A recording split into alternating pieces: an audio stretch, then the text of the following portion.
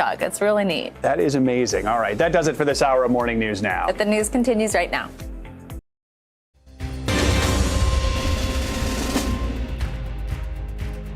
Hey everyone, I'm Jeff Bennett. You're watching NBC News Now, and today marks an historic beginning, the second impeachment trial of former President Donald J. Trump.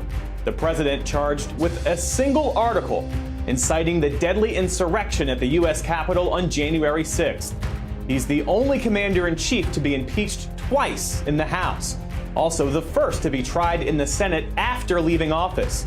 On top of all that, it's only the fourth Senate impeachment trial of a president in U.S. history. So how will today unfold? First, a debate. Is it even constitutional to put a former president of the United States on trial? The Senate has 4 hours to debate that question, evenly divided between the two sides, followed by a vote later today.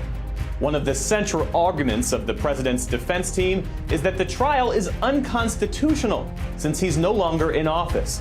But the House impeachment managers, as well as prominent conservative legal scholars, say it is well within their jurisdiction. Now, if the majority votes yes, the trial will proceed this week. One number to watch, 17. That's how many Republican senators would need to break ranks and join all 50 Democrats to convict the former president. As for President Joe Biden, the White House is positioning him far away from the politics of the trial and focusing instead on the pandemic. NBC News Chief White House correspondent Kristen Welker is on Capitol Hill with a closer look on how the trial will play out. Kristen? Hi, Jeff. Good day to you. Security is tight here at the U.S. Capitol with the second impeachment trial of President Trump set to get underway. The historic proceedings will consume much of Washington and the nation. And while President Biden has expressed support for the trial, it also threatens to undermine his entire agenda. All as senators, the very victims of the attack against the Capitol, will decide Mr. Trump's fate. Former President Donald Trump will become the first president in history to face 2 impeachment trials. Democrats say he incited the attack against the Capitol on January 6th, a charge Mr. Trump denies.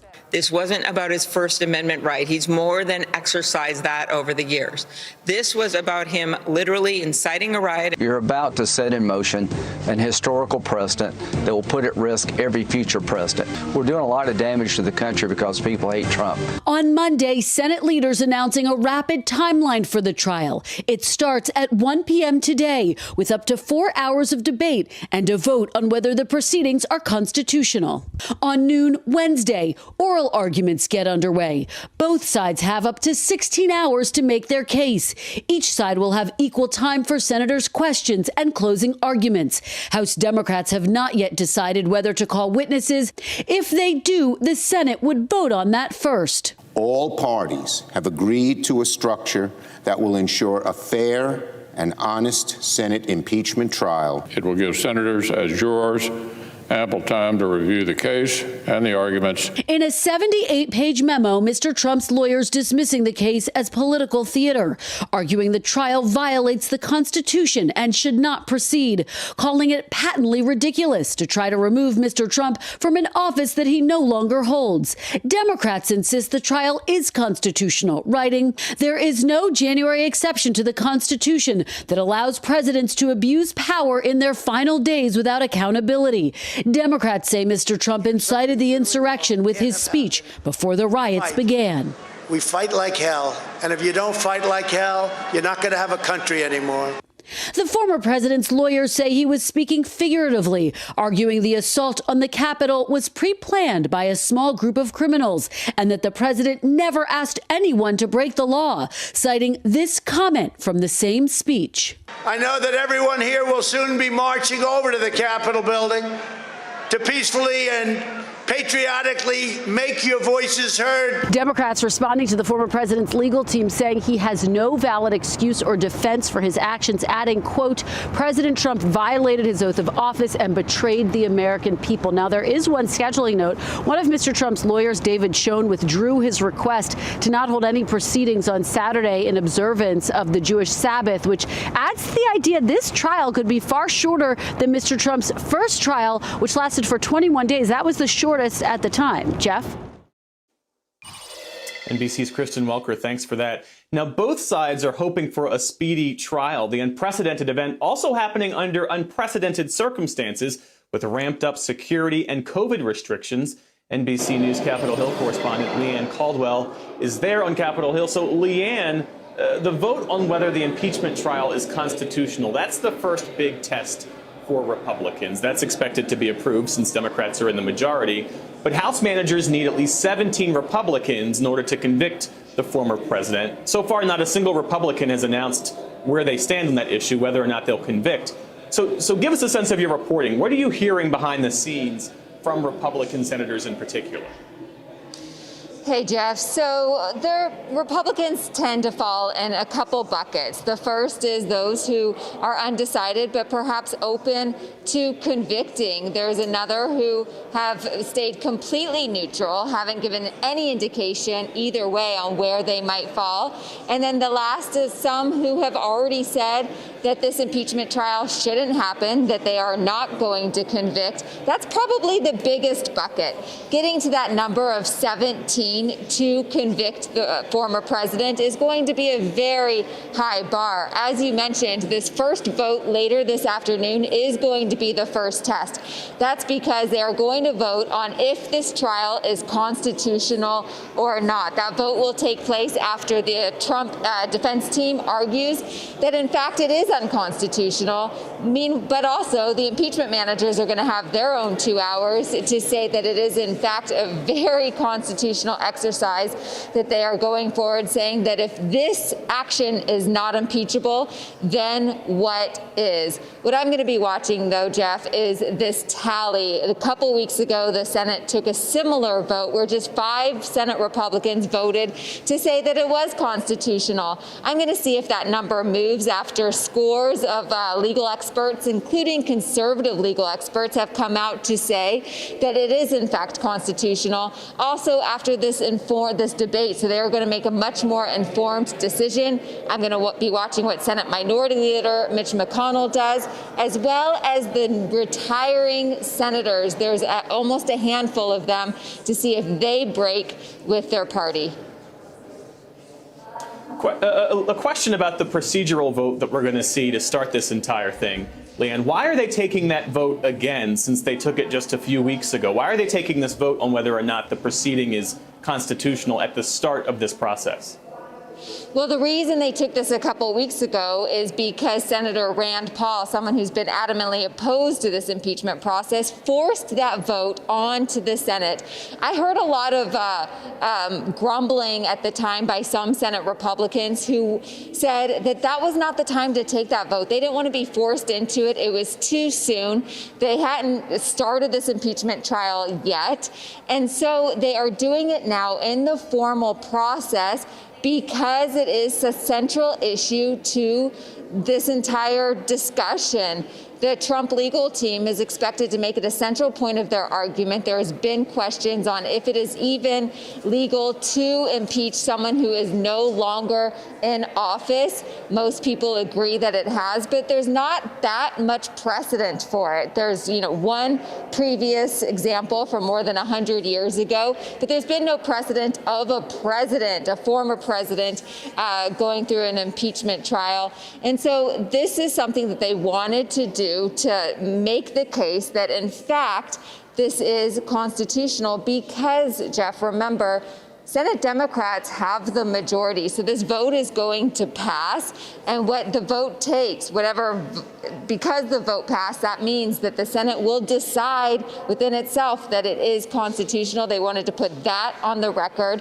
And they also wanted to put Senate Republicans on the record on how they think about this process too, Jeff.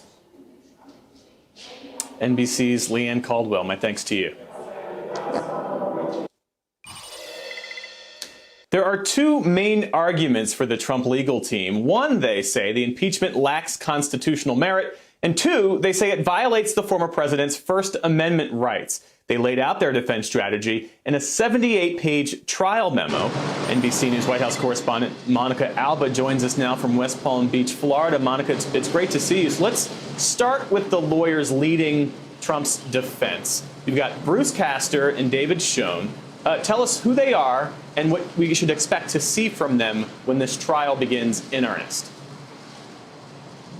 And over the last couple of weeks, Jeff, we've really seen some people come to the legal team, some leave, others added. Just now, we are learning of a brand new name, Julianne Bateman, who's been added to the team. She works at the same law firm as Bruce Castor and Michael Vanderveen, two who were also announced just in the last 24 hours or so. Originally, we knew there were about 5 attorneys who were going to represent the former president, but they actually parted ways with him because they couldn't agree on a legal strategy going forward, since Donald Trump wanted them to focus on completely unsubstantiated and baseless claims of voter fraud. That is not at all what now the new team is doing. Bruce Castor and David Schoen are really going to focus on this question of constitutionality, but these are both lawyers who go a long way back, even with some people who had been connected to Donald Trump. For example, one of them helped represent Roger Stone, of course, that past Trump confidant, and the both of them have been lawyers for years, have a lot of criminal defense experience in particular. But again, they were added so late in the game. They're coming to this really at sort of an 11th hour moment. And that's why there have been questions about some mistakes that have been made in some of these pretrial briefs. They are riddled with typos.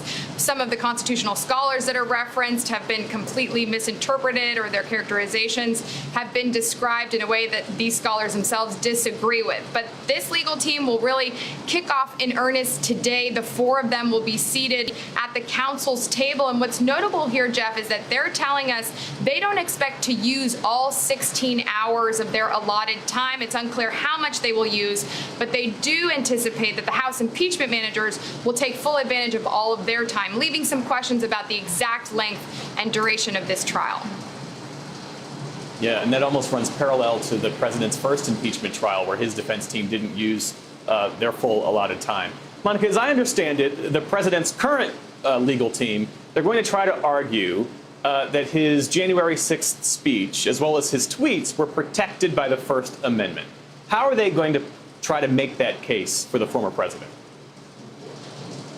So they're going to argue that when Donald Trump, who was then the president, on January 6th, gave that speech that lasted more than an hour and 15 minutes, they're going to make the point, they're going to bring it down to the word count, Jeff, that of the 10,000 uttered, he only used the word fight or fight like hell, in their words, a handful of times. And that really they're going to try to convince people that for the majority of his remarks, he was simply encouraging his supporters to express themselves peacefully and patriotically. Of course, what the pushback on that will be from the Democratic side of things is the fact that when he was saying this, he was specifically encouraging them to go to the Capitol. He wasn't saying, and then engage in a deadly riot, which is what they did, but he was certainly whipping them into a frenzy. That's what the House impeachment managers are going to argue, and they're going to say that's bolstered by the fact that after Donald Trump lost the November election, he continued to really spread all of this misinformation about these claims of a rigged election when we know it was anything but that. So his defense team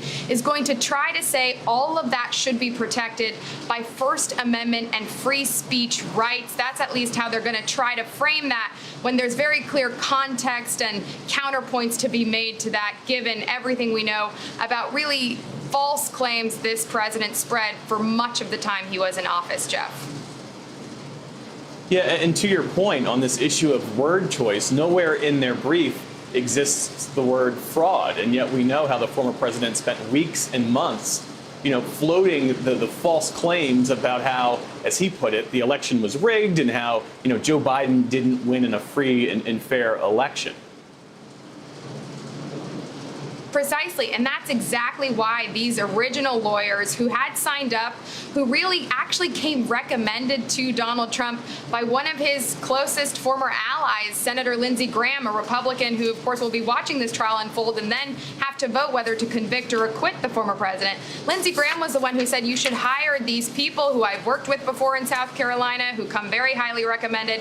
But once they came on board and had initial conversations with Donald Trump, he said, I want you to focus on this issue of voter fraud because the former president still believes and tells people that this election was somehow robbed from him when we know there's absolutely no evidence to support that. So the fact that even you had all of these lawyers who were uncomfortable going that route, and then these new lawyers came on board and said, Mr. President, we don't really plan to use this argument because we don't think it's the wisest, just really shows you the fact that it's not at all a part of that brief, but we are told behind the scenes this is something that the former president continues to talk about, continues to believe, tells aides and allies that he really thinks there was an issue with voter fraud again. Those are baseless claims.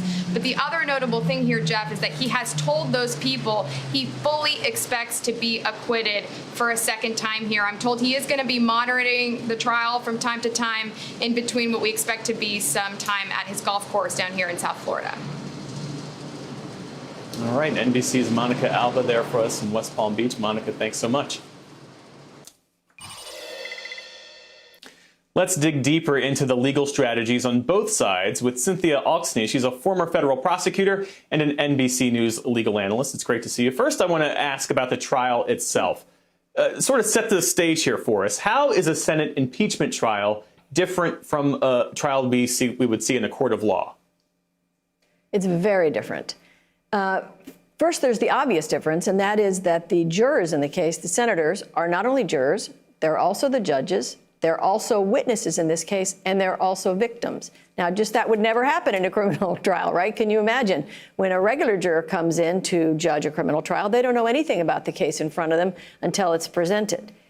The other thing that I think is really important, you know the old adage, if everyone's in charge, no one's in charge? Well, that's kind of what's going to, on some level, happens here. Because even though Senator Leahy is technically in charge and he's on the dais looking like the judge, he's not really in charge to make decisions. So when you read the defense brief, you'll see things like allegations about things that happened in 2018, things other congressional people said about unruly behavior, and different extraneous things that come up. And there's no one in the Senate trial who can say, no, that's irrelevant. Move on, counselor. We're not going to talk about that.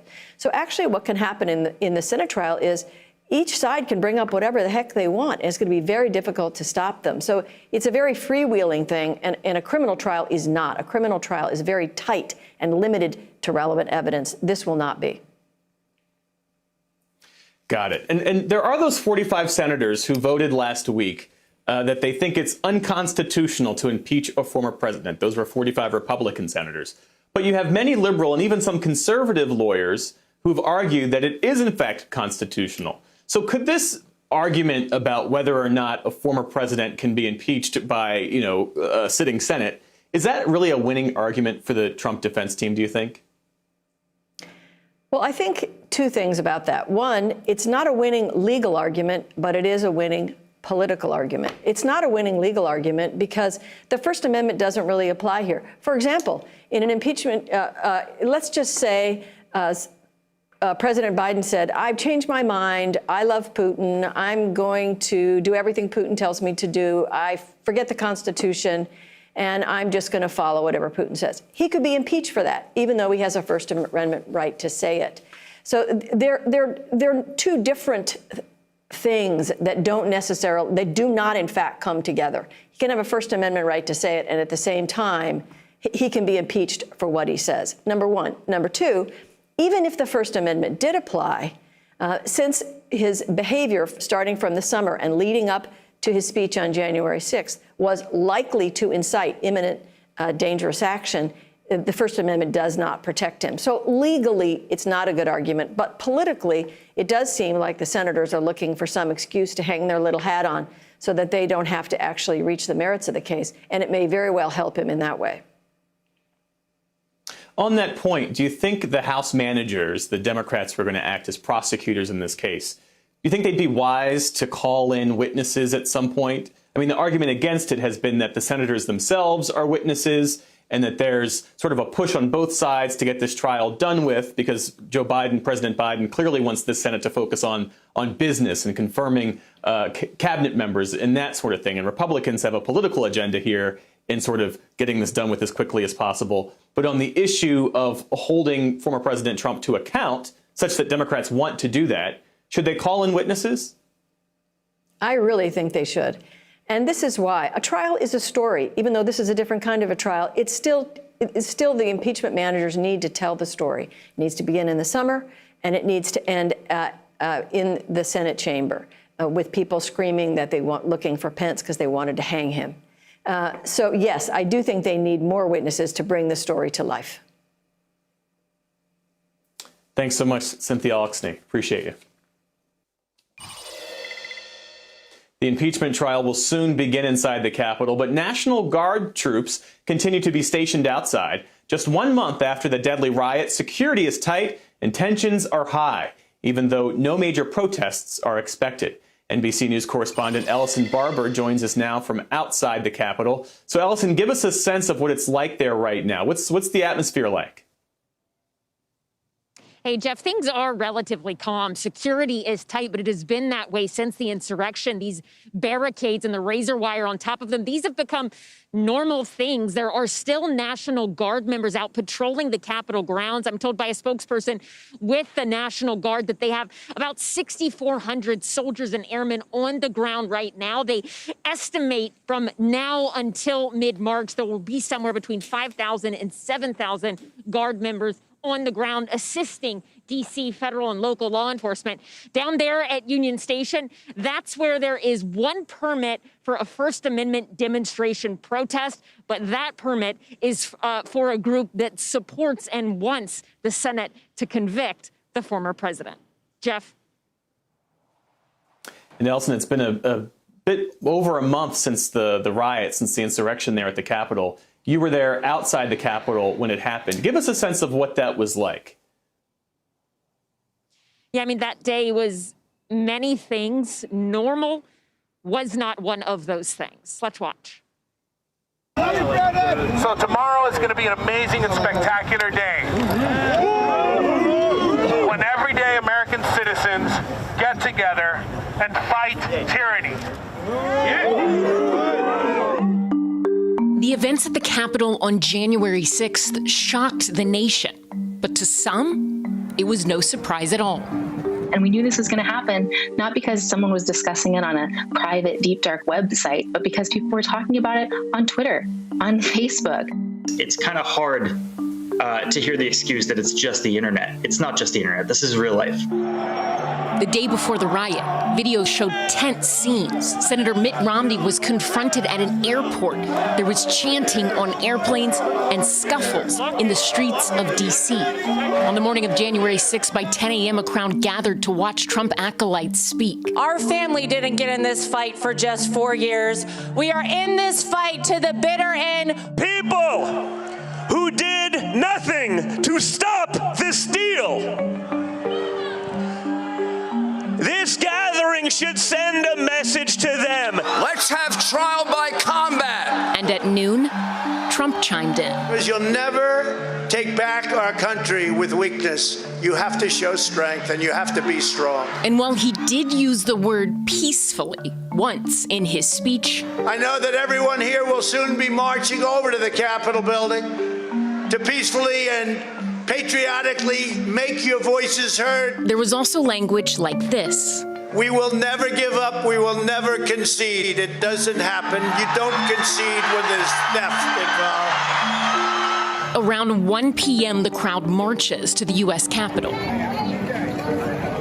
Meanwhile, on the House floor, in a joint session, the process of tallying the electoral votes begins. Republican Paul Gosar makes the first objection. I rise for myself and 60 of my colleagues to object to the counting of the electoral ballots from Arizona. The crowd outside the Capitol breaches through external security barriers and takes over the Capitol steps. Lester, I just want to show you what's happening right now. It looks like to us the protesters have been able to take the bicycle barricades down here, and they're making their way up the steps of the U.S. Capitol right now. They're almost to the top, yeah. And at approximately 2:15 p.m., the mob breaches the walls of the U.S. Capitol.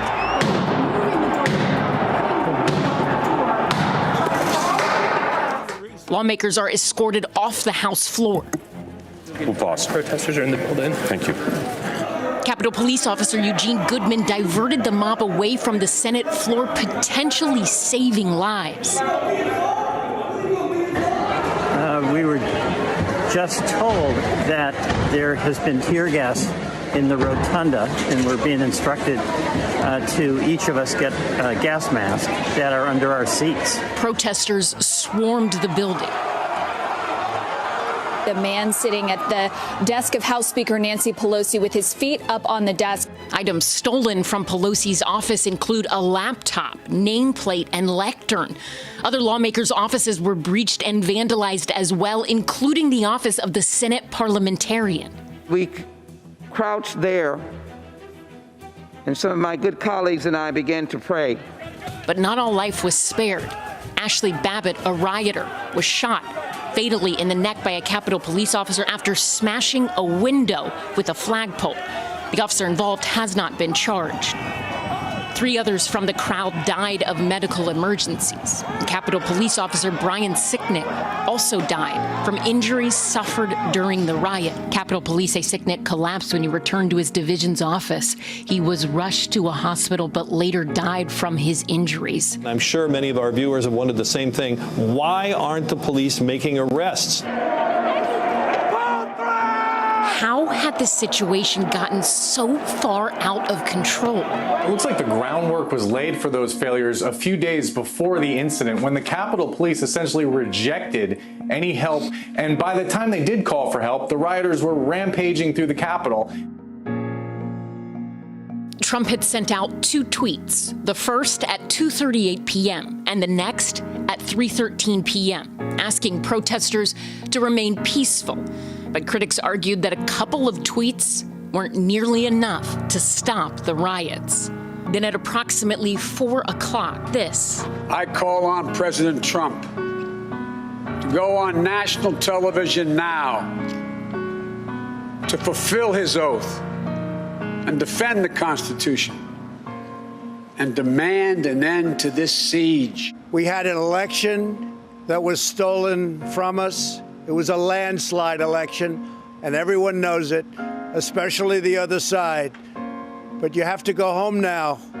So go home. We love you. You're very special.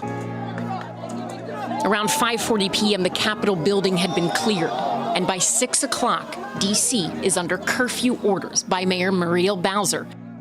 Lawmakers reconvened at 9 p.m. to count the electoral votes and declare Biden the winner in the wee hours of the night. So far, the FBI has identified more than 450 suspects in the riot investigation with the help of over 200,000 tips. More than 200 people from 43 states have been charged. That was NBC's Ellison Barber reporting. A closer look at where the Capitol riot investigation stands when we come back.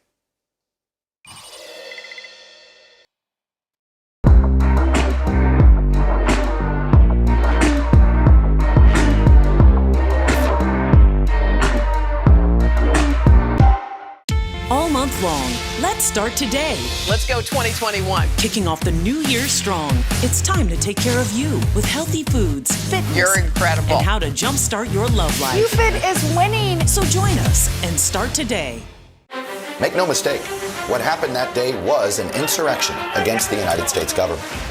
Is this the beginning of something or the end of something? Should Donald Trump be ostracized from the Republican Party as you know it?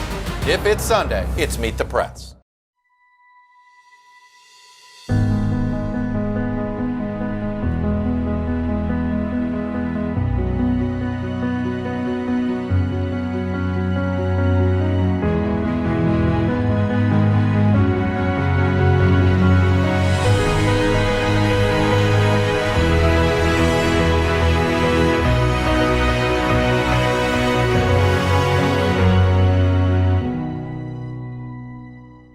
Breaking news, the deadly siege on Congress. Lawmakers move to safe locations. There's 2 more weeks left in this presidency. Where is this going? Despite what we've been through, there will be a transfer of power at the U.S. Capitol. NBC Nightly News with Lester Holt. You're watching NBC News Now. We've got some breaking news. We actually saw a large convoy of the National Guard come through here. It's news made for your streaming world. Live weekdays starting at 6 a.m. Eastern.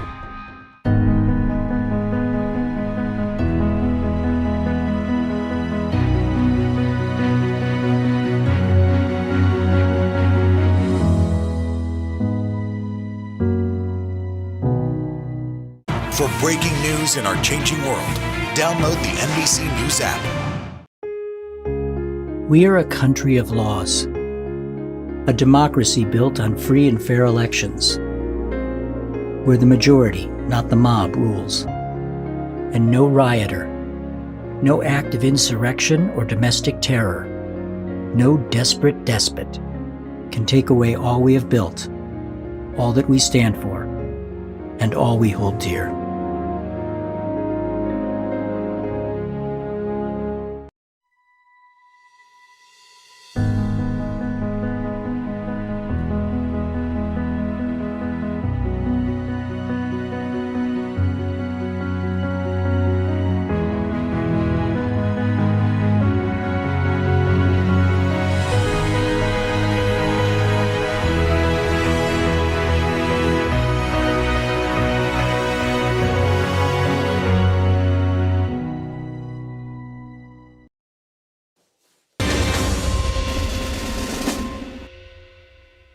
It's been more than a month since the deadly insurrection at the U.S. Capitol, and the investigation into who did what is still ongoing.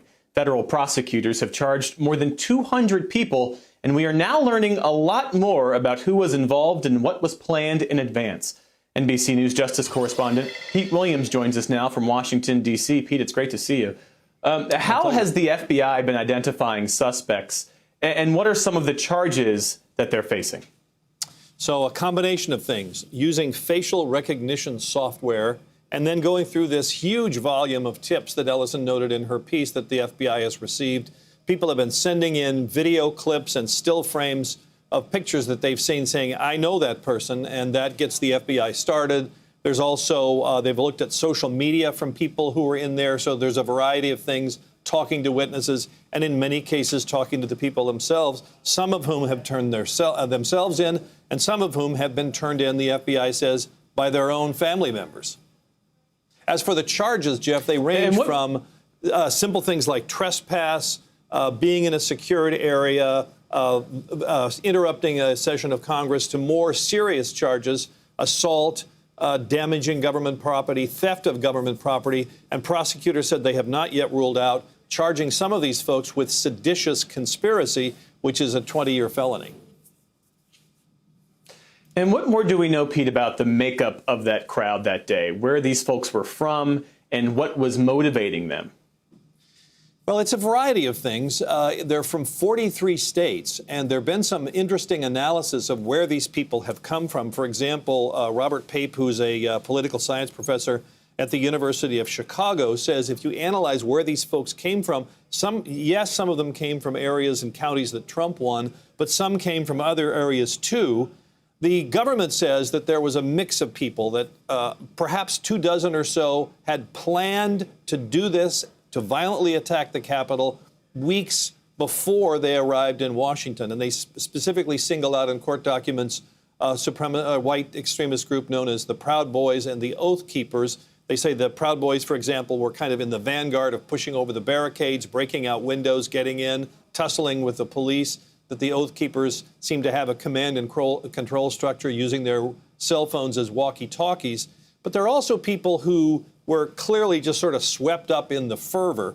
And what Pape says in this article in The Atlantic, he says what's clear is that the Capitol riot revealed a new force in American politics, not merely a mix of right-wing organizations, but a broader mass political movement that has violence at its core and draws strength even from places where Trump supporters are in the minority. And Seamus Hughes, who's an expert on extremism here at George Washington University, put it more succinctly. He said the Capitol riot was a bug light for all kinds of grievances. Wow. NBC's Pete Williams, thanks so much for that reporting, Pete. You bet. So what do a majority of Americans think about this impeachment trial? NBC News national political correspondent Steve Kornacki digs into the latest numbers and how this compares to Trump's first impeachment. All right, well, here it is, the second impeachment trial of Donald Trump now about to begin. The first one, of course, was about a year ago. He was acquitted.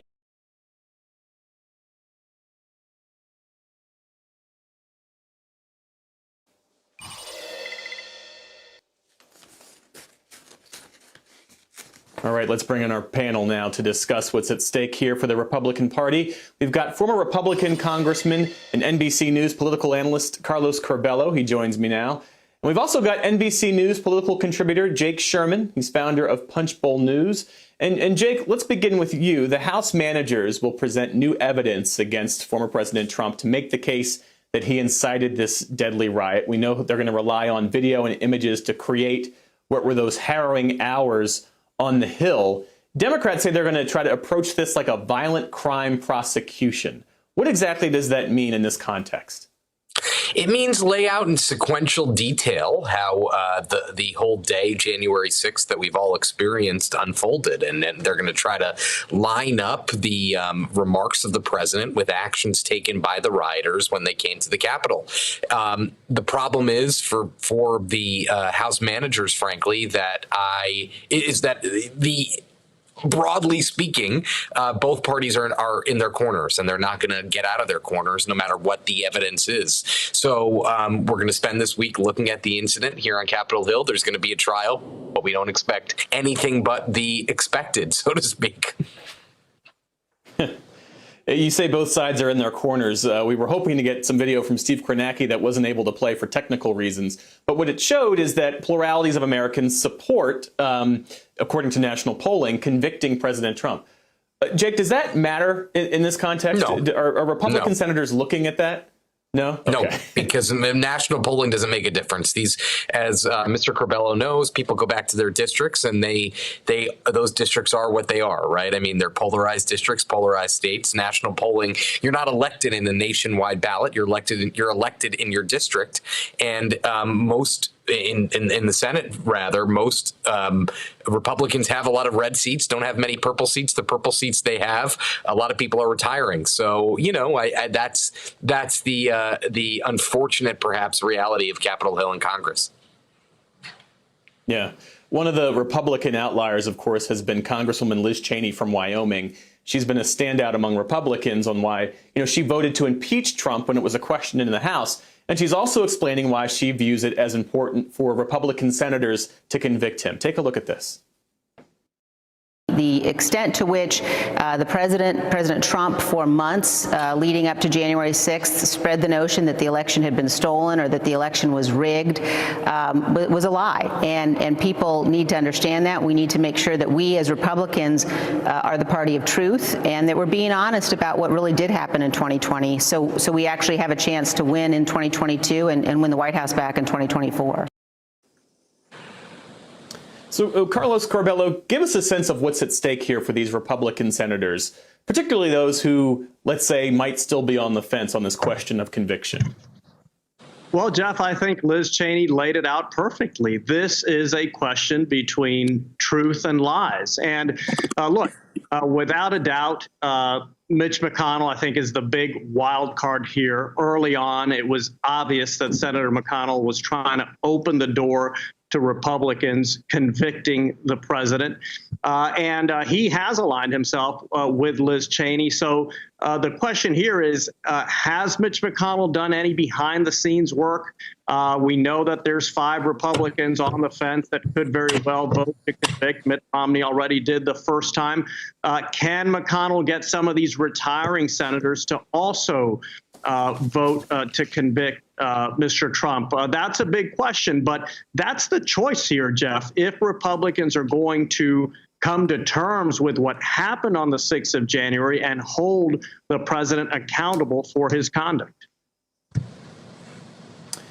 Jake, you spoke with House Minority Leader Kevin McCarthy for Punchbowl News. I read that reporting this morning. And he said he met with President Trump in Florida a few days ago. We all saw that picture. But give us a sense of what he told you about that meeting. He brushed it off as just another meeting. He said he would meet with Joe Biden if Joe Biden had invited him to the White House, and he didn't make much of it, obviously. That's a bit of a convenient excuse. It was a meeting to make sure that Donald Trump wasn't targeting his House Republicans and trying to run races against them, primary races against them. But it shows that Kevin McCarthy wants to, at least in the abstract, start moving away from or stop talking about Donald Trump and start talking about his House Republican conference and things that have nothing to do with Trump.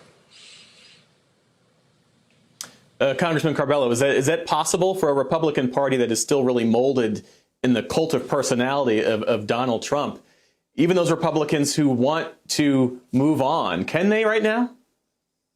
Well, Jeff, I think it's very difficult. I think the former president will remain quiet during this trial, but after this trial is over, especially if he is not convicted, you can expect him to take a victory lap and to try to continue being the driving force, the main current inside the Republican Party. What Kevin McCarthy wanted to do was make peace with Trump, make sure that Trump is not a problem for him going forward. But I do agree with Jake. After that, he kind of wants to move past Trump because he knows that very likely the greatest obstacle to Republicans winning a majority, which they have a chance to do in the 22 elections, would be Donald Trump and the distractions and the divisions that he can cause within the Republican Party. We saw that play out in Georgia in January of this year, and it cost Republicans the majority in the Senate.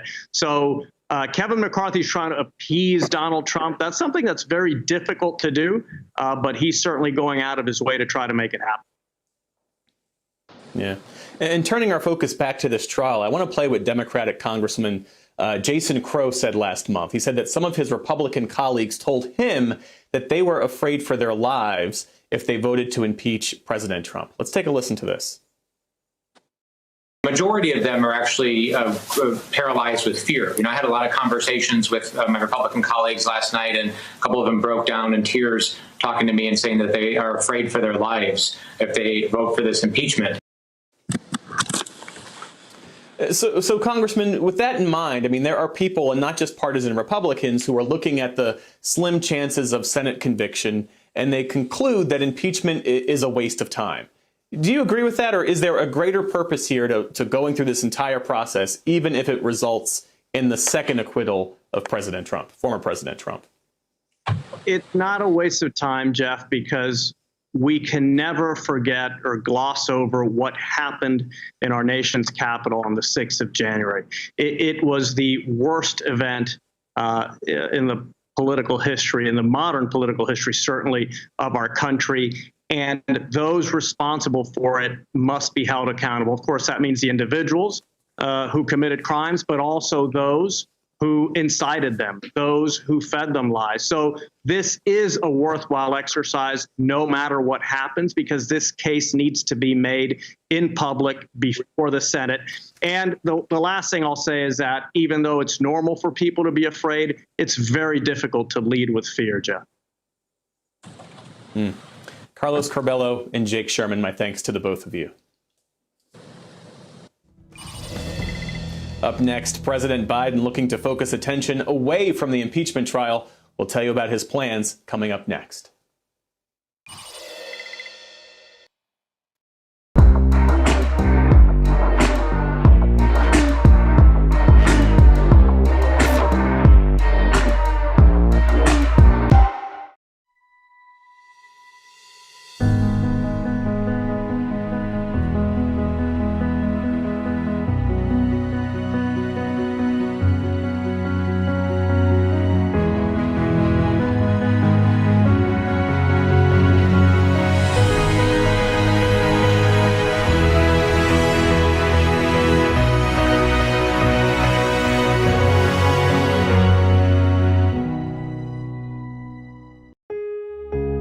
We are a country of laws, a democracy built on free and fair elections, where the majority, not the mob, rules, and no rioter, no act of insurrection or domestic terror, no desperate despot can take away all we have built, all that we stand for, and all we hold dear.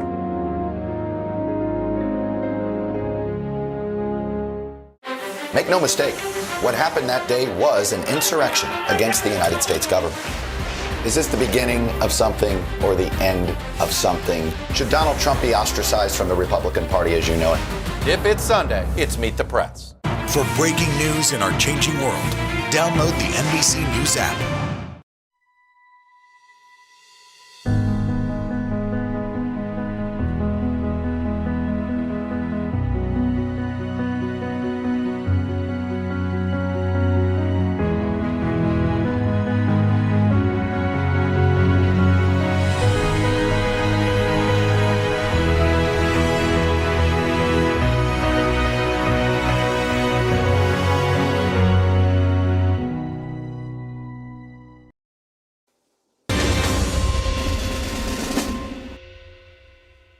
While the impeachment trial unfolds, the White House is trying to stay focused on its own agenda.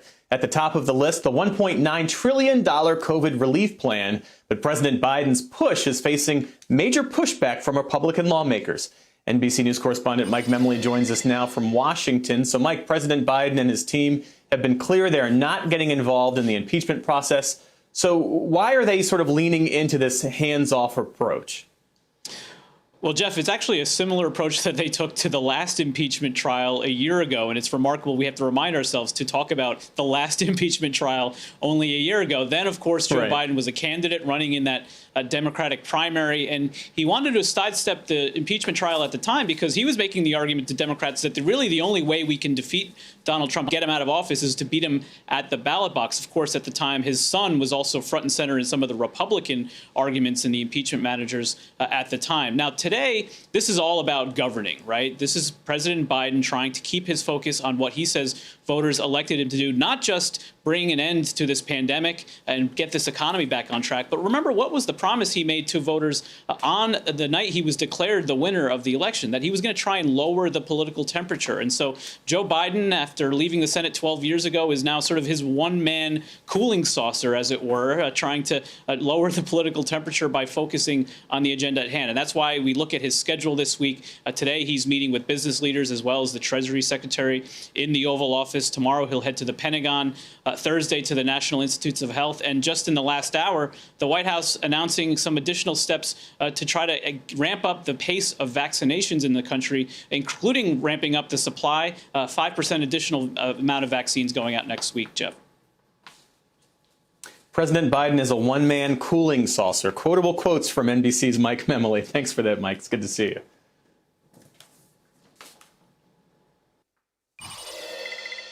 All right, many conservative Republicans who voted for former President Trump still see him as the future of the party, despite the impeachment trial. In some Republican strongholds, their support is unwavering. Strongholds like Beaver County, Pennsylvania, where 58% of voters cast ballots for Trump. NBC News Now correspondent Dasha Burns has been covering Beaver County as part of our County to County series over the past year. She spoke to voters there again this week and joins us now. So, Dasha, what are Republicans there telling you about how this trial is sitting with them right now? Hey, Jeff, Donald Trump may no longer be in the Oval Office, but Western Pennsylvania is still very much Trump country. And the voters that we spoke with still see him as the embodiment of the Republican Party, and at least the version that they are willing to support. And you can imagine they are not thrilled with this impeachment trial. I want you to hear just a little bit of the conversations that we had with voters here. Take a listen. I think the first impeachment trial was another partisan example of Washington. This one as well. It's an absolute joke. It's not constitutional, I don't believe. How can you go through with this and remove somebody from office who isn't in office? It'll never go through. They don't have enough votes, number one. They proved it last week or so. And they're doing it because they're trying to eliminate Trump people. You can't eliminate 75 million people. You can't do it. It's going to make us stronger. And Jeff, not only are some of these folks very upset about the trial itself, but they are also upset with the Republicans in the House who supported it. They say they will not support a candidate that does not support the former president. And looking ahead, they are very concerned about where the party is headed. And look, this is an area where still it seems to be politically perilous to do anything that looks like crossing Donald Trump, Jeff. So, Dasha, what about the more moderate Republicans who might see the impeachment trial as a turning point, an inflection point for the GOP? Where do they stand? Well, you've got this tale of two Republican parties right now, Jeff, and what I heard here is in sharp contrast to what I heard just a few days ago when I was in Kent County, Michigan, another one of the counties we've been tracking for this project. That's sort of a bastion of moderate Republicanism, and there were several people there who told me they are now leaving the Republican Party, the party that they grew up with, because of what's happened to it under the leadership of Donald Trump. I want you to hear from Katie Morse. She is a mom of two. Take a listen to her experience with this. I would not associate myself with the Republican Party at all anymore. Their values aren't my values, and it's been pretty evident the way that we watched all of this play out over the last couple of years and what they continue to endorse and stand up for. And Jeff, interestingly, some of those more moderate Republican voters are looking to folks like Peter Meyer, the freshman congressman from Michigan, who was one of the 10 Republicans who did vote in favor of impeachment. And so voters like that are actually looking to him as potentially the future of the Republican Party, or at least the version of it that they want to see, Jeff. Dasha Burns, thanks for that great reporting. We appreciate it.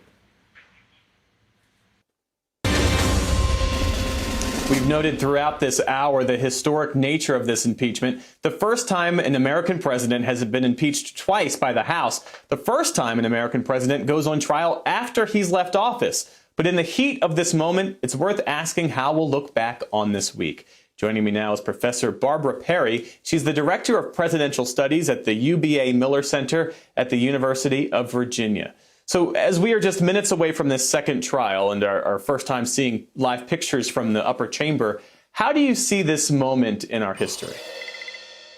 Well, just as you said, Jeff, what a historic day. The fact that you not only have a president who's no longer president and being tried for an impeachment that was perpetrated upon him while he was president. So we need to make that note. But also for the second time to be impeached and then be tried in the Senate. But I would add a third historic point to that, and that is it's the first time a president has been impeached for, and in fact, even accused of implementing an insurrection that attempted to overturn the election in the way of a coup to try to overturn the will of the people. So all of those three things make this an amazingly historic day and week in our country's history and in our government. And Donald Trump, it's fair to say, was a polarizing president, and there have been plenty of polarizing presidents. Yet impeachment has only been used a few times in our history prior to 2019. Is there a risk that Congress is, in a way, normalizing impeachment now? Yes, Jeff, I think there is a risk, a bit of that. And actually, I think that starts in 1998-99 with the impeachment and trial of Bill Clinton. Not that he didn't engage in some activities that many viewed as impeachable offenses, but it really started in the 1990s with this view on the part of radical Republicans, particularly led by Newt Gingrich, that if there was a president they disagreed with, then he wasn't just someone they disagreed with or an opponent. He was an enemy and he was illegitimate. And I think you see a through line that runs from that all the way till today. I'm sorry to cut you off. We have to hand things off now to my colleague Lester Holt for more NBC News special coverage of the second impeachment of Donald Trump. Pictures of the Democratic impeachment managers, essentially the prosecutors, if you will, making their way to the Senate, where the unprecedented second trial of the now former President Trump will begin momentarily. Mr. Trump is charged in an article of impeachment passed by the House last month with inciting an insurrection, the January 6th assault on the Capitol by a mob of his supporters. That attack left 5 people dead, including a Capitol Hill police officer, with many others injured. Here's how we expect this trial to unfold today. Just moments from now, the Senate will debate whether it is constitutional to try a president who is no longer in office. Both sides have agreed to 4 hours of debate today on that topic. On that topic alone, we'll hear from both the House impeachment managers as well as the president's defense team. And then the Senate will vote on whether the former president can still be tried. Assuming the Democratic majority votes yes on that, starting tomorrow, each side will present its case, the Democratic House impeachment managers for the prosecution and Trump's lawyers for the defense. How long will all this last? Well, it depends in part on whether any witnesses will be called along the way. We do know that Trump himself will not testify. This is an extraordinary moment in American history. Our team is in place to cover it all for you. Let's start with Casey Hunt on Capitol Hill as we watch the impeachment managers make their way to the Senate chambers. Casey. Lester, a historic day here indeed, the second impeachment trial of now former President Donald Trump. And right there, they just walked past Mitch McConnell's office. He's the Senate minority leader now. And he is one of the people that we are watching as this day starts to unfold, because the reality here, it was this building where we're sitting that hallway where those managers are walking that was overrun by a mob on January 6th. And the question at hand, of course, whether President Trump, then President Trump, incited that mob to come down Pennsylvania Avenue to the Capitol, overrun the walls, cause damage, ransack offices, occupy essentially the Senate chamber where this trial is actually going to unfold. There are pictures of them hanging off the balconies. And for those impeachment managers that are going in to make their case, that's exactly what they're going to try to do for all of the senators, to say to them, you here were a witness of this crime. You were, in fact, the intended victim of this crime. And here are all of the reasons why this former president had a role in actually causing that to happen. So this is likely to be an extraordinarily emotional week here on Capitol Hill as managers try to make that argument to underscore just how bad things could have been here. Now, as you point out, we're going to start out with process arguments. Republicans have been relatively reluctant to defend the president's conduct, the content of his conduct. Rather, it's really been a focus on whether it makes sense to actually try and hold him accountable for that. There is the constitutional argument that we're going to hear today. You've also heard some Republicans argue that it's not good for the country, that it will divide further a country that already is so divided. And of course, the current president, Joe Biden, really trying to move forward with his legislative agenda as this is going on. But at the end of the day, every senator is going to have to vote on whether they believe that President Trump played a role in inciting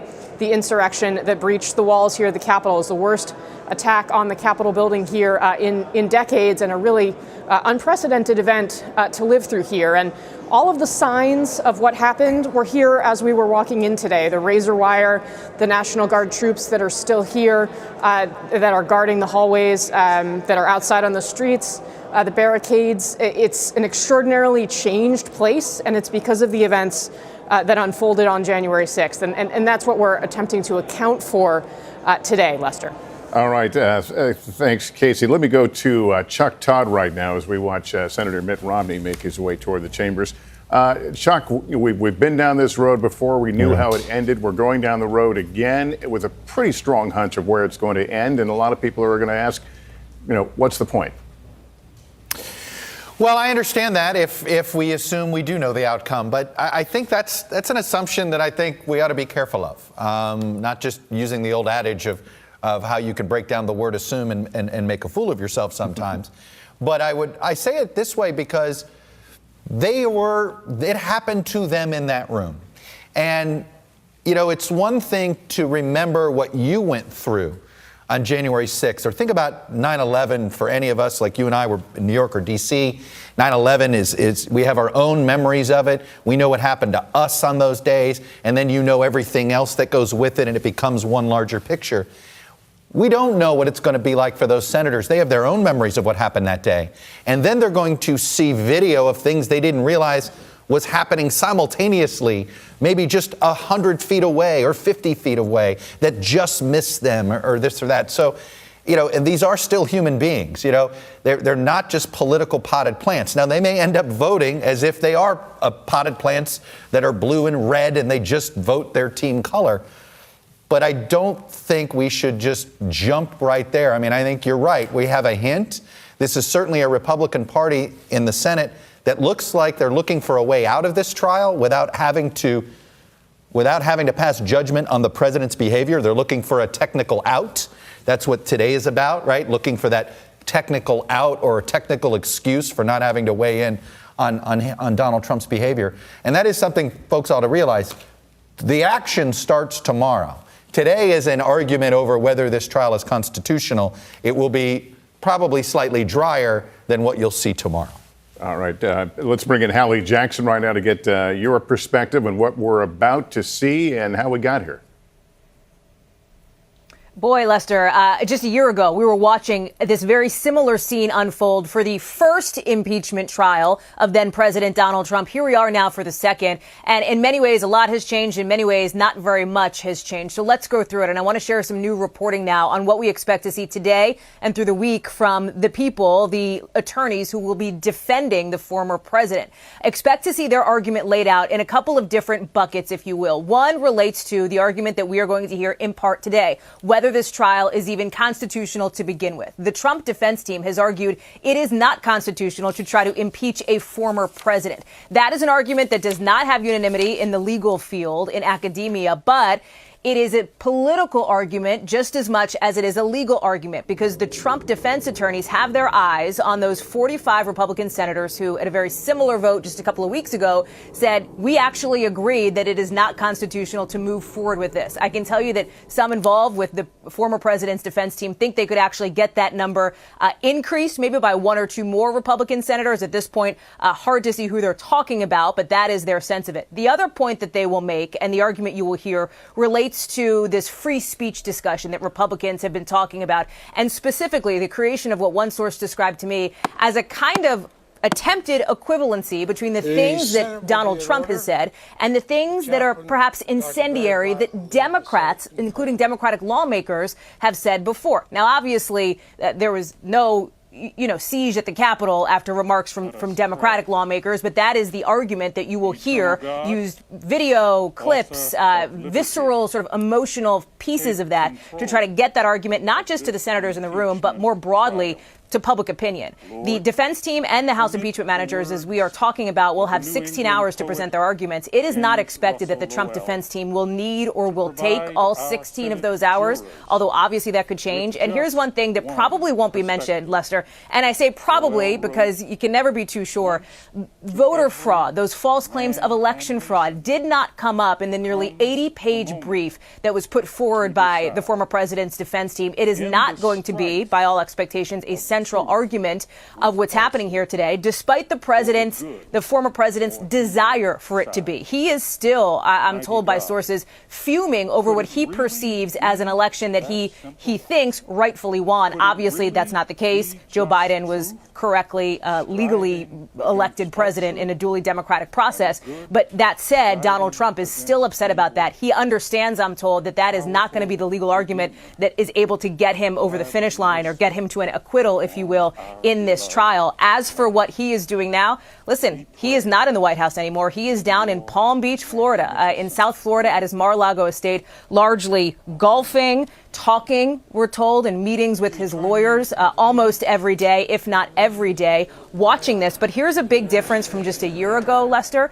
Back then, when this impeachment trial was happening, the first trial, then President Trump had the platform of the presidency. He had the White House, and he had his social media megaphones. He has none of those things right now. We will not be reading his tweets live on the air because he does not have access to that account. So the rapid response from the Trump team will look very different this time. Morning business. Right. Hallie, thank you. Senator Patrick Leahy is presiding over this impeachment trial. They have said the Pledge of Allegiance, the prayer. Let's dip in and see where they are now. Be seated. If there is no objection, the journal of proceedings of the trial are approved to date. And I'd ask the Sergeant at Arms to make the proclamation. Hear ye, hear ye, hear ye. All persons are commanded to keep silence on pain of imprisonment while the Senate of the United States is sitting for the trial of the article of impeachment exhibited by the House of Representatives against Donald John Trump, former President of the United States.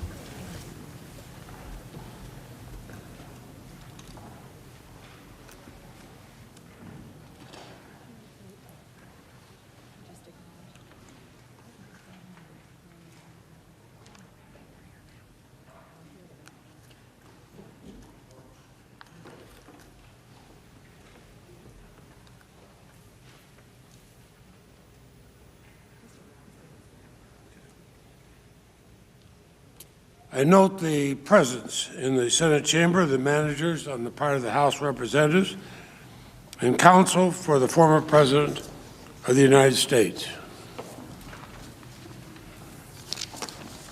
Mr. President. Majority Leader is recognized. Mr. President, in a moment, I will call up a resolution to govern the structure of the second impeachment trial of Donald John Trump. It's been agreed to by the House managers, the former president's counsel, and is co-sponsored by the Republican leader. It is bipartisan. It's our solemn constitutional duty to conduct a fair and honest impeachment trial of the charges against former President Trump, the gravest charges ever brought against a president of the United States in American history. This resolution provides for a fair trial, and I urge the Senate to adopt it. Mr. President, I send a resolution to the desk on my behalf and that of the Republican leader for the organizing of the next phases of this trial. Clerk will report.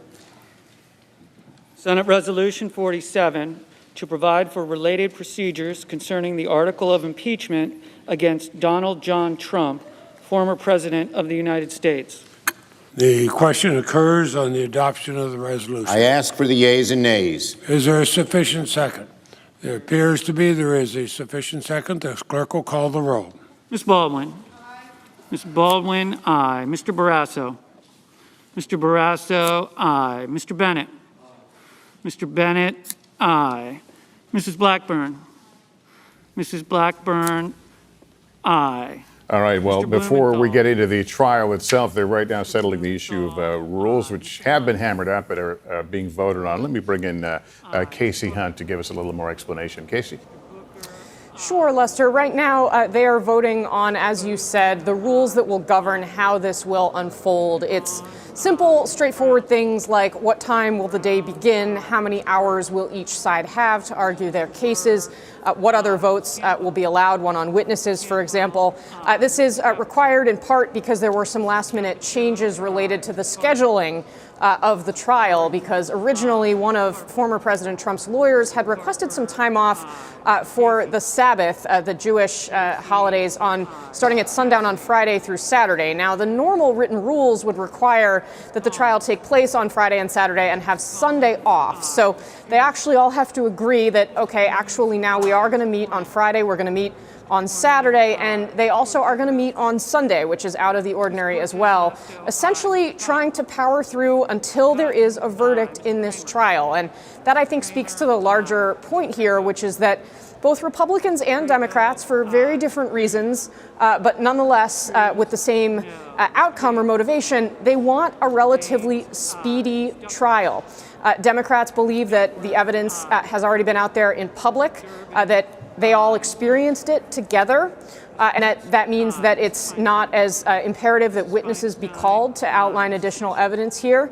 And Republicans, frankly, I think we're going to see a vote later today that likely shows that they think that this process is not one that should go forward at all. At least a great many of them are likely to vote that this is not a constitutional process. That, of course, is the debate that is set up for today. So just a little bit of a quirk of Senate rules that have us going through this alphabetical list for the roll call, and not necessarily expecting any dissent here at all. Once this is finished, then, of course, we're going to go into some of the actual arguments that we're going to see unfold today. And, Lester, we do expect another roll call vote later on this afternoon, so a process that will look similar to this. That one is actually going to tell us more, because it is going to be the answer to that question as to whether or not they actually believe the trial should go forward. And remember, there were 5 Republicans who voted on a similar question a couple of weeks ago who said, this trial should happen. It should go forward. It's the right thing to do. And there were 45 Republicans who said, no, that's not the case. So one thing I'll be looking for is whether there's any discrepancy between those two. And what does that tell us about whether there may be more Republicans who will be willing to vote to convict this president? Lester. All right, Casey, thanks. I want to quickly go to Andrea Mitchell as we wait for them to complete this vote. And Andrea, let's talk about appearances and what lessons may have been learned by Democrats in the last impeachment that we'll see played out here. Lester, the arguments last time were very procedural, very legalistic, constitutional, yes. But what you're going to see in this trial beyond today will be constitutional arguments, but you're going to see visual examples, the testimony, the visual evidence of what happened on that day from the police perspective, as well as the members, the House members, the senators who are all witnesses, as well as being victims, the 5 people who died. So this is going to be not a court trial, but it is going to be very cinematic, if you will, and that is what they're trying to do. They're trying to get away from the legalism of the impeachment trial that, frankly, failed from their perspective because the president was not convicted, and all of the arguments about whether he had the right to make a phone call to Ukraine was not as visceral. But this is trying, even if they do not convict him, they're trying to show the American people the extent of what happened and try to make him politically impossible to have power going forward or even run for office. Of course, failing conviction, he would be able to run for office again for another term as president or other federal office. And interestingly, today we got some more legal arguments from the prosecutors, from the House managers, against the brief that was filed by the defense last night, arguing that the constitutional arguments are not valid, and particularly arguing that that First Amendment protection does not apply in an impeachment case. So a president of the United States could, under the First Amendment, say something as outrageous as Canada should invade us, or could burn the American flag, or could wear a white robe and march in a KKK Klan through a Jewish neighborhood. But that president could still be impeached, even though he or she would be protected under the First Amendment. So those are the arguments that they're going to be making. They're going to try to demolish the constitutional arguments today. And they have a lot of allies among some Republican conservative scholars. Chuck Cooper, a very well-known conservative lawyer who's represented John Bolton and others, who came out in the Wall Street Journal saying that there is absolutely an ability to impeach a former president, especially one, and they will keep pointing this out, who was impeached while he was still in office. And so the argument that has been made by Lindsey Graham in the last 24 hours and others, that it's not fair to have a trial for someone who was impeached after he has left office. He was impeached while he was still president of the United States. And that's going to be the constitutional argument, Lester, that we're going to be hearing throughout the day today. Tomorrow, as you point out, though, it's going to be very different. It's going to be visual. It will be, they hope, the House managers hope, impactful. That's their best argument. All right, Andrea, thank you. I want to bring in NBC News legal analyst Neil Katyal, who is an acting Solicitor General under President Obama, and kind of continue the thought, Neil, that Andrea had brought up, this idea that the offense occurred while the president was in office, the impeachment occurred while he was in office. Does that, in your mind, cement the legitimacy of going forward with the trial of now a private citizen? It's huge, Lester. So there is a debate about whether former officials can be impeached, and that's what Trump's lawyers are relying on, this idea that, and it has a number of problems, starting with the text of the Constitution and the fact that we have impeached former officials before. But what Andrea is pointing out is that President Trump was impeached while he was president for conduct while he was president. The vote took place then. And as like Judge Michael McConnell, who's a very prominent conservative jurist, says, that's the end of the matter. That settles it. This whole question of former official doesn't matter because Trump wasn't a former official. And Lester, the most telling thing in Trump's briefs to the Senate, his legal briefs, is he never once answers that argument that Andrea points out. And that to me is devastating because as a lawyer, you can always tell your own story. The question is, can you answer the argument on the other side? And Trump's lawyers didn't even really bother to try. We're talking right now, obviously, about the focus of today's trial, the constitutionality of pursuing. But as we move into the trial on the charges themselves, will we still see a largely procedural argument on behalf of the president's lawyers? I think that they will still keep making the procedural arguments wherever they can because it serves them politically. This is something that Casey pointed out a moment ago. It's a way to dodge having to take an ultimate position on whether what Trump did was right or wrong on January 6th and the events leading up to it. They can just say, hey, it's not within my power. And so at every turn, I expect Trump's two lawyers to be making the procedural objections. All right. Neil, we believe that the vote has now passed for the rules. Let's rejoin the trial. Acts committed while President of the United States, notwithstanding the expiration of his term in that office. Mr. Manager Raskin, are you a proponent or opponent of this question? I'm a proponent. Thank you. Mr. Castor, are you a proponent or opponent of this question? We're an opponent. Thank you. Then, Mr. Manager Raskin, your party may proceed. first, and will be able to reserve rebuttal time if you wish. Mr. Raskin, you're recognized.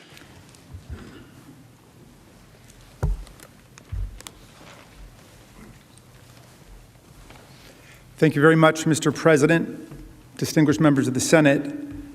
Good afternoon. My name is Jamie Raskin. It's my honor to represent the people of Maryland's 8th Congressional District in the House and also to serve as the lead House manager. And Mr. President, we will indeed reserve time for rebuttal. Thank you. Because I've been a professor of constitutional law for 3 decades, I know there are a lot of people who are dreading endless lectures about the Federalist Papers here. Please breathe easy, okay? I remember well W.H. Auden's line that a professor is someone who speaks while other people are sleeping.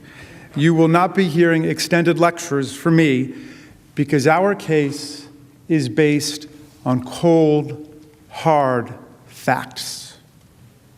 It's all about the facts. President Trump has sent his lawyers here today to try to stop the Senate from hearing the facts of this case. They want to call the trial over before any evidence is even introduced. Their argument is that if you commit an impeachable offense in your last few weeks in office, you do it with constitutional impunity. You get away with it. In other words, conduct that would be a high crime and misdemeanor in your first year as president, and your second year as president, and your third year as president, and for the vast majority of your fourth year as president, you can suddenly do in your last few weeks in office without facing any constitutional accountability at all. This would create a brand new January exception to the Constitution of the United States of America. A January exception. And everyone can see immediately why this is so dangerous. It's an invitation to the president to take his best shot at anything he may want to do on his way out the door, including using violent means to lock that door, to hang on to the Oval Office at all costs, and to block the peaceful transfer of power. In other words, the January exception is an invitation to our founders' worst nightmare. And if we buy this radical argument that President Trump's lawyers advance, we risk allowing January 6th to become our future. And what will that mean for America? Think about it. What will the January exception mean to future generations if you grant it? I'll show you.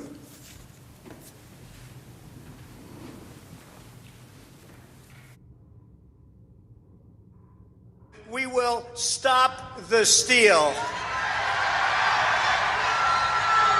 Today I will lay out just some of the evidence proving that we won this election, and we won it by a landslide. This was not a close election.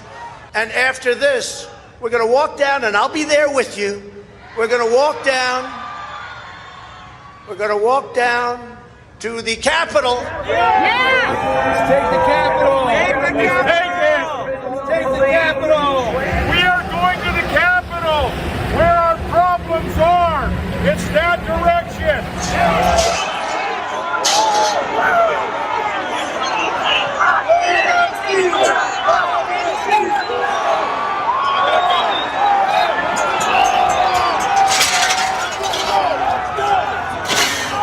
Everybody in! This way! Tens of thousands of votes. They came in duffel bags. Where the hell did they come from?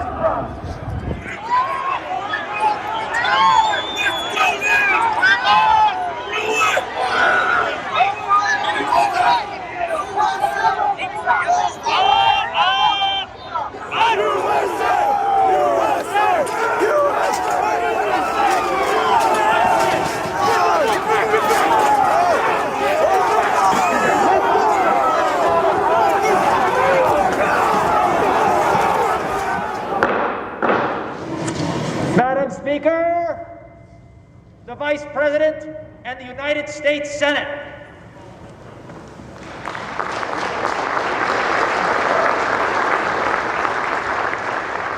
Off the sidewalk. Stand up for him. Stand up for him. We outnumber you 1,000,000 to 1 out here, dude. Take the building! Take the building! Fuck these people. Join us! That's enough! Let us in! There's much more coming! The Constitution says you have to protect our country and you have to protect our Constitution. And you can't vote on fraud. And fraud breaks up everything, doesn't it? When you catch somebody in a fraud, you're allowed to go by very different rules. So I hope Mike has the courage to do what he has to do. Talk about you,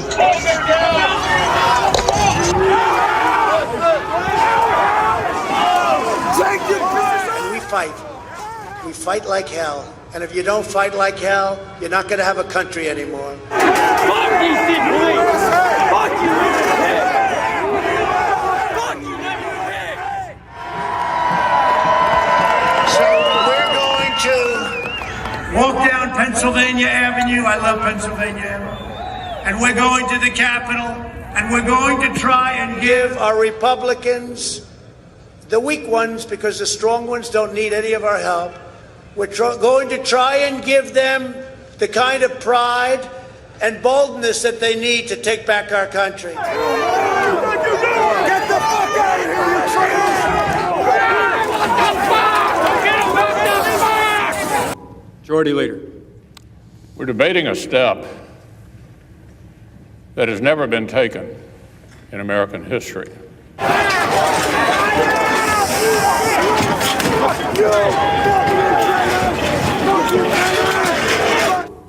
President Trump claims the election was stolen.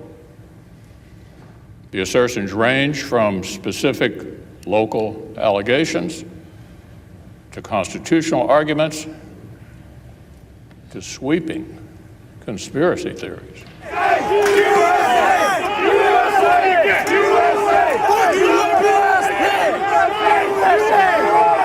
But my colleagues, nothing before us proves illegality anywhere near the massive scale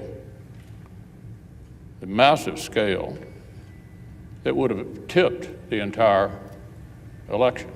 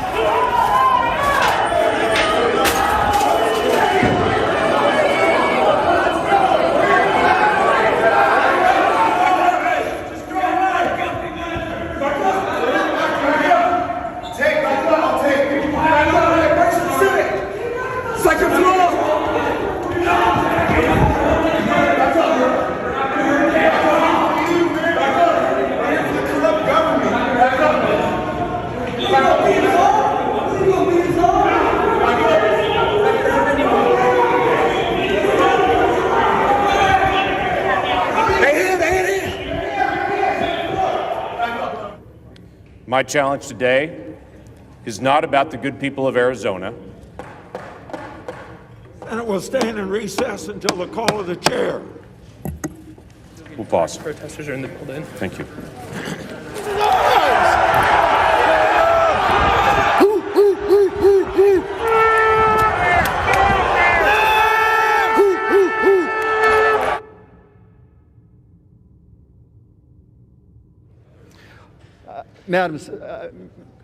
Mr. Speaker, can I have order in the chamber? The House will be in order.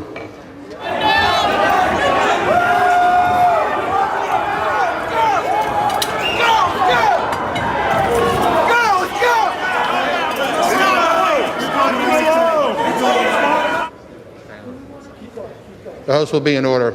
Okay.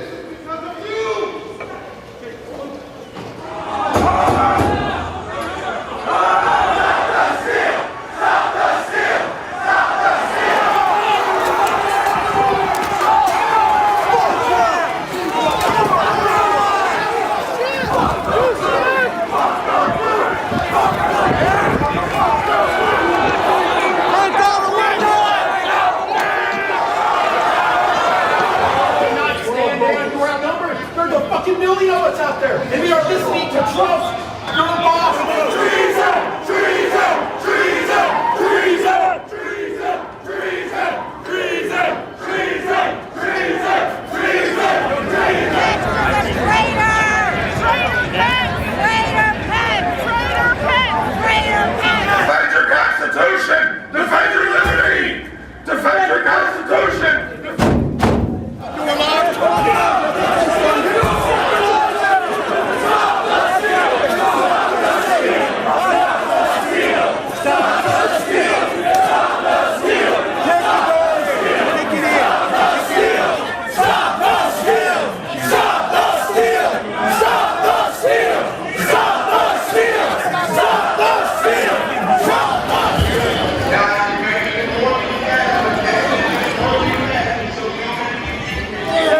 They're leaving! They're leaving! Break it down! Break it down! Break it down! Break it down! Break it down! Break it down! Break it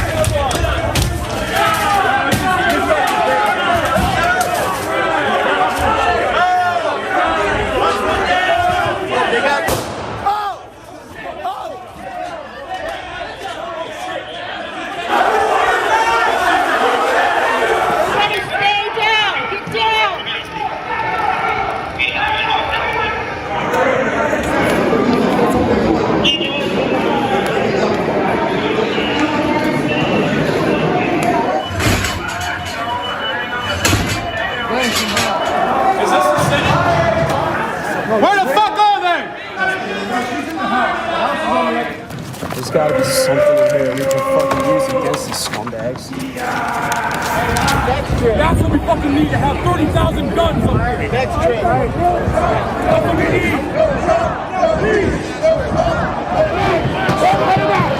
Let's go! Let's go! Take it! Take it! Take it out!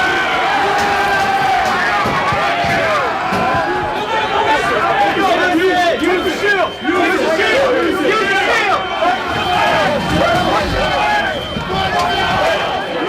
We need fresh patriots to the front!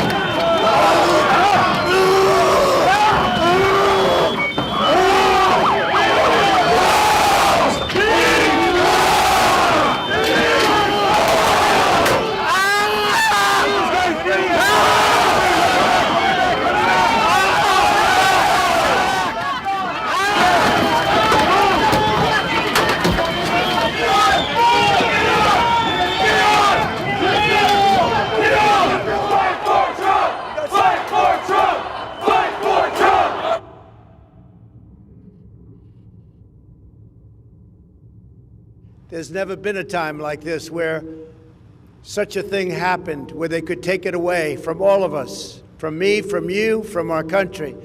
This was a fraudulent election, but we can't play into the hands of these people. We have to have peace. So go home. We love you. You're very special. You've seen what happens. You see the way others are treated that are so bad and so evil. I know how you feel. But go home and go home in peace.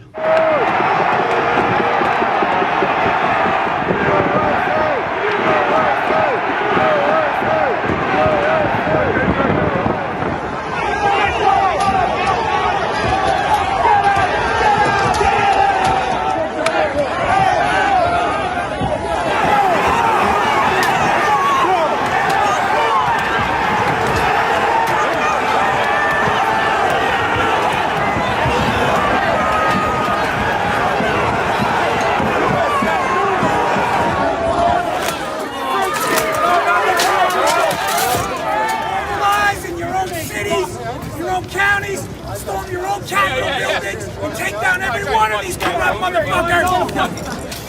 Hang them!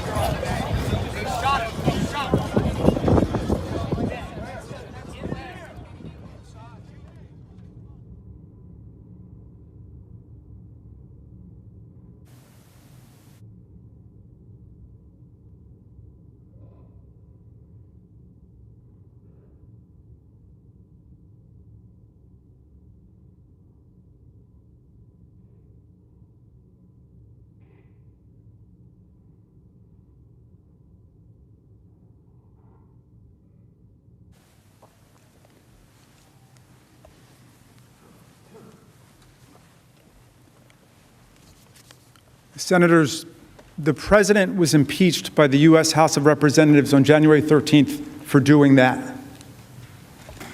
You ask what a high crime and misdemeanor is under our Constitution? That's a high crime and misdemeanor. If that's not an impeachable offense, then there is no such thing. And if the president's arguments for a January exception are upheld, then even if everyone agrees that he's culpable for these events, even if the evidence proves, as we think it definitively does, that the president incited a violent insurrection on the day Congress met to finalize the presidential election, he would have you believe there is absolutely nothing the Senate can do about it. No trial, no facts. He wants you to decide that the Senate is powerless at that point. That can't be right. The transition of power is always the most dangerous moment for democracies. Every historian will tell you that. We just saw it in the most astonishing way. We lived through it. And you know what? The framers of our Constitution knew it. That's why they created a Constitution with an oath written into it that binds the president from his very first day in office until his very last day in office and every day in between. Under that Constitution and under that oath, the President of the United States is forbidden to commit high crimes and misdemeanors against the people at any point that he's in office. Indeed, that's one specific reason the impeachment, conviction, and disqualification powers exist: to protect us against presidents who try to overrun the power of the people in their elections and replace the rule of law with the rule of mobs. These powers must apply even if the president commits his offenses in his final weeks in office. In fact, that's precisely when we need them the most, because that's when elections get attacked. Everything that we know about the language of the Constitution, the framers' original understanding and intent, prior Senate practice, and common sense confirms this rule. Let's start with the text of the Constitution, which in Article 1, Section 2 gives the House the sole power of impeachment when the president commits high crimes and misdemeanors. We exercised that power on January 13th. The president, it is undisputed, committed his offense while he was president. And it is undisputed that we impeached him while he was president. There can be no doubt that this is a valid and legitimate impeachment. And there can be no doubt that the Senate has the power to try this impeachment. We know this because Article 1, Section 3 gives the Senate the sole power to try all impeachments. The Senate has the power, the sole power, to try all impeachments. All means all, and there are no exceptions to the rule. Because the Senate has jurisdiction to try all impeachments, it most certainly has jurisdiction to try this one. It's really that simple. The vast majority of constitutional scholars who've studied the question and weighed in on the proposition being advanced by the president, this January exception, heretofore unknown, agree with us. And that includes the nation's most prominent conservative legal scholars, including former 10th Circuit Judge Michael McConnell, the co-founder of the Federalist Society, Stephen Calabresi, Ronald Reagan Solicitor General Charles Freed, luminary Washington lawyer Charles Cooper, among hundreds of other constitutional lawyers and professors. I commend the people I named, their recent writings to you in the newspapers over the last several days. And all of the key precedents, along with detailed explanation of the constitutional history and textual analysis, appear in the trial brief we filed last week and the reply brief that we filed very early this morning. I'll spare you a replay, but I want to highlight a few key points from constitutional history that strike me as compelling in foreclosing President Trump's argument that there's a secret January exception hidden away in the Constitution. The first point comes from English history, which matters because, as Hamilton wrote, England provided the model from which the idea of this institution has been borrowed. And it would have been immediately obvious to anyone familiar with that history that former officials could be held accountable for their abuses while in office. Every single impeachment of a government official that occurred during the framers' lifetime concerned a former official. A former official. Indeed, the most famous of these impeachments occurred while the framers gathered in Philadelphia to write the Constitution. It was the impeachment of Warren Hastings, the former Governor General of the British colony of Bengal, and a corrupt guy. The framers knew all about it, and they strongly supported the impeachment. In fact, the Hastings case was invoked by name at the convention. It was the only specific impeachment case that they discussed at the convention. It played a key role in their adoption of the high crimes and misdemeanors standard.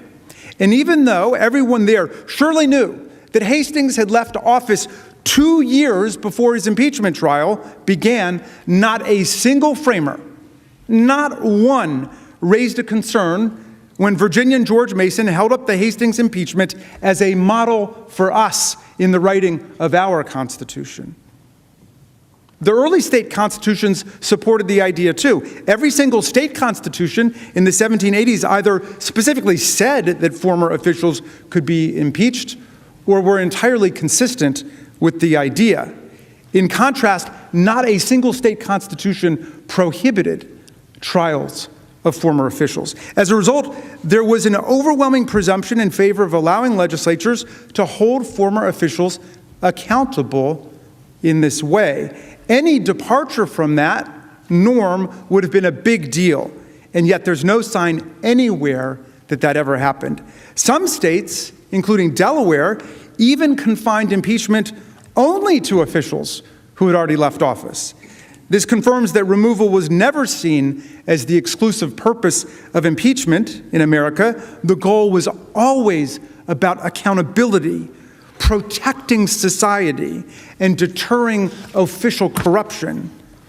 Delaware matters for another reason. Writing about impeachment in the Federalist Papers, Hamilton explained that the President of America would stand upon no better ground than a governor of New York and upon worse ground than the governors of Maryland and Delaware. He thus emphasized that the president is even more accountable than officials in Delaware, where, as I noted, the Constitution clearly allowed impeachment of former officials. And nobody involved in the convention ever said that the framers meant to reject this widely accepted, deeply rooted understanding of the word impeachment, when they wrote it into our Constitution.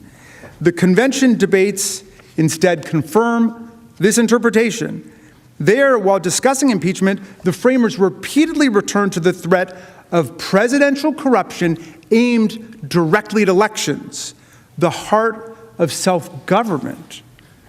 Almost perfectly anticipating President Trump, William Davey of North Carolina explained impeachment was for a president who spared, quote, no effort or means whatever to get himself reelected. Hamilton in Federalist 1 said the greatest danger to republics and the liberties of the people comes from political opportunists who begin as demagogues and end as tyrants, and the people who are encouraged to follow them.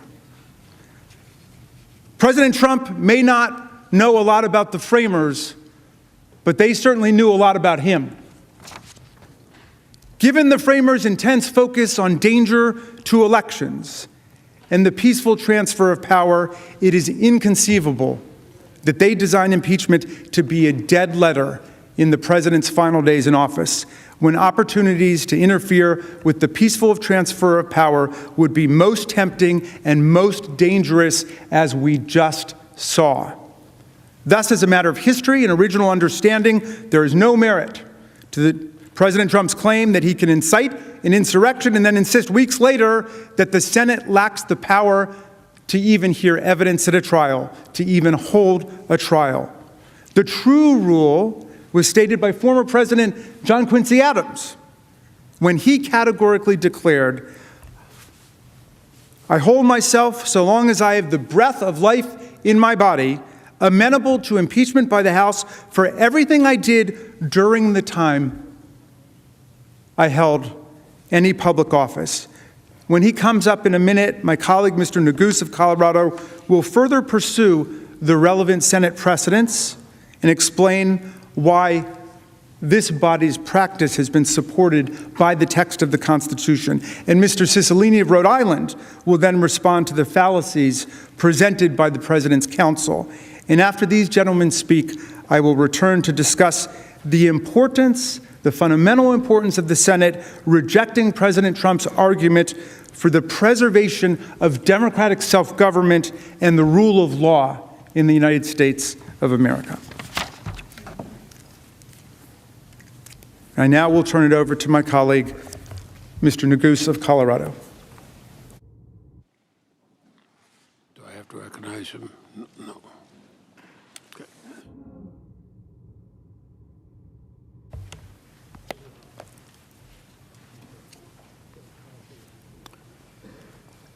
Mr. President, distinguished senators, my name is Joe Neguse, and I represent Colorado's 2nd Congressional District in the United States Congress. Like many of you, I'm an attorney. I practiced law before I came to Congress, tried a lot of different cases, some more unique than others. Certainly never a case as important as this one, nor a case with such a heavy and weighty constitutional question for you all to decide. Thankfully, as lead manager Raskin so thoroughly explained, the framers have answered that question for you, for us. And you don't need to be a constitutional scholar to know that the argument President Trump asks you to adopt is not just wrong, it's dangerous. And you don't have to take my word for it. This body, the world's greatest deliberative body, the United States Senate, has reached that same conclusion in one form or another over the past 200 years, in multiple occasions that we'll go through. Over 150 constitutional scholars, experts, judges, conservative, liberal, you name it, they overwhelmingly have reached the same conclusion, that of course, you can try, convict, and disqualify a former president. And that makes sense, because the text of the Constitution makes clear there is no January exception to the impeachment power. That presidents can't commit grave offenses in their final days and escape any congressional response. That's not how our Constitution works. Let's start with the precedent, with what has happened in this very chamber. I'd like to focus on just two cases. I'll go through them quickly. One of them is the nation's very first impeachment case, which actually was of a former official. In 1797, about a decade after our country had ratified our Constitution, there was a senator from Tennessee by the name of William Blount who was caught conspiring with the British to try to sell Florida and Louisiana. Ultimately, President Adams caught him. He turned over the evidence to Congress. 4 days later, the House of Representatives impeached him. A day after that, this body, the United States Senate, expelled him from office. So he was very much a former official. Despite that, the House went forward with its impeachment proceeding in order to disqualify him from ever again holding federal office. And so the Senate proceeded with the trial, with none other than Thomas Jefferson presiding. Now, Blount argued that the Senate couldn't proceed because he had already been expelled. But here's the interesting thing. He expressly disavowed any claim that former officials can't ever be impeached. I mean, unlike President Trump, he was very clear that he respected and understood that he could not even try to argue that ridiculous position. Even impeached Senator Blount recognized the inherent absurdity of that view. Here's what he said. "I certainly never shall contend that an officer may first commit an offense and afterwards avoid by resigning his office." That's the point. And there was no doubt because the founders were around to confirm that that was their intent and the obvious meaning of what is in the Constitution. Fast forward 80 years later, arguably the most important precedent that this body has to consider. The trial of former Secretary of War William Belknap. I'm not going to go into all the details, but just in short, in 1876, the House discovered that he was involved in a massive kickback scheme. Hours before the House committee that discovered this conduct released its report documenting the scheme, Belknap literally rushed to the White House to resign, tender his resignation to President Ulysses Grant, to avoid any further inquiry into his misconduct, and of course, to avoid being disqualified from holding federal office in the future. Well, later that day, aware of the resignation, what did the House do? The House moved forward and unanimously impeached him, making clear its power to impeach a former official. And when his case reached the Senate, this body, Belknap made the exact same argument that President Trump is making today. That you all lack jurisdiction, any power to try him because he's a former official. Now, many senators at that time, when they heard that argument, literally they were sitting in the same chairs you all are sitting in today. They were outraged by that argument. Outraged. You can read their comments in the record. They knew it was a dangerous argument with dangerous implications. It would literally mean that a president could betray their country, leave office, and avoid impeachment and disqualification entirely. And that's why, in the end, the United States Senate decisively voted that the Constitution required them to proceed with the trial. The Belknap case is clear precedent that the Senate must proceed with this trial since it rejected pretrial dismissal, affirmed its jurisdiction, and moved to a full consideration of the merits. Now, Belknap ultimately was not convicted, but only after a thorough public inquiry into his misconduct, which created a record of his wrongdoing. It ensured his accountability and deterred anyone else from considering such corruption by making clear that it was intolerable.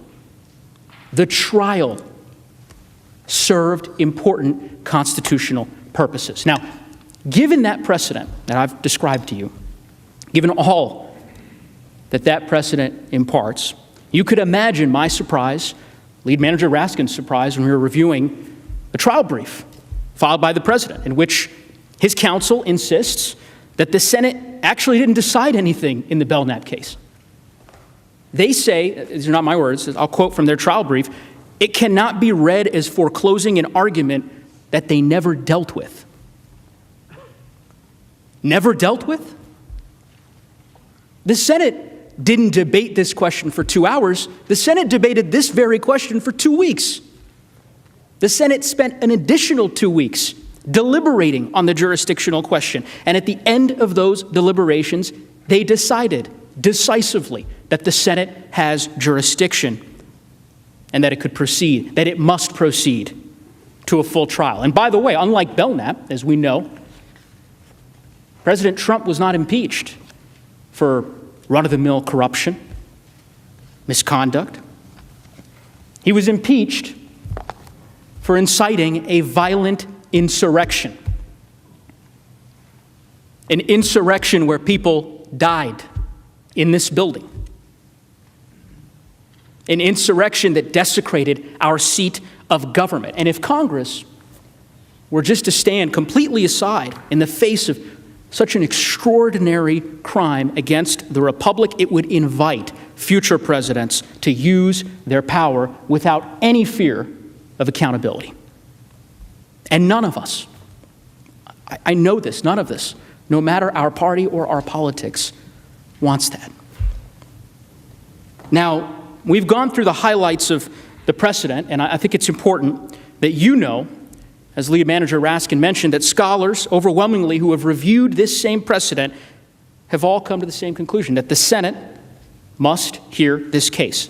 Let's go through just a few short examples. To start, all of us, I know, are familiar with the Federalist Society. Some of you may know Stephen Calabrese personally. He's the co-founder of the Federalist Society. He actually was the chairman of the board in 2019. He was the first president of the Yale Federalist Society chapter board, a position that I understand Senator Hawley later held. Here is what Mr. Calabrese has to say.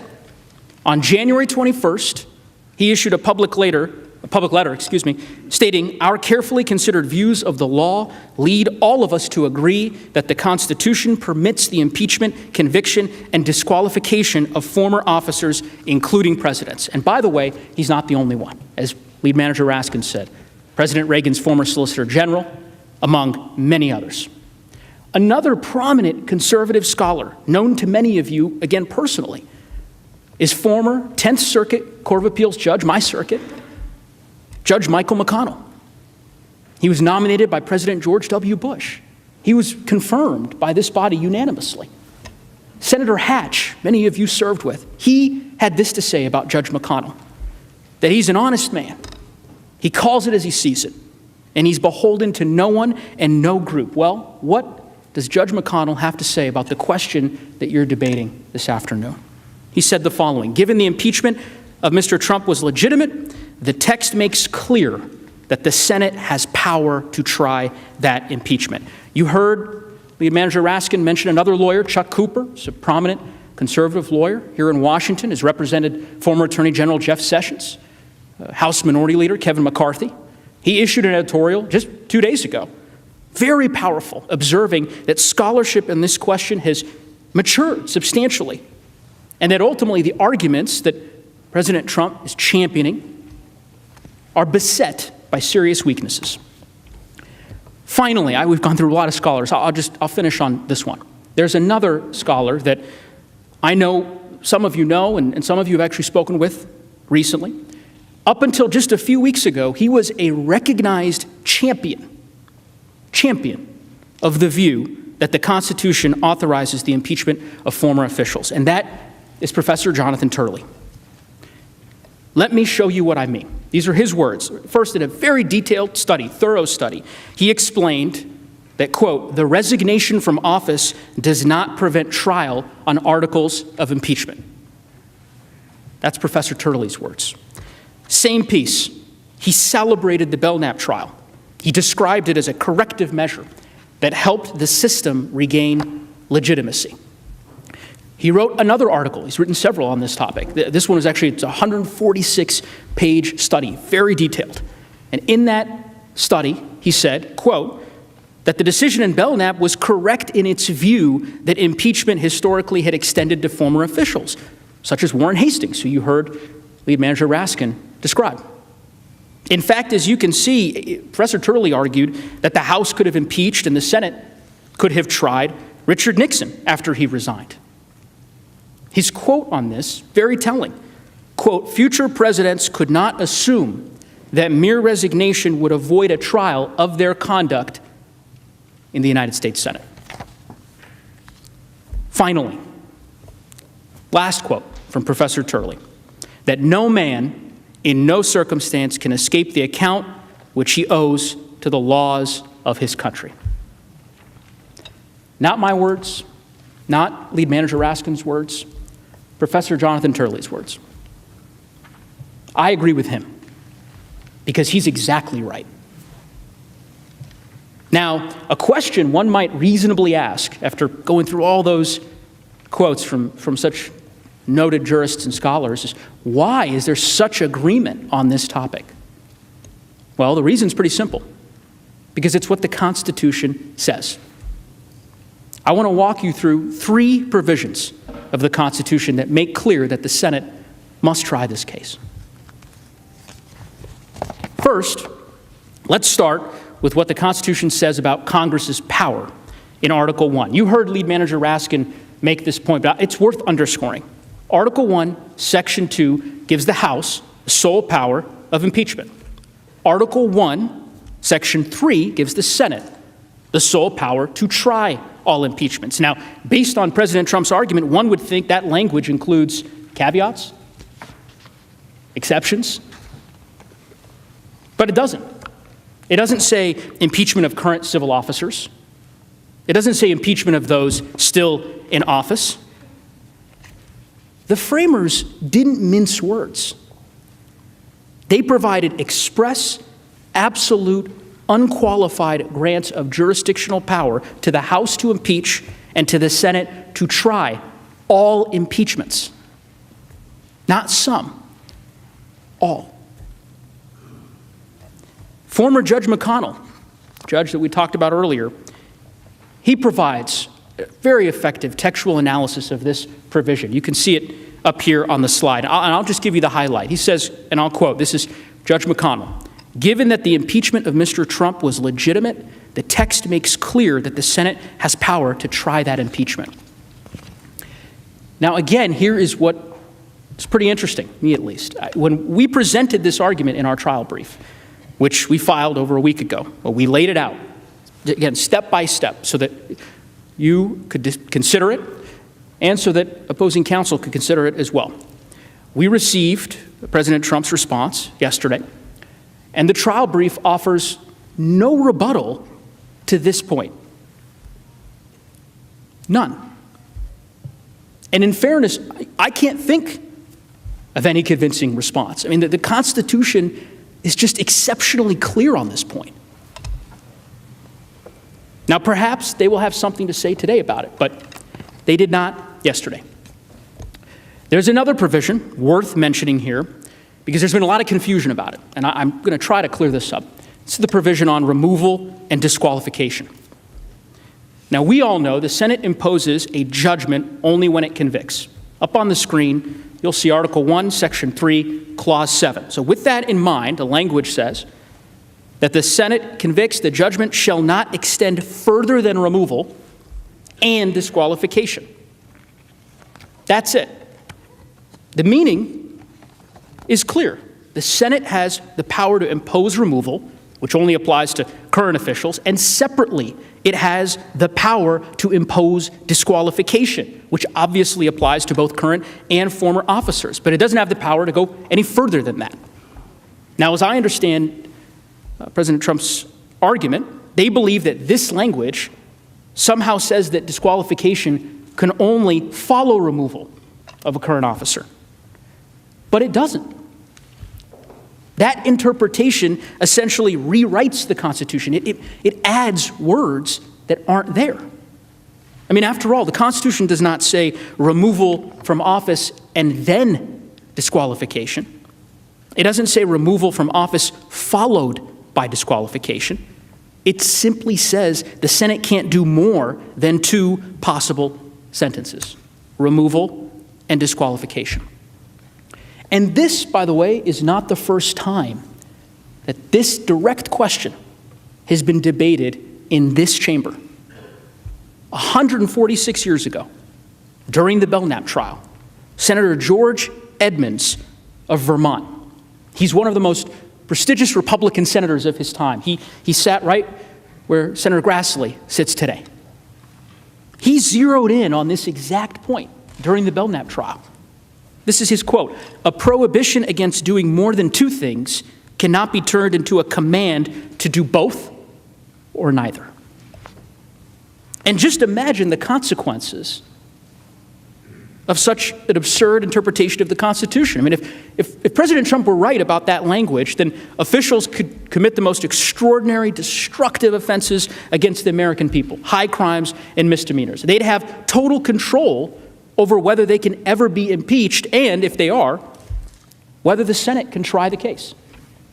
If they want to escape any public inquiry into their misconduct or the risk of disqualification from future office, then it's pretty simple. They could just resign 1 minute before the House impeaches, or even 1 minute before the Senate trial, or they could resign during the Senate trial if it's not looking so well.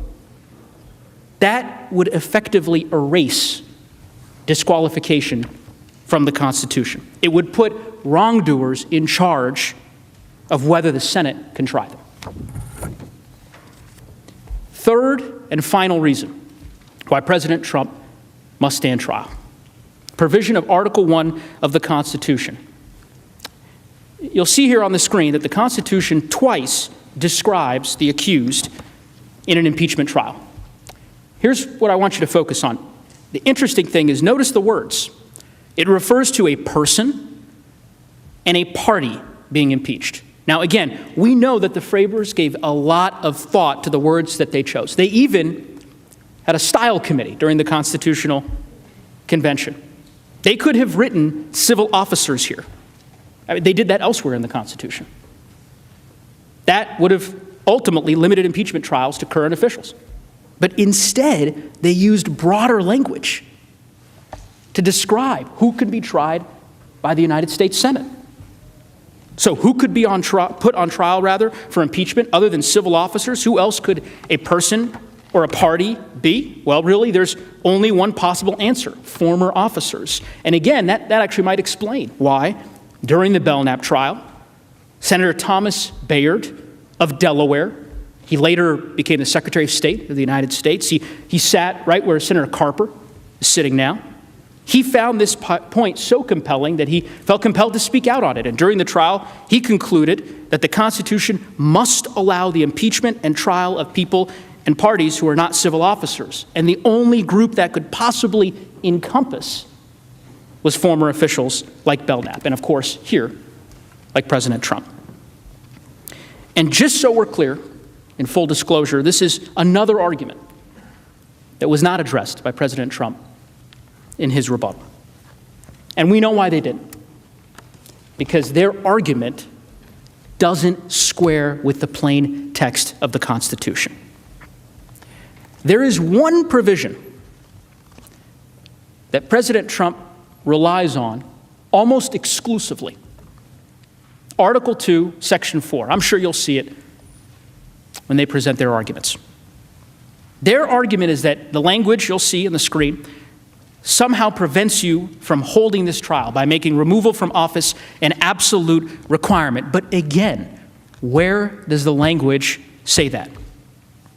Where does it say anything in that provision about your jurisdiction?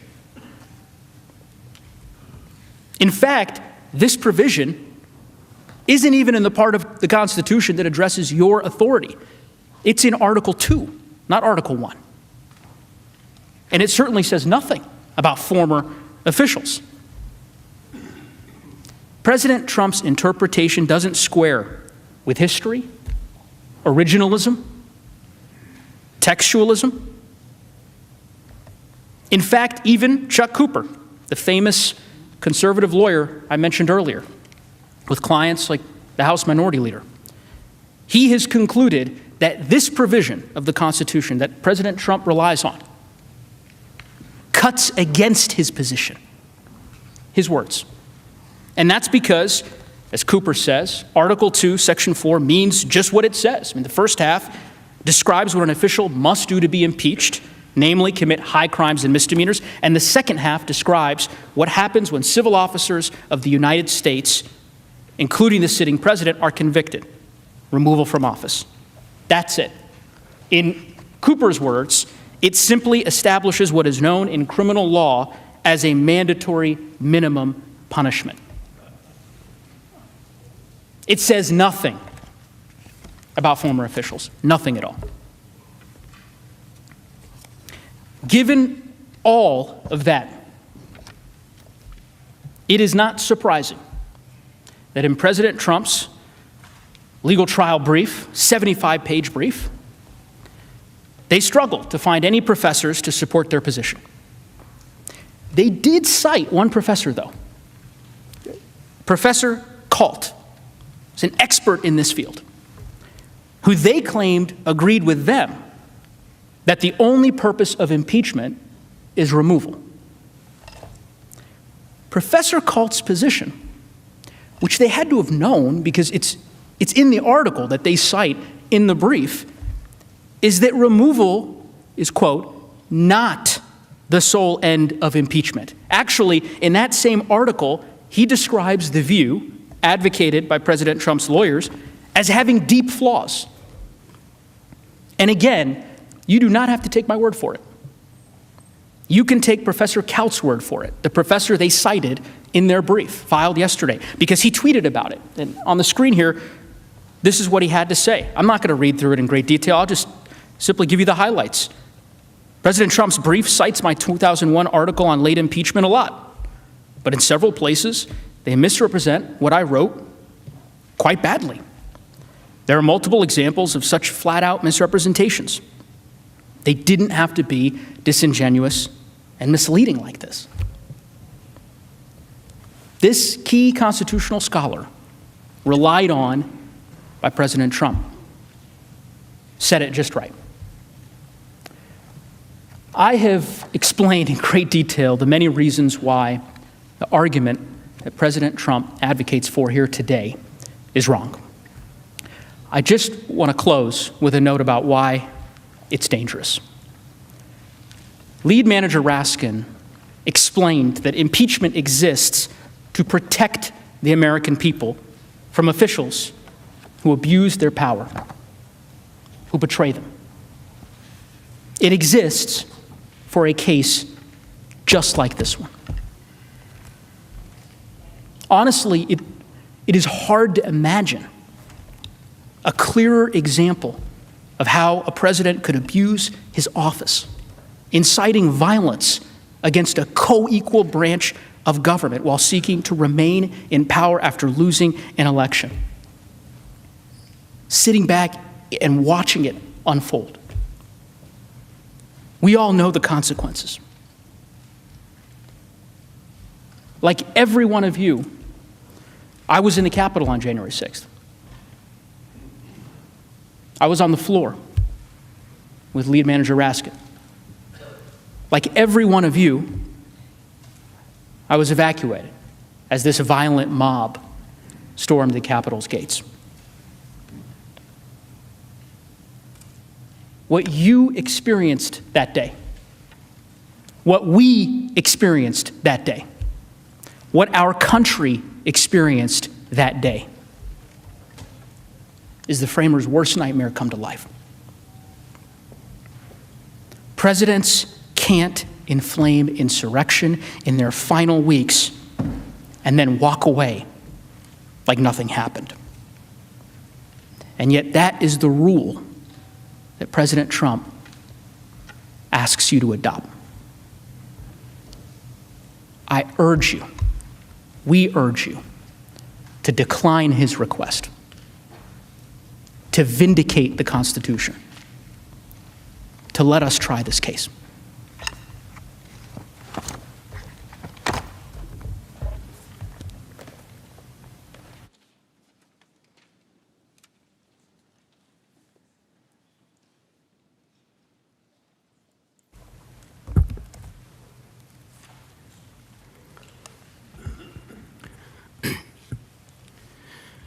Mr. President, distinguished senators, my name is David Cicilline. I have the honor of representing the 1st Congressional District of Rhode Island.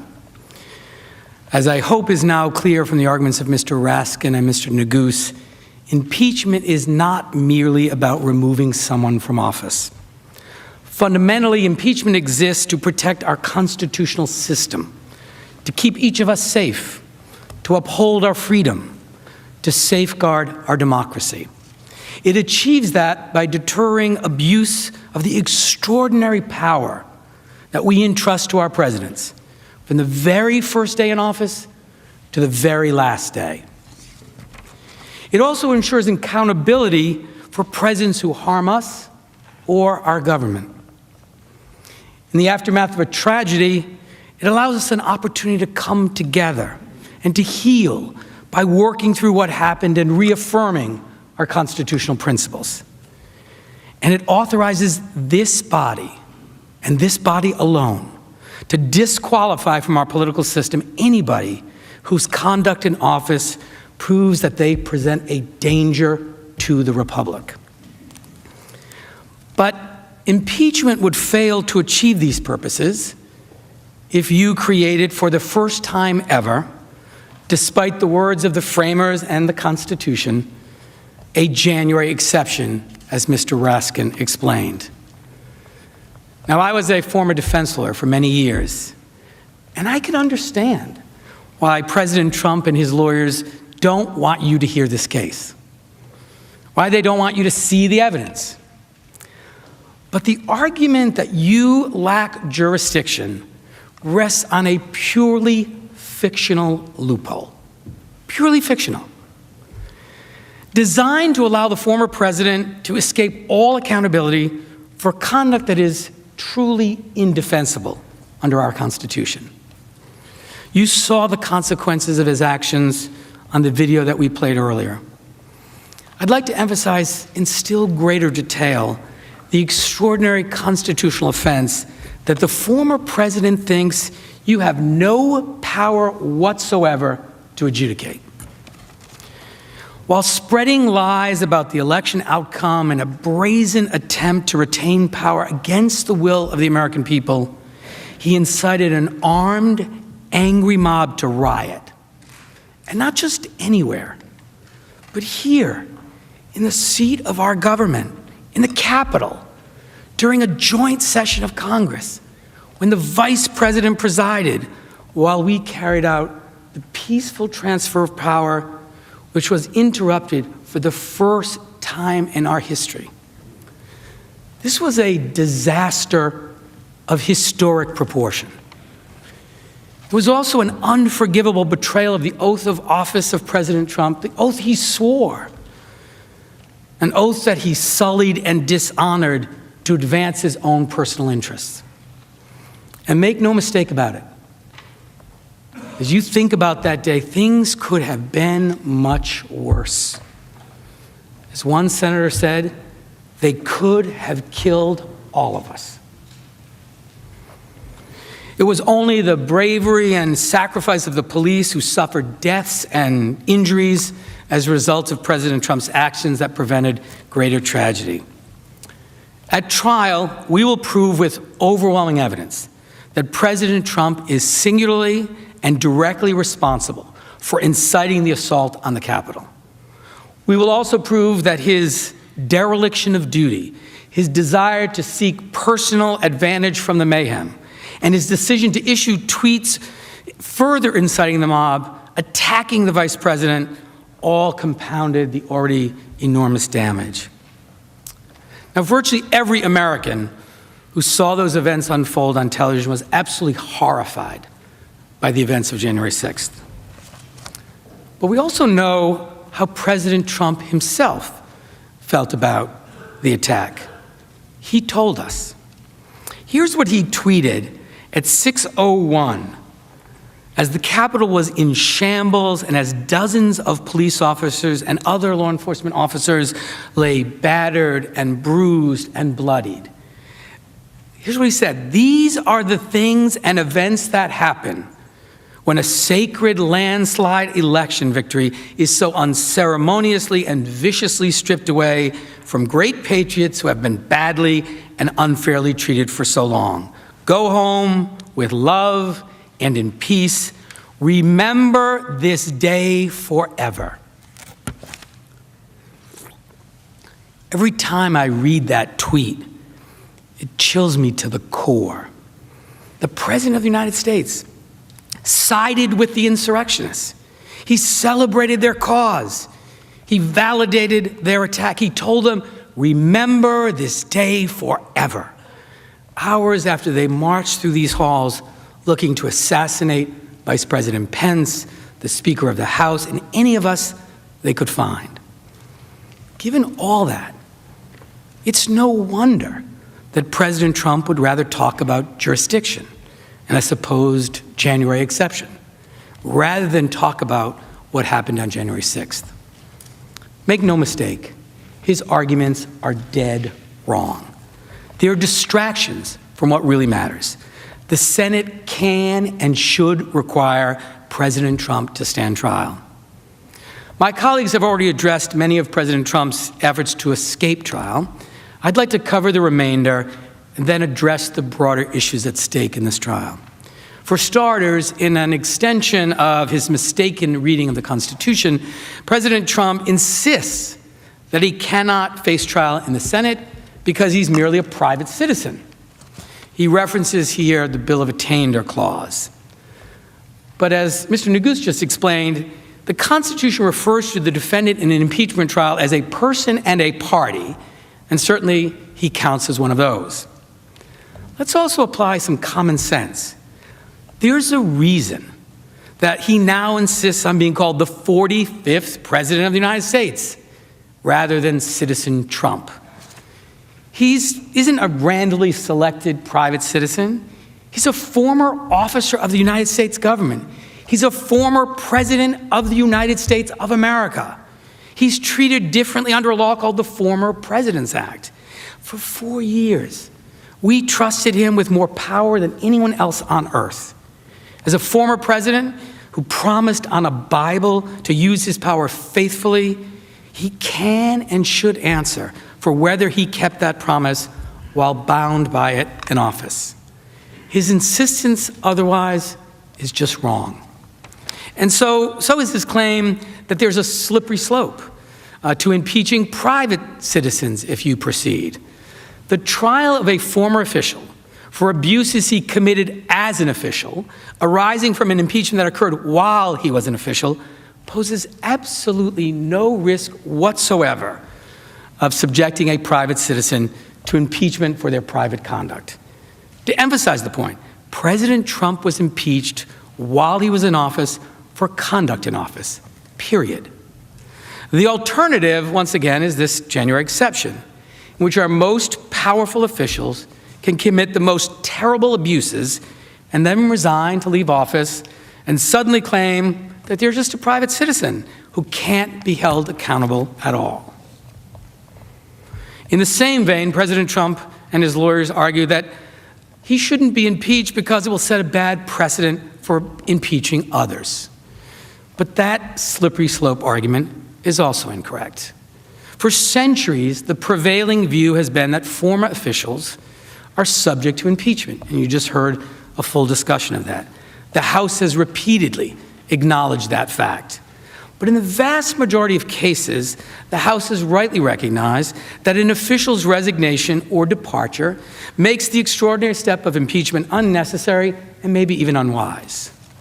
As a House manager rightly explained in the Belknap case, and I quote, "There is no likelihood that we shall ever unlimber the clumsy and bulky monster piece of ordnance to take aim at an object from which all danger has gone by," end quote. President Trump's case, though, is different. The danger has not gone by. His threat to democracy makes any prior abuse by any government official pale in comparison. Moreover, allowing his conduct to pass without the most decisive response would itself create an extraordinary danger to the nation. inviting further abuse of power and signaling that the Congress of the United States is unable or unwilling to respond to insurrection incited by the president. Think about that. To paraphrase Justice Robert Jackson, who said that that precedent that I just described would lie about like a loaded weapon ready for the hand of any future president who decided in his final months to make a play for unlimited power. Think of the danger. Here is the rare case in which love of the Constitution and commitment to our democracy required the House to impeach. It's for the same reason the Senate can and must try this case. Next, President Trump will assert that it somehow is significant or it matters that the Chief Justice isn't presiding over this trial. Let me state this very plainly. It does not matter. It is not significant. Under Article 1, Section 3, when the President of the United States is tried, the Chief Justice shall preside. There is only one person who is President of the United States at a time. Right now, Joseph R. Biden, Jr. is the 46th President of the United States. As a result, the requirement that the Chief Justice preside isn't triggered. Instead, the normal rules of any impeachment of anyone other than the sitting president apply. And under those rules, the President pro tem, Senator Leahy, can preside. And of course, this makes perfect sense. The Chief Justice presides because when the current president is on trial, if Chief Justice doesn't preside, the Vice President could preside. And it would be a conflict for someone to preside over a trial that would become president if there was a conviction. So there isn't that concern when you have a former president on trial, or for that matter, when you have anyone on trial other than the current president, which is why the Chief Justice presides only in that single case, and why this is exactly the presiding officer the Constitution and the Senate rules require. As a fallback, President Trump and his lawyers may argue today that he should get a free pass on inciting an armed insurrection against the United States government and endangering Congress because, as he would put it, this impeachment is somehow unconstitutional. So far as I understand it from reading the pleadings in this case, this defense involves cobbling together a bunch of meritless legal arguments, all of them attempting to focus on substance rather than jurisdiction, and insisting that these kitchen sink objections lead the Senate to not try the case. Since they may raise these points at this juncture, I feel obliged really to address them. He may argue, for example, that he didn't receive enough process in the House, even though the House proceedings are more like a grand jury action, which is followed later by trial in the Senate with a full presentation of evidence. Even though the evidence of his high crimes and misdemeanors is overwhelming and supported by a huge public record. Even though we're going to put that evidence before you at this trial, and even though have a full and fair opportunity to respond to it before all of you. Even though hundreds of others involved in the events of January 6th have already been charged for their role in attacks that the president incited. And even though we invited him to voluntarily come here and testify and tell his story. A request, as you know, that his lawyers immediately refused, presumably because they understood what would happen if he were to testify under oath. Regardless, President Trump's process arguments are not only wrong on their own terms, but they're also completely irrelevant to the question of whether you should hold this trial. That question is answered by the Constitution, and the answer is yes. In addition, separate from his due process complaints, President Trump and his counsel, particularly his counsel, have boasted on TV that to counter the undisputed evidence of what actually happened in this case, you'll see video clips. They'll show video clips of other politicians, including Democratic politicians, using what they consider incendiary language.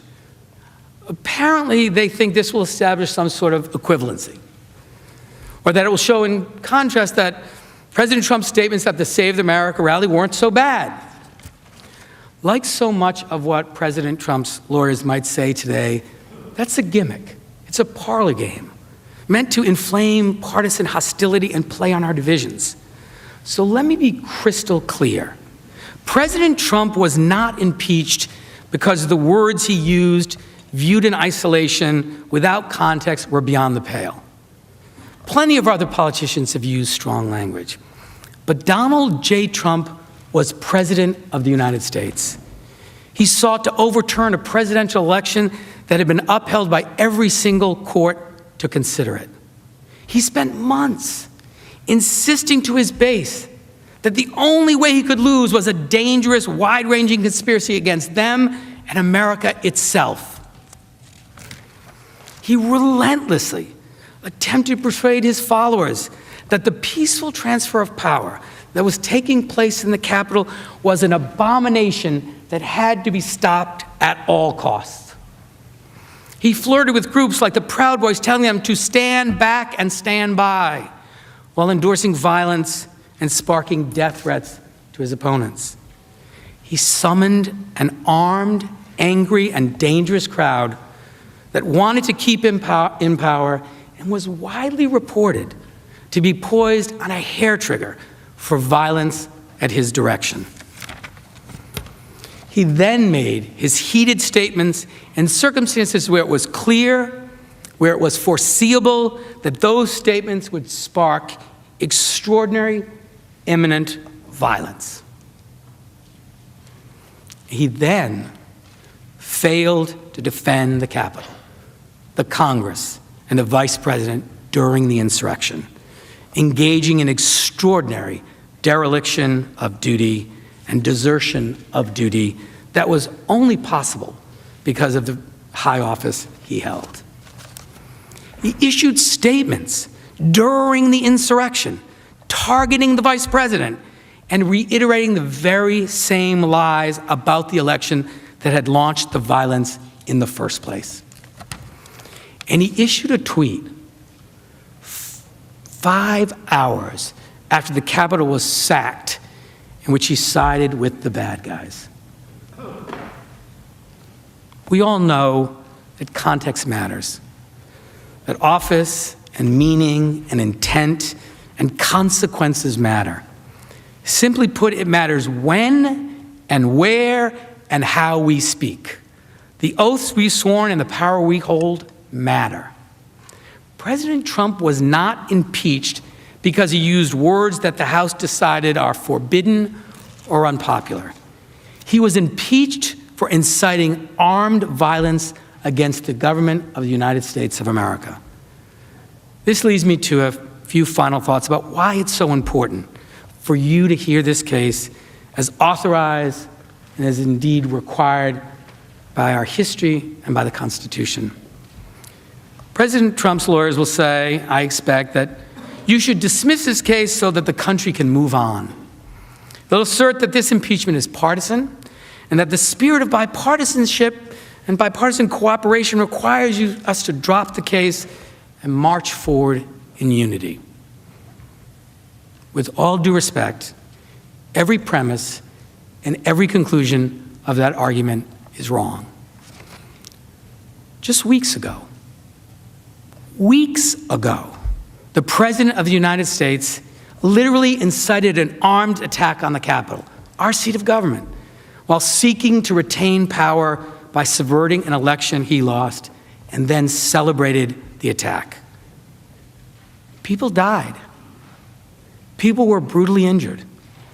President Trump's actions endangered every single member of Congress, his own vice president, thousands of congressional staffers, and our own Capitol Police and other law enforcement. This was a national tragedy, a disaster for America's standing in the world. And President Trump is singularly responsible for inciting it. As we will prove, the attack on the Capitol was not solely the work of extremists lurking in the shadows. Indeed, does anyone in this chamber honestly believe that but for the conduct of President Trump, that a charge in the article of impeachment, that attack at the Capitol would have occurred? Does anybody believe that?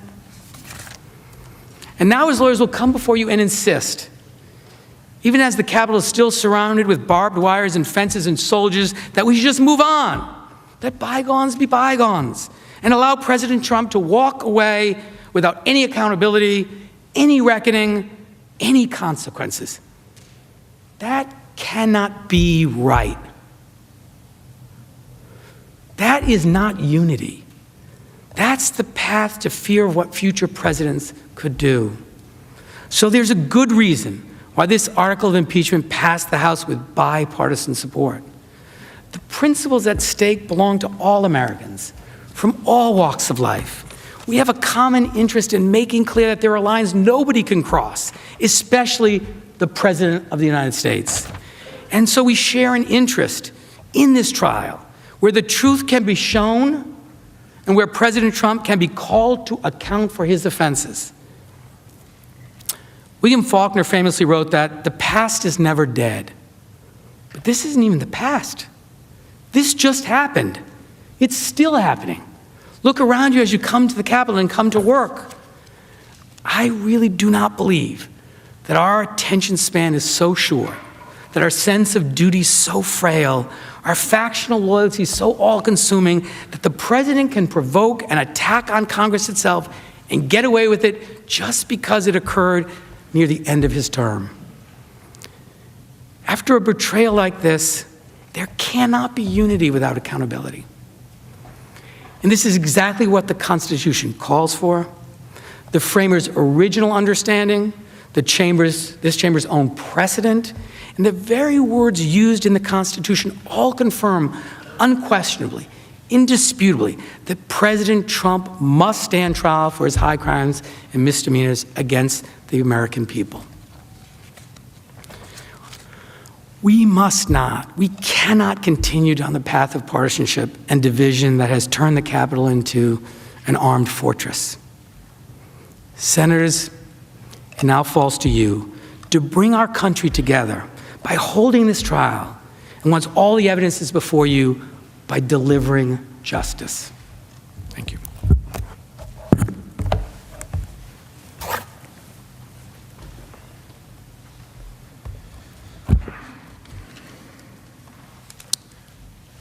Senators, Mr. President, to close, I want to say something personal about the stakes of this decision, whether President Trump can stand trial and be held to account for inciting insurrection against us. This trial is personal indeed for every senator, for every member of the House, every manager, all of our staff, the Capitol Police, the Washington, D.C. Metropolitan Police, the National Guard, maintenance and custodial crews, the print journalists and TV people who were here, and all of our families and friends. And I hope this trial reminds America how personal democracy is, and how personal is the loss of democracy, too. Distinguished members of the Senate, my youngest daughter, Tabitha, was there with me on Wednesday, January 6th.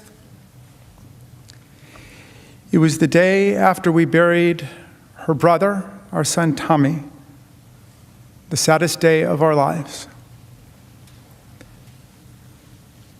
Also, there was my son-in-law, Hank, who's married to our oldest daughter, Hannah, and I consider him a son too, even though he eloped with my daughter and didn't tell us what they were going to do. But it was in the middle of COVID-19. But the reason they came with me that Wednesday, January 6th, was because they wanted to be together with me in the middle of a devastating week for our family. And I told them I had to go back to work because we were counting electoral votes that day on January 6th. It was our constitutional duty. And I invited them instead to come with me to witness this historic event, the peaceful transfer of power in America. And they said they heard that President Trump was calling on his followers to come to Washington to protest, and they asked me directly, would it be safe? Would it be safe? And I told them, of course it should be safe. This is the Capitol.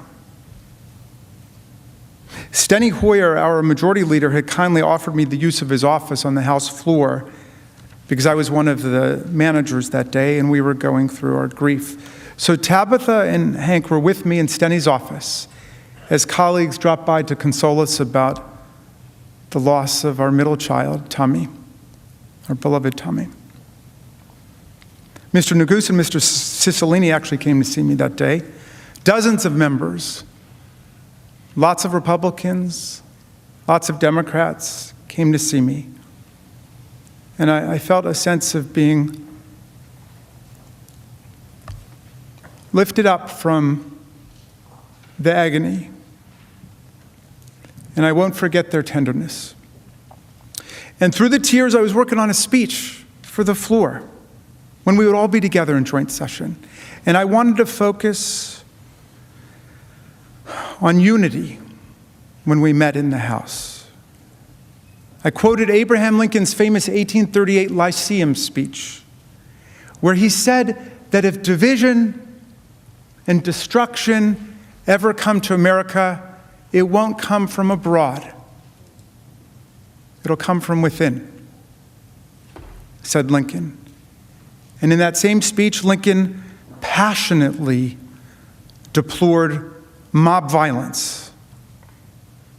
This was right after the murder of Elijah Lovejoy, the abolitionist newspaper editor.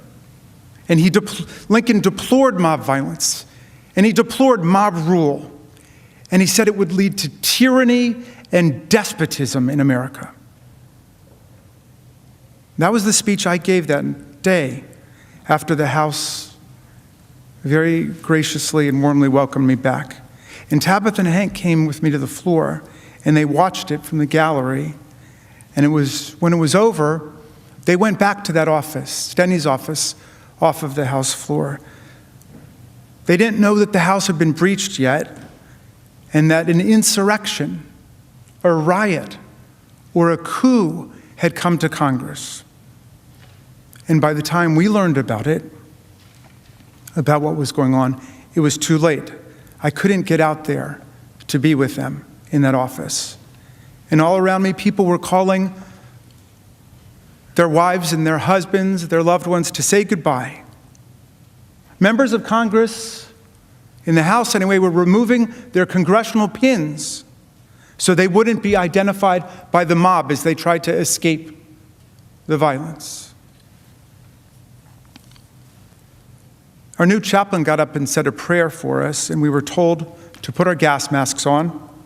And then there was a sound I will never forget, the sound of pounding on the door like a battering ram. The most haunting sound I ever heard, and I will never forget it. My chief of staff, Julie Tagan, was with Tabitha and Hank locked and barricaded in that office, the kids hiding under the desk, placing what they thought were their final texts and whispered phone calls to say their goodbyes. They thought they were going to die. My son-in-law had never even been to the Capitol before. And when they were finally rescued, over an hour later by Capitol officers, and we were together, I hugged them and I apologized, and I told my daughter Tabitha,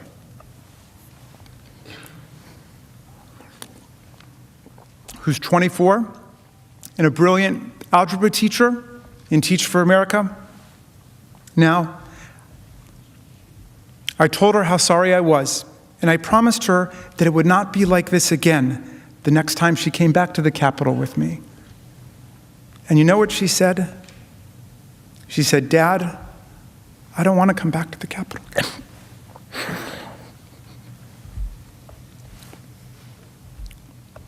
Of all the terrible, brutal things I saw and I heard on that day,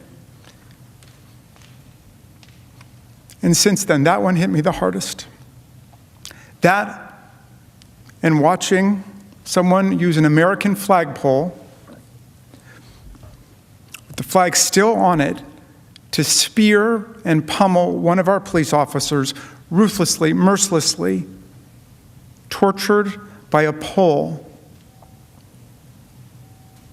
with a flag on it that he was defending with his very life. People died that day. Officers ended up with head damage and brain damage. People's eyes were gouged. An officer had a heart attack.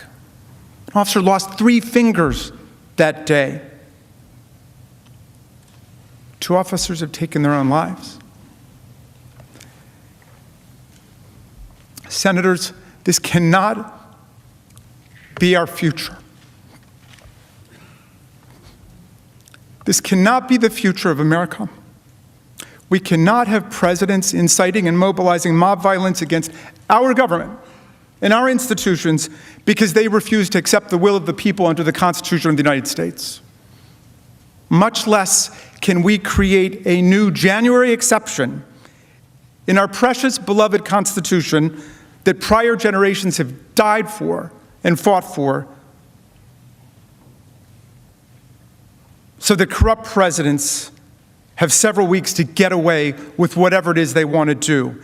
History does not support a January exception in any way, so why would we invent one for the future? We close, Mr. President, and reserve your time.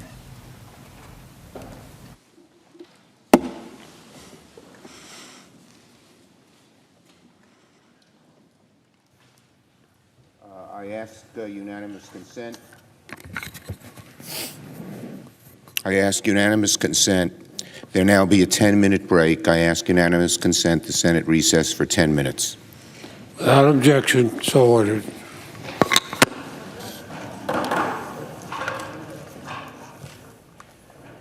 And so the House impeachment managers have essentially temporarily ended their case. They've reserved the right to come back with the balance of their time in rebuttal. We saw largely a straightforward constitutional argument, but that last 10 minutes or so, a very emotional first-person account from Congressman Jamie Raskin of what he saw that day, his daughter there. And as he pointed out, what stuck with him most was her saying she never wants to come back to the Capitol. But obviously a very personal plea on a day that this trial is focused on the question of constitutionality, whether they can go forward with a trial against a president who is no longer in office, although, as we've noted, the offense occurred while he was in office, as well as the impeachment itself happened. Let me bring in Chuck Todd right now during this break. Chuck, what's your observation of this first part of the House manager's case? Well, I think Jamie Raskin has been a powerful advocate for the House side here. I thought it was bookended with emotion, if you will. You know, we started this broadcast and I said that this could be a drier presentation today than tomorrow. Well, it's pretty clear that I think the impeachment managers didn't want to just sit here, as he pointed out, and make this a constitutional law class and remind folks why they were there. I thought that video itself was incredibly powerful. I'm sure, I know I saw points of view that I had not seen before anywhere, so I'm sure that was also new to quite a few senators that were there. And then they closed with, I think, some powerful emotion here, which I was saying at the beginning, Lester. This is the wild card here. These are human beings. At the end of the day, they're not. We sit here and sometimes think that they're potted plants that are red, wearing red jerseys or blue jerseys here. Everybody experienced something more personal that day.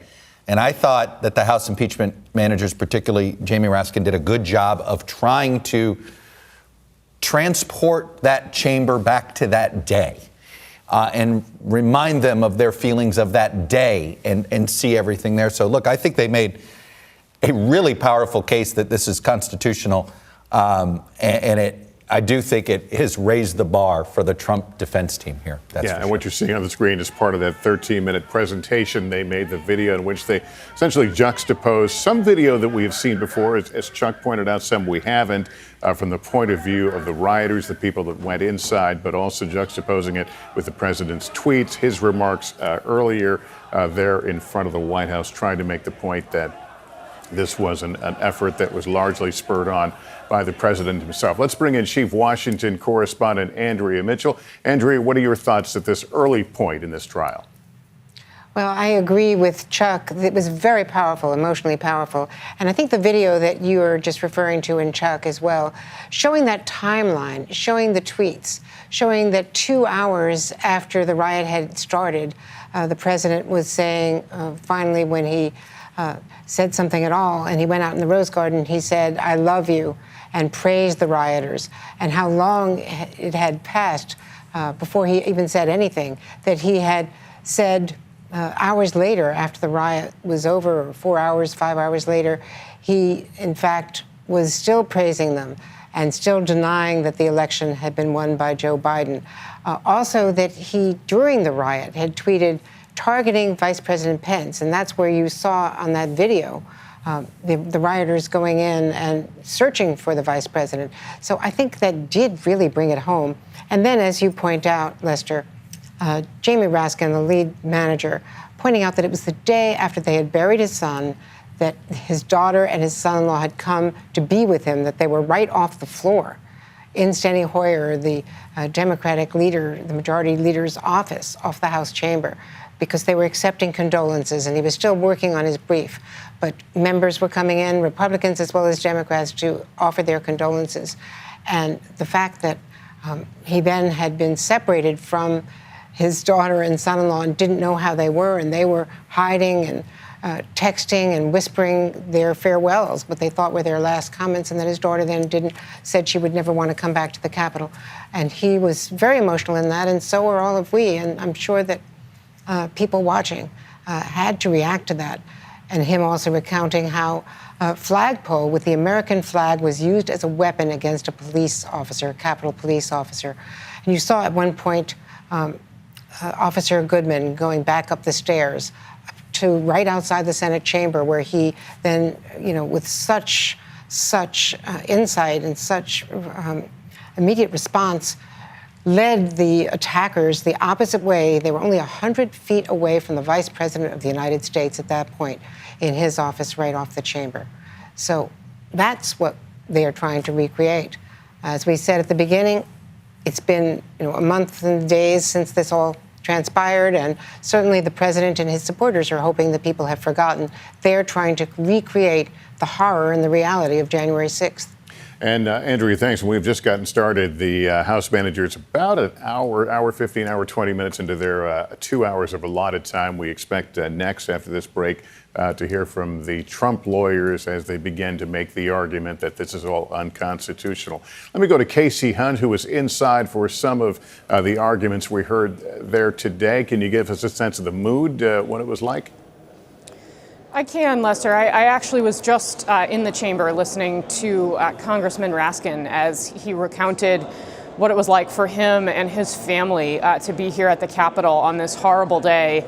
And when he talked about his daughter and how she said, "Dad, I never want to come back to the Capitol again," there was utter silence in the Senate chamber, complete dead silence. And to give you a sense of what it's like to sit up in those galleries, you can hear almost everything that goes on. The click of a pen, a sneeze, a cough. It's acoustically everything. You can hear everything. And all I could hear when he was talking about that moment was nothing, was silence. And I think that really gives you a sense of the weight that everyone here is feeling today, and these senators in particular, because they, of course, have to wrestle with how to decide their votes on whether or not former President Trump should be convicted of what he is accused of.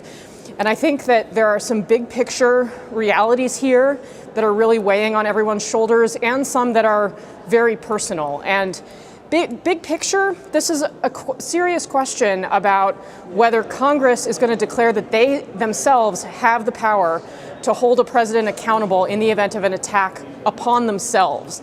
That is a very weighty question here. We often speak about why Republicans in the Senate may be deciding on acquittal or conviction in political terms, and there absolutely are political motivations for how some of them may vote. But from a big picture standpoint, this is also very clearly an astonishing moment in American history. And each one of these senators, and you can tell in their faces, I was texting with some of them earlier today, that you can really feel that. And the videos that were shown this morning, that 13-minute video that the managers put together, where everyone had to together on the Senate floor relive the events of that day in order, in a way that, I was here that day. I had not lived through something like that myself, even though obviously you and I and everyone else who has covered this has watched, frankly, hours of this footage at this point. I think it's important to remember that big picture reality, I think, is sinking in here. But it's also the small personal details that are making that even more real. To get into the Capitol today, those barricades are still up. The razor wire is still up. There are roads that anyone in Washington, D.C. could have driven on to get here that I would drive to work every day. You can't drive on them without stopping and talking to a police officer and having a dog sniff your car now. And Jamie Raskin made reference to that. Congressman Raskin said, your workplace has been changed. The day-to-day reality for everyone here has been utterly and completely changed because of the events of January 6th. And I think that is also something that is really coming to the forefront today. Now, will any of this really change what, and I know you and Chuck earlier in our broadcast were talking about whether the outcome here is preordained. Obviously, the political piece of this, it's remained the same for a long time. The further we get away from the events of January 6th, the more it seems that the immediate political realities are taking over and are dictating what people are willing to do or not do. But I will tell you that the way things feel here, the atmosphere in this building, the looks on the faces of those senators who are paying such close attention to what Congressman Raskin was saying, it's telling a story about a group of people who are living through a moment in history where they are at least being told and shown just how important that role in history is. So I think, depending on how the next couple of days go, I think we're gonna see what kind of impact this continues to have on these members until ultimately they're gonna have to decide one way or the other whether they believe that former President Trump did in fact incite the insurrection that came here on January 6th. Lester. Casey, you made some excellent points there, and it's something we need to keep in mind as we march forward. We keep talking about this as a trial and a jury. It's not like a criminal trial. It's not a jury of 12 strangers who may have limited information about the crime. These are individuals who lived through it. We heard Jamie Raskin and his emotional, personal account. But many of those people right now who are listening to this case, those senators, will have their own stories of what occurred that day, many, no doubt, dark and scary. I want to bring in senior Washington correspondent Hallie Jackson with some new reporting from the Trump camp regarding that 13-minute video we saw at the outset of the manager's case. Hallie? Yeah, and the Democrats' opening arguments here so far, Lester, we've been talking, rightfully so, about the emotion that was presented, particularly to open and close the Democrats' case there.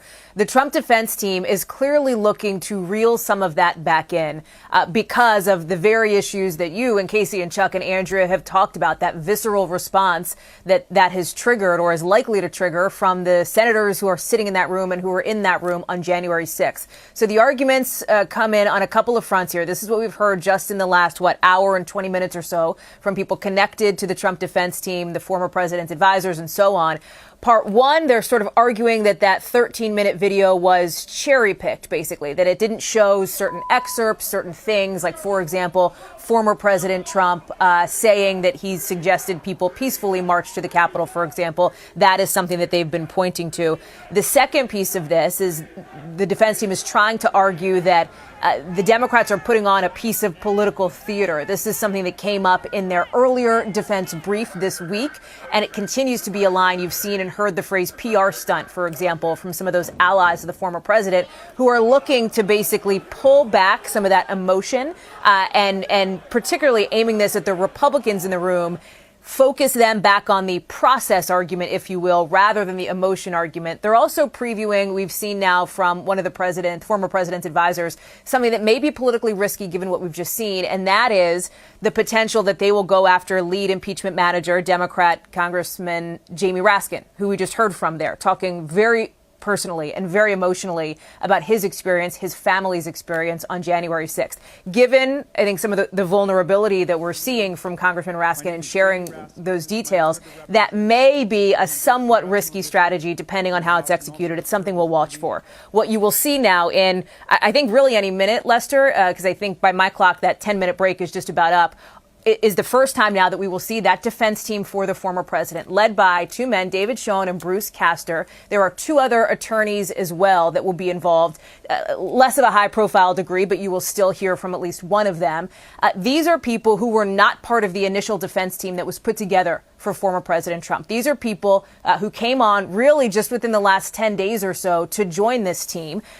David Schoen, one of the lead attorneys, had been working with the former president for a couple of weeks before that.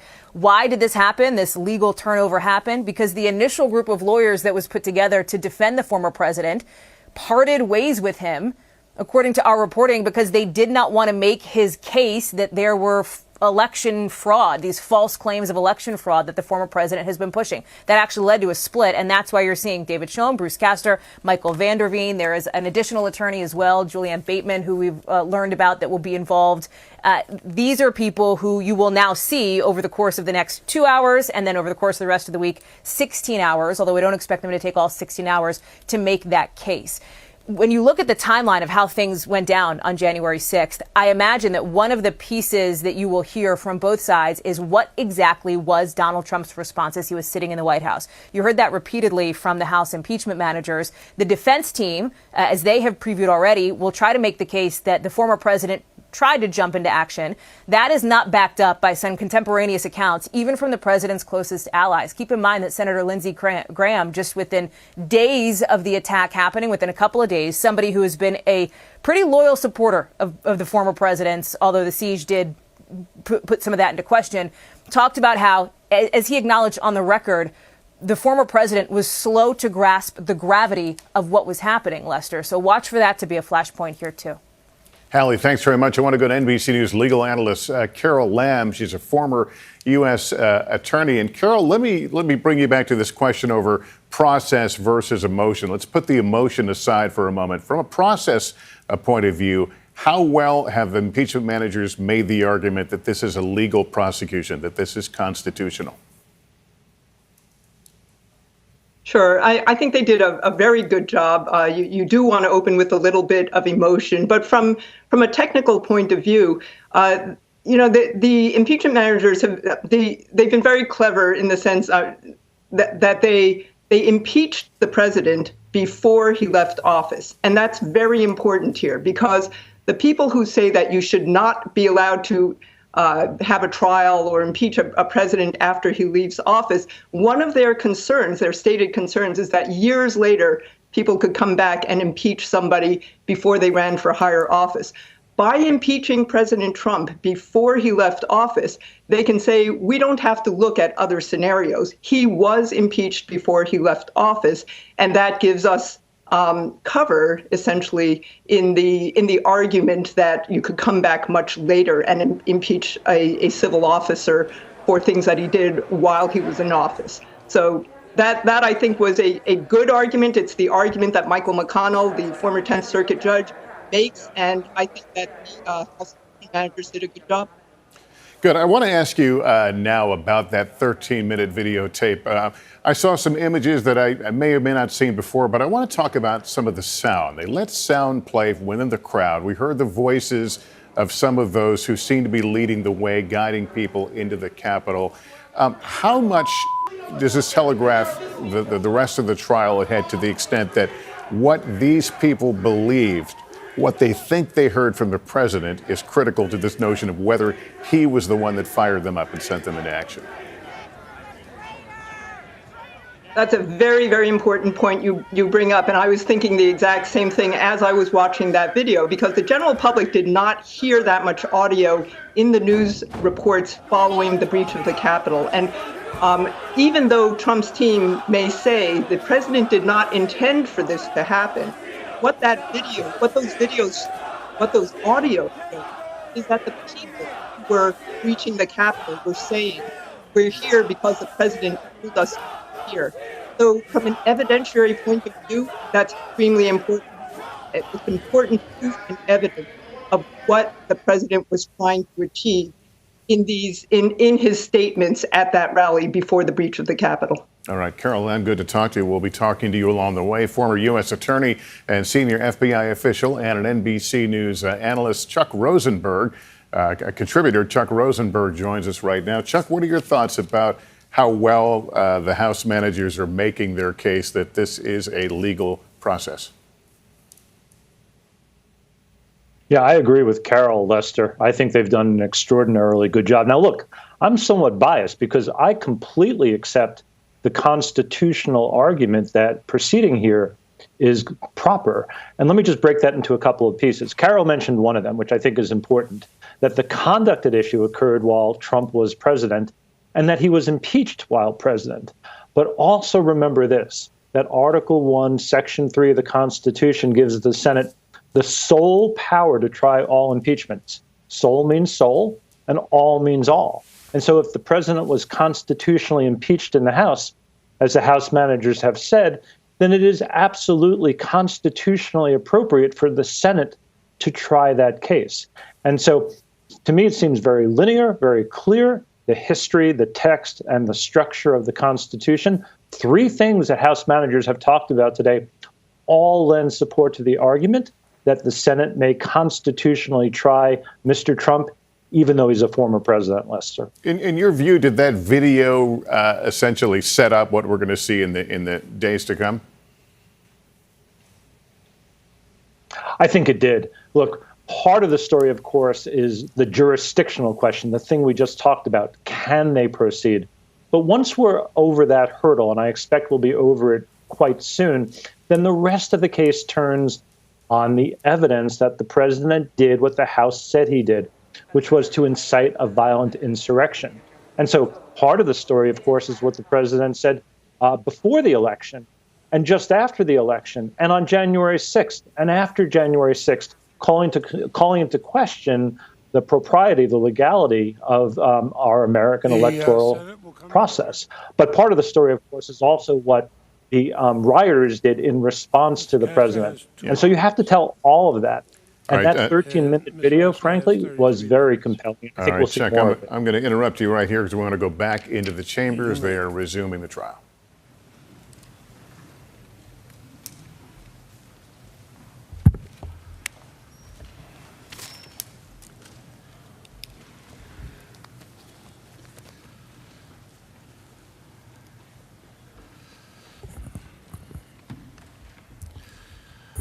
Mr. President and members of the United States Senate, thank you for taking the time to hear from me. My name is Bruce Castor.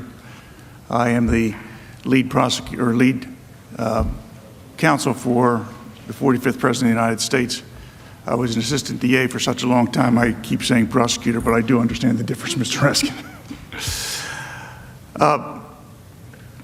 Before I begin, I want to comment on the outstanding presentation from our opponents and the emotion that certainly welled up in Congressman Raskin about his family being here during that terrible day. And you will not hear any member of the team representing former President Trump say anything but in the strongest possible way denounce the violence of the rioters and those that breached the Capitol, the very citadel of our democracy, literally the symbol that flashes on television whenever you're trying to explain that we're talking about the United States.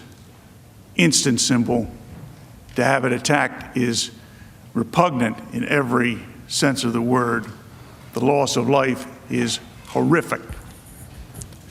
I spent many long years prosecuting homicide cases, catching criminals that committed murders. I have quite an extensive experience in dealing with the aftermath of those things. Certainly, as a FOP member and a member of many police organizations myself, we mourn the loss of the Capitol Police officer who I understand is laying not too far away from here. And you know, many of you in this room over your careers before they reached this summit here in the Senate would have had times where you represented your local communities as assistant district attorneys, assistant Commonwealth attorneys, assistant state attorneys. And you know this to be true, that when a horrific event occurred in your county or in your jurisdiction, if it was a state jurisdiction, you know that there was a terrible outcry, and the public immediately reacts with a desire that someone pay because something really bad happened. And that is a natural reaction of human beings. It's a natural reaction of human beings because we are generally a social people. We enjoy being around one another, even in DC. We recognize that people all the world over, and especially Americans who share that special bond with one another, love the freedoms that this country gives us. And we all feel that if somebody is unsafe when they're walking down the street, that the next person that's unsafe could be you, your spouse, one of your children, some other person that you love and know personally. So you'll never hear anybody representing former President Trump say anything at all other than what happened on January 6th and the storming and breaching of the Capitol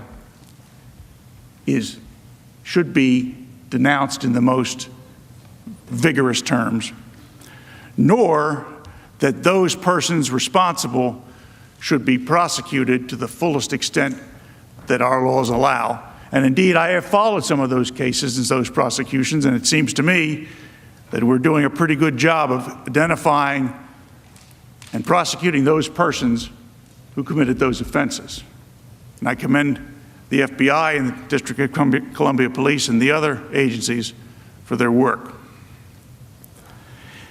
It's natural to recoil. It's an immediate thing. It comes over you without your ability to stop it. The desire for retribution. Who caused this awful thing? How do we make them pay? We recognize in the law, and I know many of you are lawyers, probably lawyers, some of you, I've been a lawyer 35 years, longer than me. Many longer than me, probably. And we know we have a specific body of law that deals with passion and rage, blinding logic and reason. That's the difference between manslaughter and murder. Manslaughter is the killing of a human being upon sudden and intense provocation. But murder is done with cold blood and reflective thought. We are so understanding of the concept that people's minds can be overpowered with emotion where logic does not immediately kick in, that we have recognized examples that otherwise would be hearsay and said that no, when you're driving down the street and you look over at your wife and you say, hey, you know what, that guy's about to drive through the red light and kill that person. Your wife can testify to what you said, because even though it's technically hearsay, it's an exception because it's the event living through the person. Why? No opportunity for reflective thought. And there's all sorts of examples that we recognize in the law for why people immediately desire retribution, immediately recognize in the law that people can be overcome by events.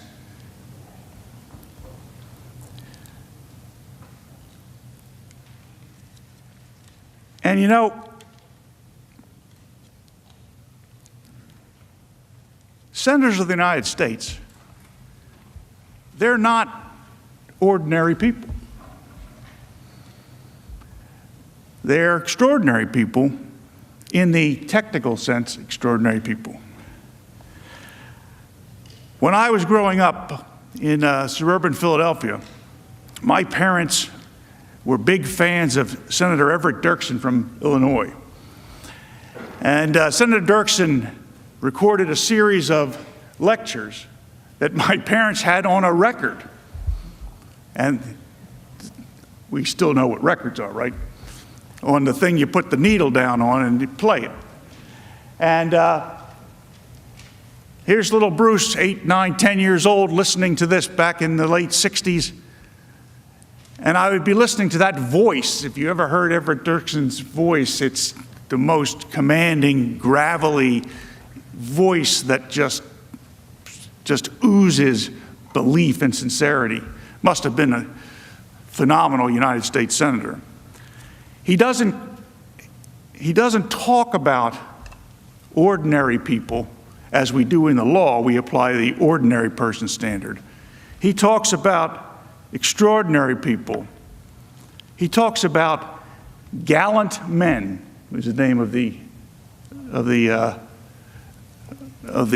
album. And now, of course, in the sign of the times, gallant men and women.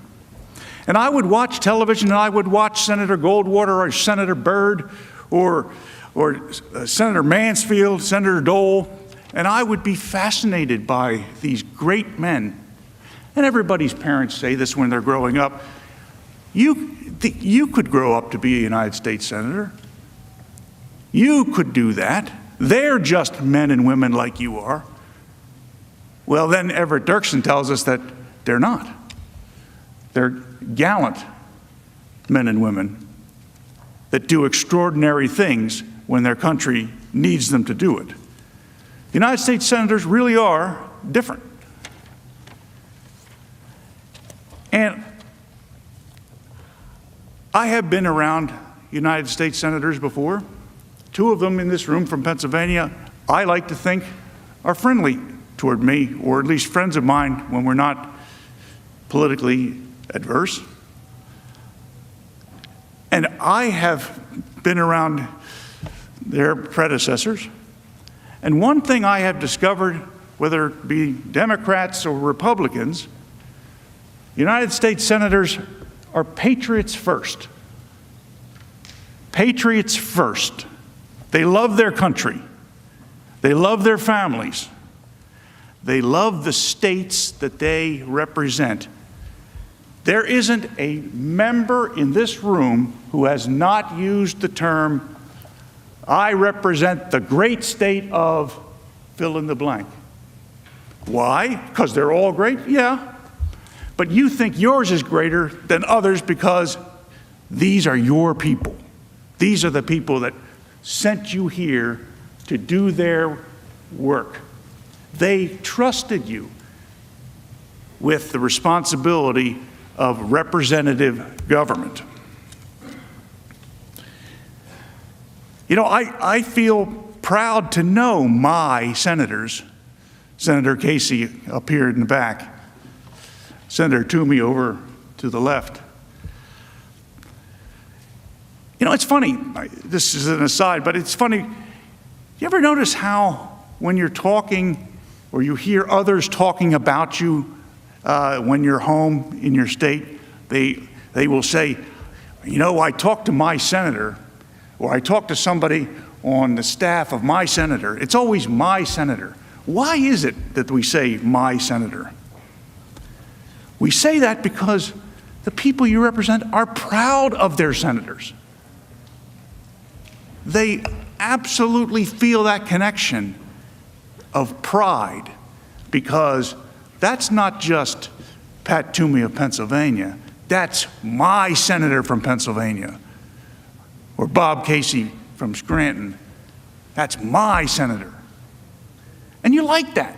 People like that. The people back home really do. And United States senators have a reputation, and it's deserved. They have a reputation for cool-headedness, being erudite. The men and women that we send from back home to D.C. to look after our interests. We feel a sense of ownership and a sense of pride in our senators. There's plenty of times I've been around in political gatherings where I hear, there's no way Senator Toomey's going to allow that. I don't mean to pick on you, Pat, but There's no way Senator Casey is going to allow that, because we feel pride and something bad is potentially in the wind. And we expect our United States senators, not reacting to popular will and not reacting to popular emotions, we expect them to do what is right, notwithstanding what is immediately and expedient that the media tells us is the topic of the day.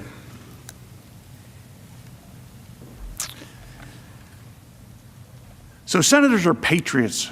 Senators are family men and women. They're fierce advocates for the great state in which they represent. And somewhere far down that list of attributes, way below patriot, and way below love of family and country, and way below fierce advocates for their states, far down, at least that's what I thought, anyway, and I still think that. Somewhere far down that list, senators have some obligation to be partisans, to represent a group of beliefs that are similar to beliefs shared by other United States senators. I understand that. And in fact, I have no problem with that system.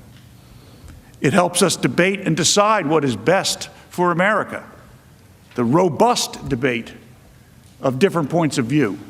And I dare say that Senator Schumer and Senator McConnell represent those things in this body and make sure that everything is talked out and robustly debated in this room before United States senators make a decision of extreme importance to the people they represent.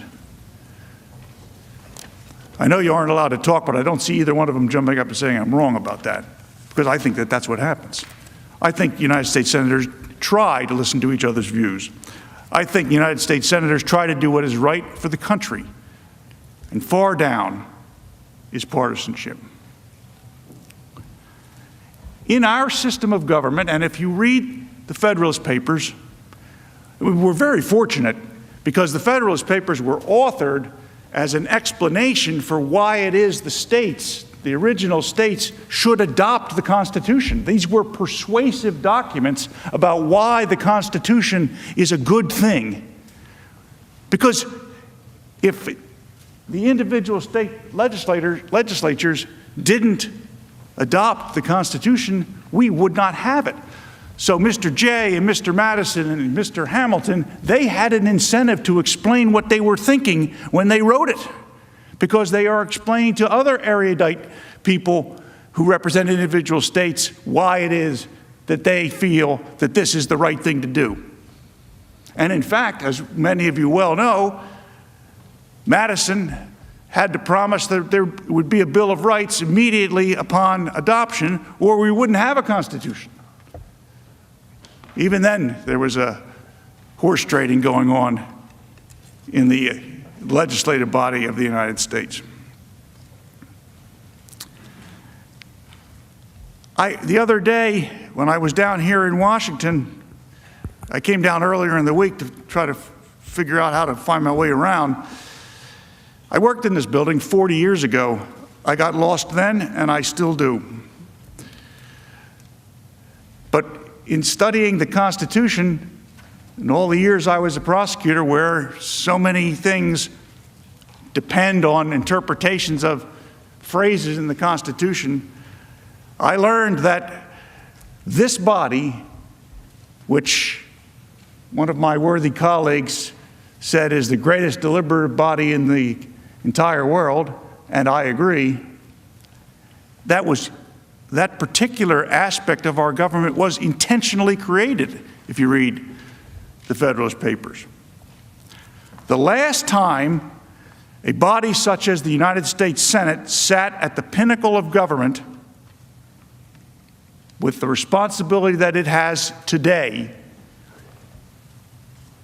it was happening in Athens, and it was happening in Rome. Republicanism, the form of government, republicanism, throughout history has always, and without exception, fallen because of fights from within, because of partisanship from within, because of bickering from within. And in each one of those examples that I mentioned, and there are certainly others probably that are smaller countries that lasted for less time that I don't know about off the top of my head, but each one of them, once there was the vacuum created that the greatest deliberative bodies, the Senate of Greece sitting in Athens, the Senate of Rome, the moment that they devolved into such partisanship, it's not as though they ceased to exist. They ceased to exist as representative democracy, both replaced by totalitarianism. Paraphrasing the famous quote from Benjamin Franklin, who, as a Philadelphian, I feel as though I can do that because he's my founding father, too. He who would trade liberty for some temporary security deserves neither liberty nor security. If we restrict liberty to attain security, we will lose both. And isn't the way we have enshrined in the Constitution the concepts of liberty that we think are critical, the very concepts of liberty that drove us to separate from Great Britain? And I can't believe these fellas are quoting what happened pre-revolution as though that's somehow of value to us. We left the British system. If we're really going to use pre-revolutionary history in Great Britain, then the precedent is we have a parliament and we have a king. Is that the precedent that we are headed for? Now, it's not an accident that the very first liberty, if you grant me that our liberties are enumerated in the Bill of Rights,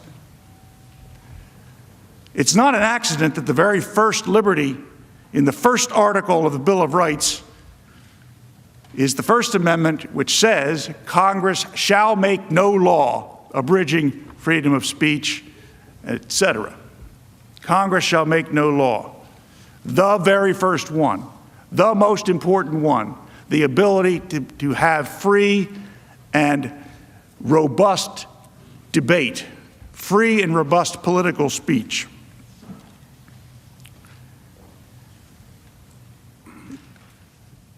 Something that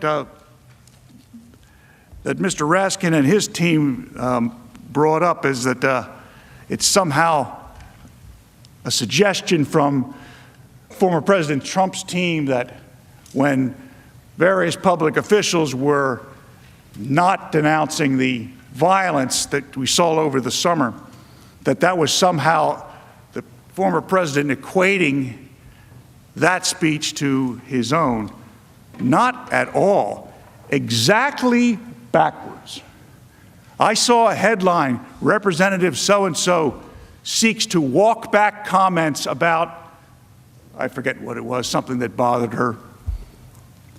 I was devastated when I saw that she thought it was necessary to go on television yesterday or the day before and say she needs to walk back her comments. She should be able to comment as much as she wants. And she should be able to say exactly as she feels. And if she feels that the supporters of then President Trump are not worthy of having their ideas considered, she should be permitted to say that. And anybody who agrees should be permitted to say they agree. That's what we broke away from Great Britain in order to be able to do. To be able to say what we thought in the most robust political debate. My colleague, Mike Vanderveen, is going to give you a recitation on the First Amendment law of the United States. I commend to your attention the analysis that he's going to give you. I don't expect, and I don't believe that the former president expects anybody to walk back any of the language. If that's how they feel about the way things transpired over the last couple of years in this country, they should be allowed to say that. And I will go to court and defend them if anything happens to them as a result. If the government takes action against that state representative or that U.S. representative who wants to walk back her comments, the government takes action against her, I have no problem going into court and defending her right to say those things, even though I don't agree with them.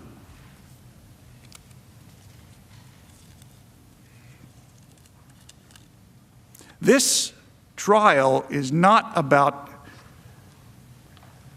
trading liberty for security. It's about suggesting that it is a good idea that we give up those liberties that we have so long fought for. We have sent armies to other parts of the world to convince those governments to implement the freedoms that we enjoy. This trial is about trading liberty for the security from the mob? Honestly, no, it can't be. We can't be thinking about that. We can't possibly be suggesting that we punish people for political speech in this country. And if people go and commit lawless acts as a result of their beliefs and they cross the line, they should be locked up. And in fact, I've seen quite a number of the complaints that were filed against the people who breached the Capitol. Some of them charge conspiracy. Not a single one of them, I noticed, charges conspiracy with the 45th President of the United States. Probably because prosecutors have an ethical requirement that they are not allowed to charge people with criminal offenses without probable cause. You might consider that. And if we go down the road that my very worthy adversary here, Mr. Raskin, asks you to go down, the floodgates will open. I was going to say it will, instead of floodgates, I was going to say originally it will release the whirlwind, which is a biblical reference. But I subsequently learned since I got here that that particular phrase has already been taken, so I figured I better change it to floodgates. But the political pendulum will shift one day.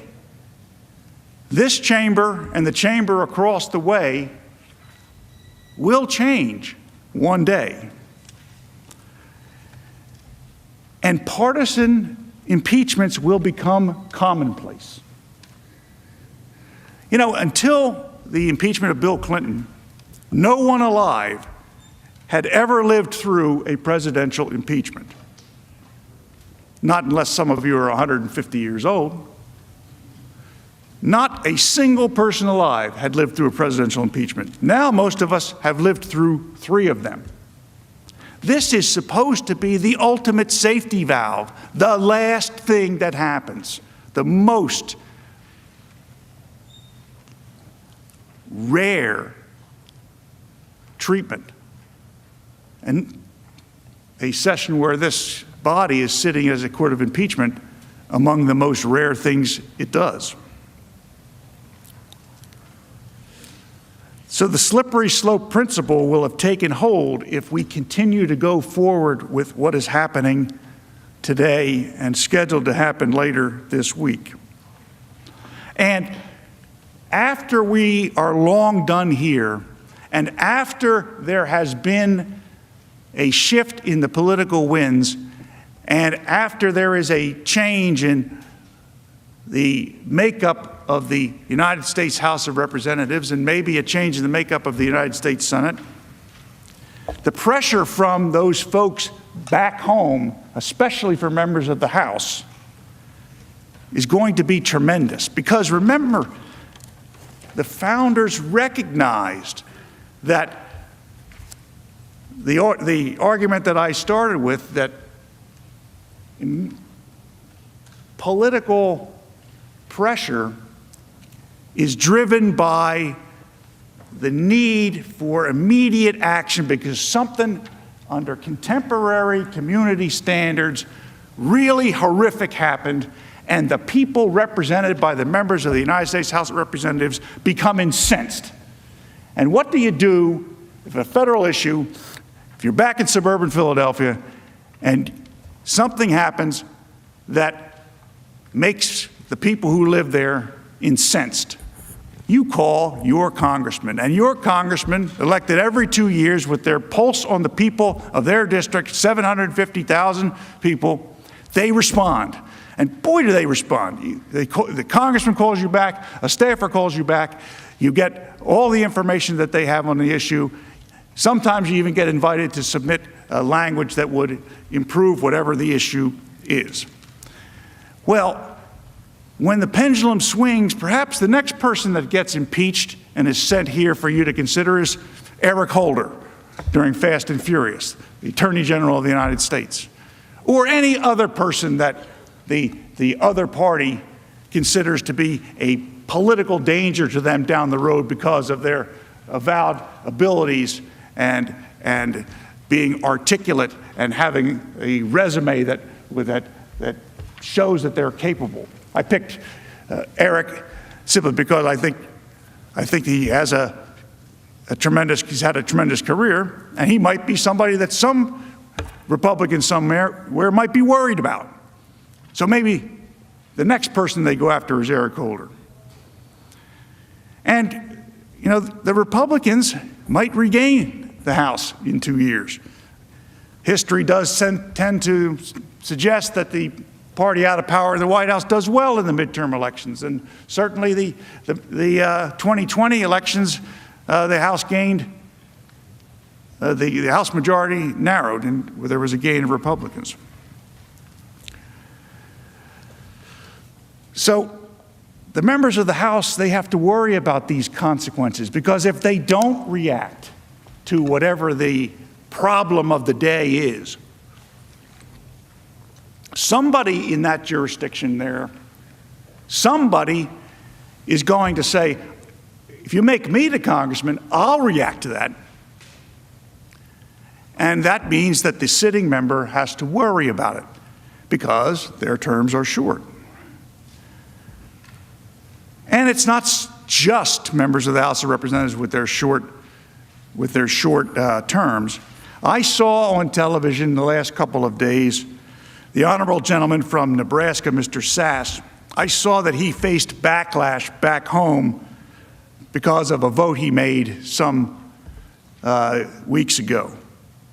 That a political party was complaining about a decision he made as a United States Senator. You know, it's interesting because I don't want to steal the thunder from the other lawyers, but Nebraska, you're going to hear, is quite a judicial thinking place.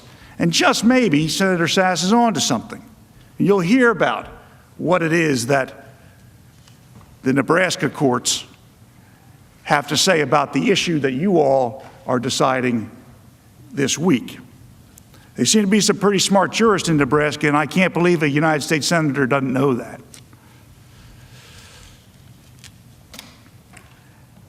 A senator like the gentleman from Nebraska, whose Supreme Court history is ever present in his mind, and rightfully so, he faces the whirlwind, even though he knows what the judiciary in his state thinks. People back home will demand their House members continue the cycle as political fortunes rise and fall. The only entity that stands between the bitter infighting that led to the downfall of the Greek Republic and the Roman Republic and the American Republic is the Senate of the United States.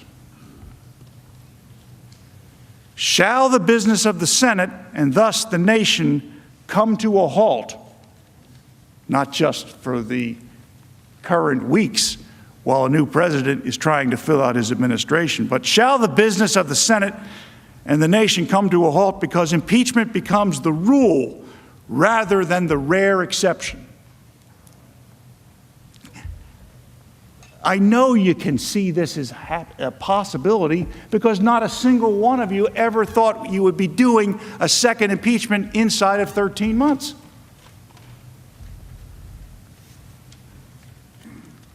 And the pressure will be enormous to respond in kind.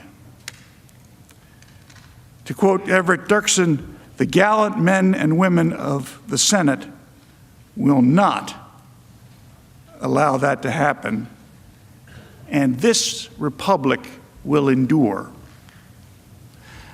because the top responsibility of a United States Senator and the top characteristic that you all have in common, and boy, this is a diverse group, but there isn't a single one of you who, A, doesn't consider yourself a patriot of the United States,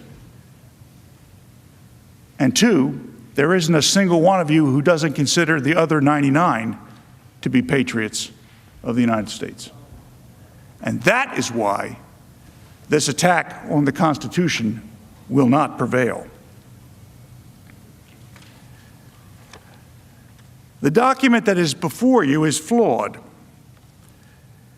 The rule of the Senate concerning impeachment documents, Articles of Impeachment, Rule 23, says that such documents cannot be divided. You might have seen that we wrote that in the answer. It might have been a little legalistic or legalese for the newspapers to opine on very much, but there is some significance.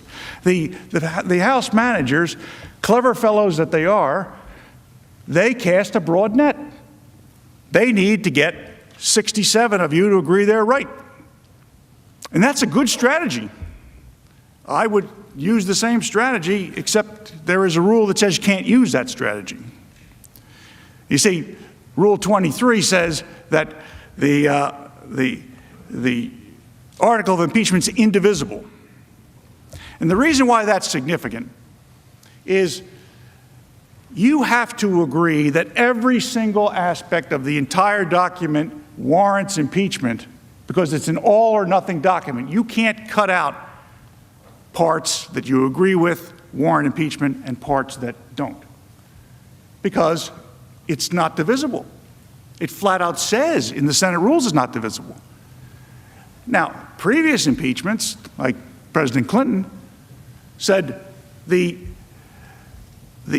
president shall be found guilty of high crimes and misdemeanor for engaging in one or more of the following, and then gives a list. So all you had to do was win one. But they do that here. Has to be all or nothing. And some of these things that you are asked to consider might be close calls in your mind. But one of them is not. The argument about the 14th Amendment is absolutely ridiculous. The House managers tell you that the president should be impeached because he violated the 14th Amendment. And here's what the 14th Amendment says.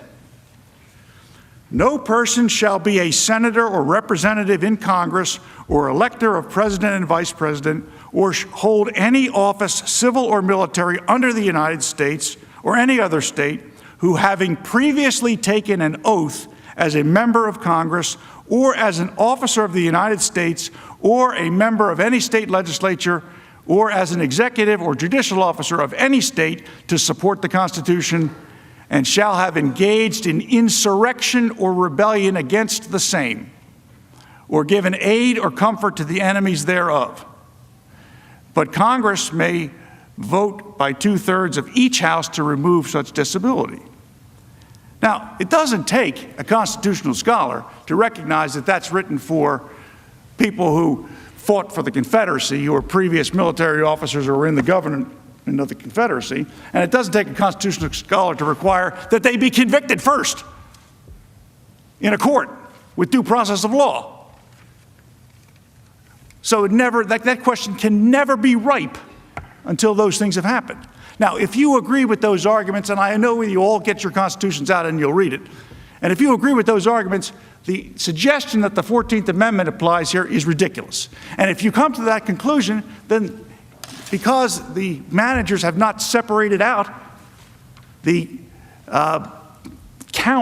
any counts within the article of impeachment, the whole thing falls. I didn't write that.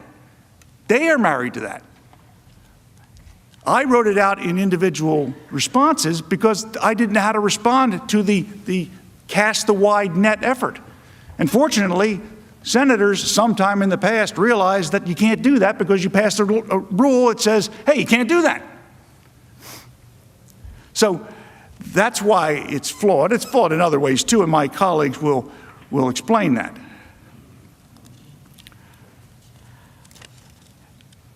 I was struck. I thought the House managers who spoke earlier were brilliant speakers. And I made some notes, and they'll hear about what I think about some of the things they said later when I'm closing the case. But I thought they were brilliant speakers, and I loved listening to them. And they're smart fellows. But why are the House managers afraid, and why is the majority of the House of Representatives afraid of the American people?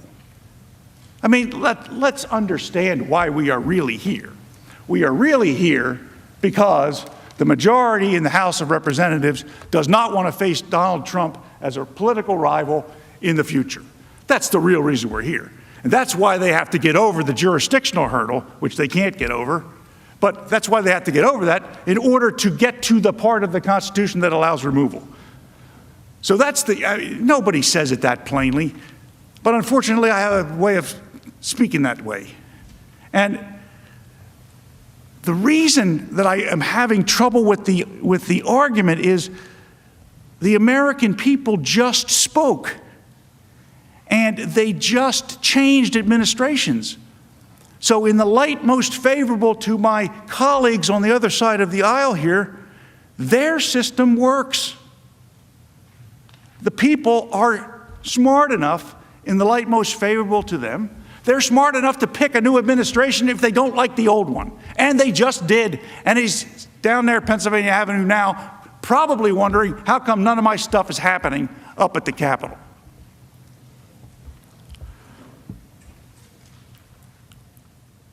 Why do the members of the House of Representatives, the majority of the House of Representatives, why are they afraid of the very people that sent them to do this job? The people they hope will continue to send them back here. Why are they afraid that those same people who were smart enough to pick them as their congressman aren't smart enough to pick somebody who is a candidate for president of the United States? Why fear that the people will all of a sudden forget how to choose an administration in the next few years? And in fact, this happens all the time when there are changes in administrations from one-term presidents to others. Well, Nixon was sort of a 1.5 term, but Nixon to Ford, Ford to Carter, Carter to Reagan, Bush 41 to Clinton. That happens. The people get tired of an administration they don't want, and they know how to change it. And they just did. So why think that they won't know how to do it in 2024 if they want to? Or is that what the fear is? Is the fear that the people in 2024, in fact, will want to change and will want to go back to Donald Trump and not the current occupant of the White House, President Biden?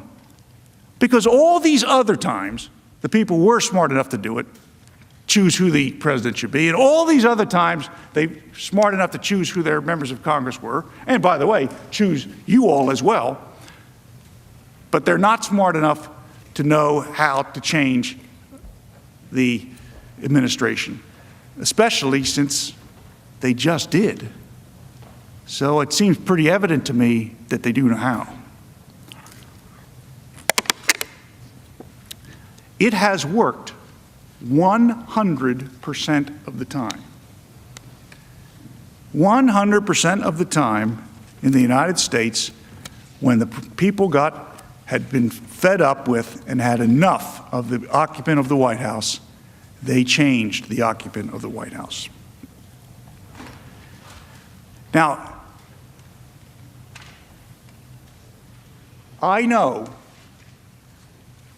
that one of the strengths of this body is its deliberative action. And I saw Senator Manchin on the TV the other night talking about the filibuster. And the main point was that Senator Manchin was explaining to those of us who don't operate here all the time that this body has an obligation to try to reach consensus across the aisle to legitimize the decisions it makes. Obviously, he's capable of making his own pronouncements on it, but that's what it came across on the television. And I think that that is a good way of saying why the Senate of the United States is different than other places. You know, the Constitution is a document designed to protect the rights of the minority, not the rights of the majority. Congress shall make no law abridging all of these things. That's because those were the things that were of concern at the time. It's easy to be in favor of liberty and equality and free speech when it's popular.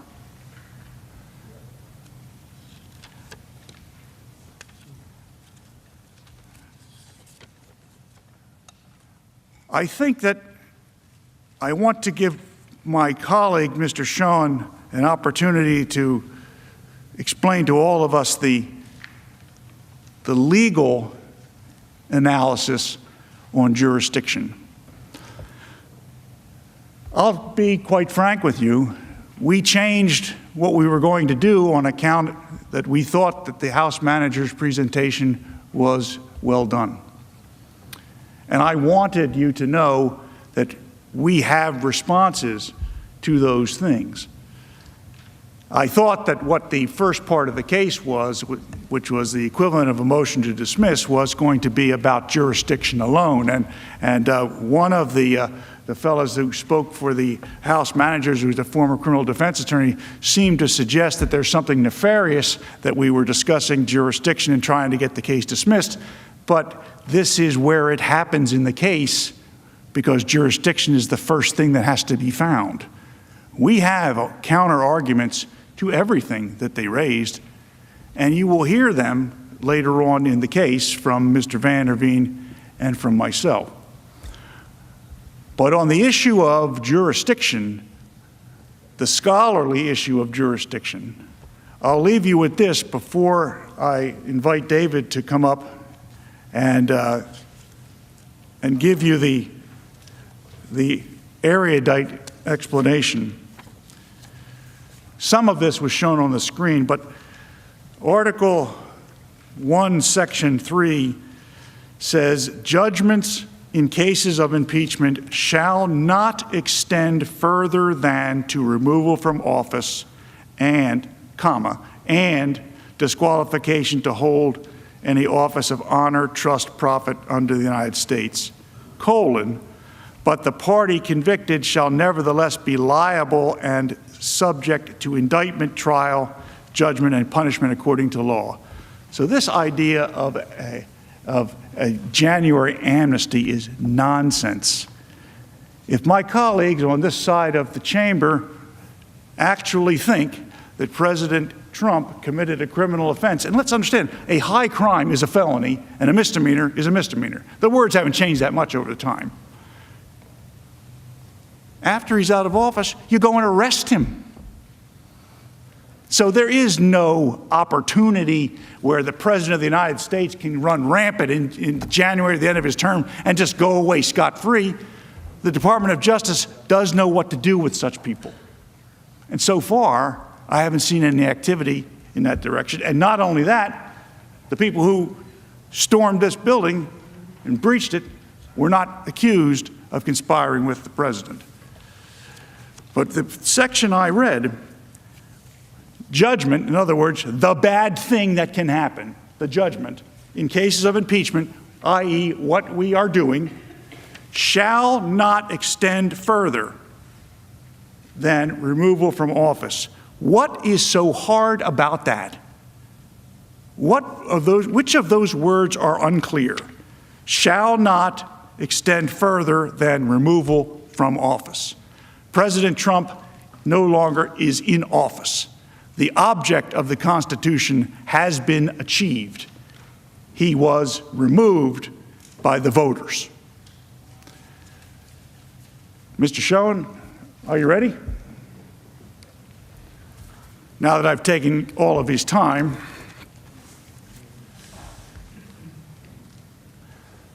thank you, Mr. President.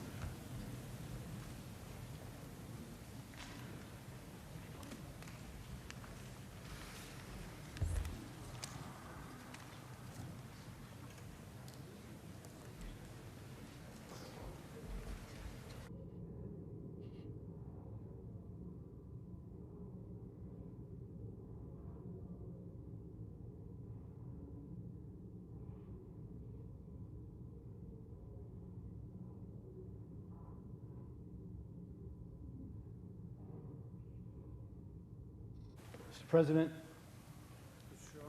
leaders,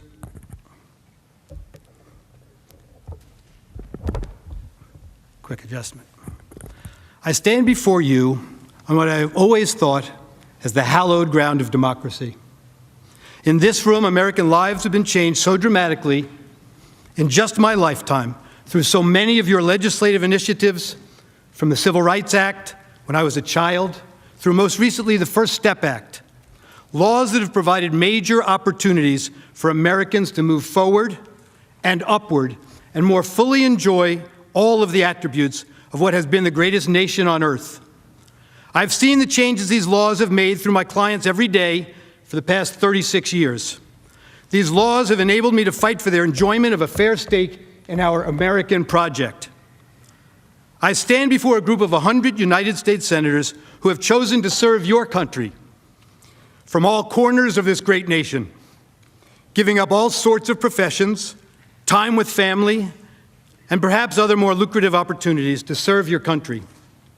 Mr. President, you are a man who so honorably served this nation in the Senate and in public service before your tenure here. It is an honor to appear in this historic hall of democracy, yet today, that honor is tempered by an overriding feeling of grave concern. Grave concern for the danger to the institution of the presidency that I believe even convening these proceedings indicates. The joy I believed I would feel if I ever had the great privilege of appearing before this body is replaced by sadness and pain. My overriding emotion is frankly wanting to cry for what I believe these proceedings will do to our great, so long enduring, sacred Constitution and to the American people on both sides of the great divide that now characterizes our nation. Esteemed members of the Senate, going forward with this impeachment trial of a former President of the United States is unconstitutional for reasons we have set out in our brief, some of which we'll focus on here, and as a matter of policy, it is wrong, as wrong can be for all of us as a nation. We are told by those who favor having these proceedings that we have to do it for accountability. But anyone truly interested in real accountability for what happened at the Capitol on January 6th would, of course, insist on waiting for a full investigation to be completed. Indeed, one is underway in earnest already, intent on getting to the bottom of what happened. Anyone interested in ensuring that it's truly the one or ones responsible from whom accountability is sought would more than willingly wait for the actual evidence, especially with new evidence coming in every day about pre-planning, about those who were involved, and about their agenda bearing no relationship to the claims made here. They say you need this trial before the nation can heal, that the nation cannot heal without it. I say our nation cannot possibly heal with it. With this trial, you will open up new and bigger wounds across the nation, for a great many Americans see this process for exactly what it is: a chance by a group of partisan politicians seeking to eliminate Donald Trump from the American political scene and seeking to disenfranchise 74 million plus American voters and those who dare to share their political beliefs and vision of America. They hated the results of the 2016 election and want to use this impeachment process to further their political agenda. These elitists have mocked them for 4 years. They've called their fellow Americans who believe in their country and their Constitution deplorables. And the latest talk is that they need to deprogram those who supported Donald Trump and the grand old party. But at the end of the day, this is not just about Donald Trump or any individual. This is about our Constitution and abusing the impeachment power for political gain.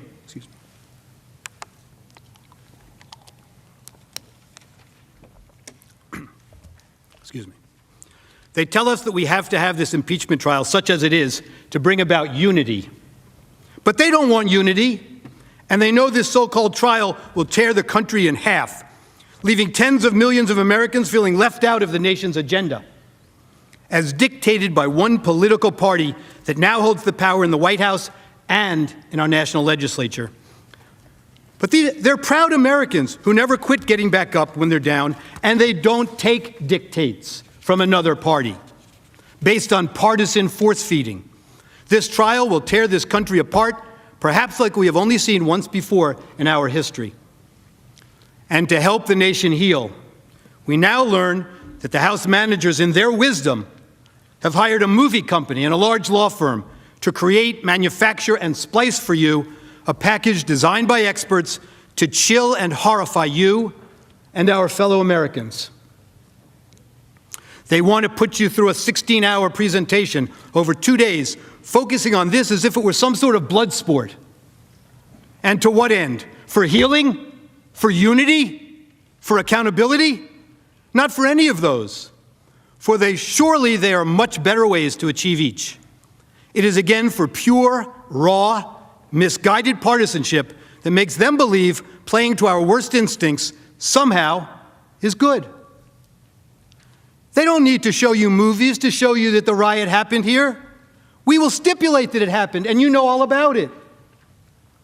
This is a process fueled irresponsibly by base hatred by these House managers and those who gave them their charge, and they are willing to sacrifice our national character to advance their hatred and their fear that one day they might not be the party in power. They have a very different view of democracy and freedom from Justice Jackson, who once wrote, "But freedom to differ is not limited to things that do not matter much.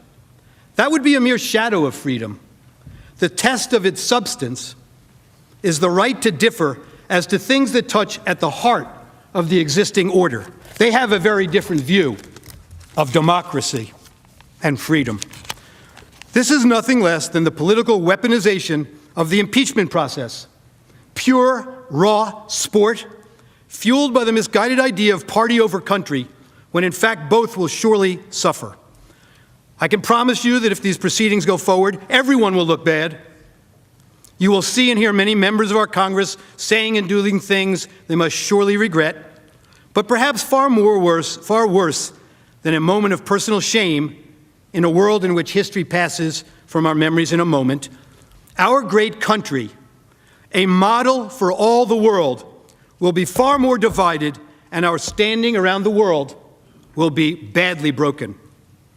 Our arch enemies who pray each and every day for our downfall will watch with glee, glowing in the moment as they see you at your worst and our country in internal divide. Let's be perfectly clear. If you vote to proceed with this impeachment trial, future senators will recognize that you bought into a radical constitutional theory that departs clearly from the language of the Constitution itself and holds, and this is in their brief, that any civil officer who ever dares to want to serve his or her country must know that they will be subject to impeachment long after their service in office has ended, subject only to the political and cultural landscape of the day that is in operation at any future time. This is exactly the position taken by the House managers at page 65 of their brief. Unprecedented, radical position. They unabashedly say so. Imagine the potential consequences for civil officers you know and who you believed served so honorably, but who in the view of a future Congress might one day be deemed to be impeachment worthy. Imagine it now, because your imagination is the only limitation. The House managers tell you a correct reading of the impeachment power under the Constitution is that it has no temporal limit and can reach back in time without limitation to target anyone who dared to serve our nation as a civil officer.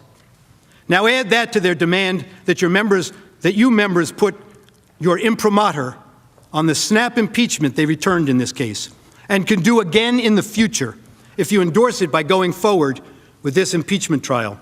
This is an untenable combination that literally puts the institution of the presidency directly at risk, nothing less. And it does much more. Under their unsupportable constitutional theory and tortured reading of the text, every civil officer who has served is at risk of impeachment if any given group elected to the House decides that what was thought to be important service to the country when they served now deserves to be canceled. They've made clear in public statements that what they really want to accomplish here in the name of the Constitution is to bar Donald Trump from ever running for political office again. But this is an affront to the Constitution, no matter who they target today. It means nothing less than the denial of the right to vote and the independent right for a candidate to run for elective political office, guaranteed by the First and 14th Amendments to the United States Constitution, under the guise of impeachment as a tool to disenfranchise. Perhaps my friend put the situation simply and sharply into focus last week on his radio show. My friend is a distinguished lawyer who served as an ambassador to former President Obama and has friends among you.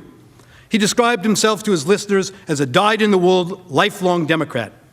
But, he said, the idea of 100 people in these circumstances deciding that tens of millions of American voters cannot cast their vote for their candidate for president ever again is unthinkable, and it truly should be. I will discuss today several reasons this matter should not and must not proceed, why the Senate lacks jurisdiction to conduct this trial of a former president, a president no longer in office and now a private citizen. Any single reason in our trial memorandum or discussed today suffices. But I want to start with a discussion of the fundamental due process lacking from the start, and that would last through the end if this goes forward, because it is this irretrievably flawed process and its product, a dangerous snap impeachment, that brings us here and that threatens to send a message into the future that we will all regret forever,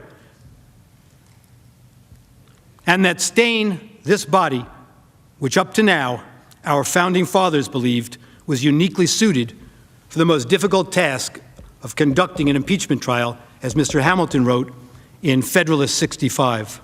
These aren't just niceties. I make no apology for demanding in your name, in the name of the Constitution, that the rights to due process guaranteed under the Constitution are adhered to in a process as serious as this in our national lives.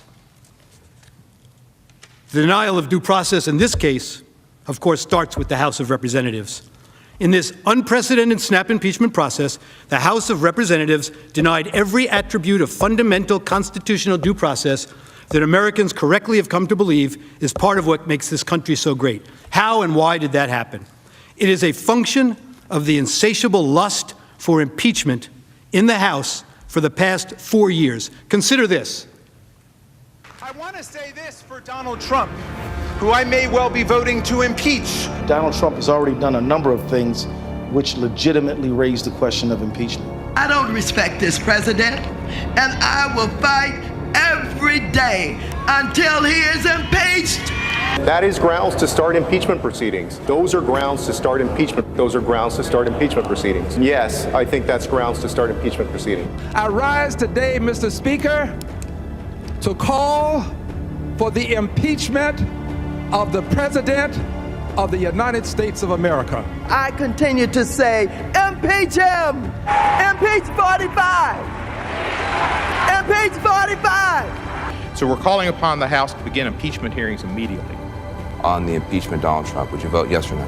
I would vote yes. I would vote to impeach. Because we're going to go in there, we're going to impeach the motherfucker. But the fact is, I introduced articles of impeachment in July of 2017. If we don't impeach this president, he will get reelected. My oath requires me to be for impeachment, have an impeachment hearing. He needs the scarlet eye on his chest. The representatives should begin impeachment proceedings against this president. It is time to bring impeachment charges against him. Bring impeachment charges. My personal view is that he richly deserves impeachment. I'm here at an impeachment rally, and we are ready to impeach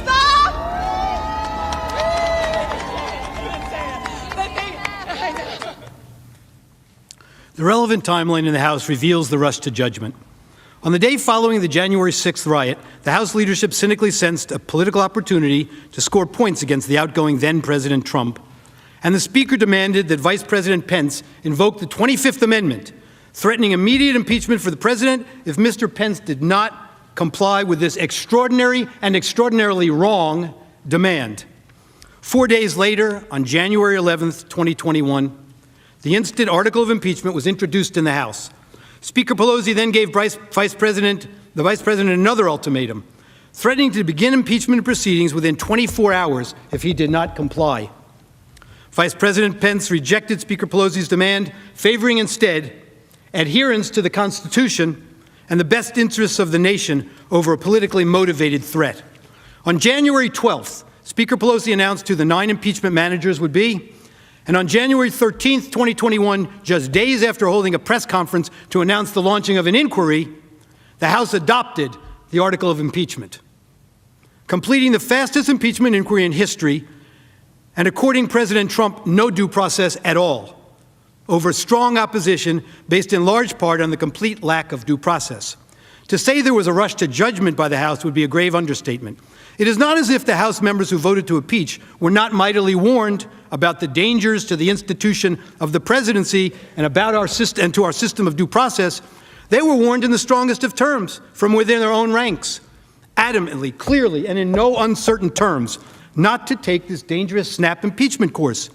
Those warnings were framed in the context of the constitutional due process that was denied here. Consider the warnings given by one member during the House proceedings, pleading with the other members to accord this decision the due process the Constitution demands. This is Representative Cole of Oklahoma. With only 1 week to go in his term, the majority is asking us to consider a resolution impeaching President Trump. And they do so knowing full well that even if the House passes the resolution, the Senate will not be able to begin considering these charges until after President Trump's term ends. I can think of no action the House can take that is more likely to further divide the American people than the action we are contemplating today. Emotions are clearly running high, and political divisions have never been more apparent in my lifetime, Representative Cole said.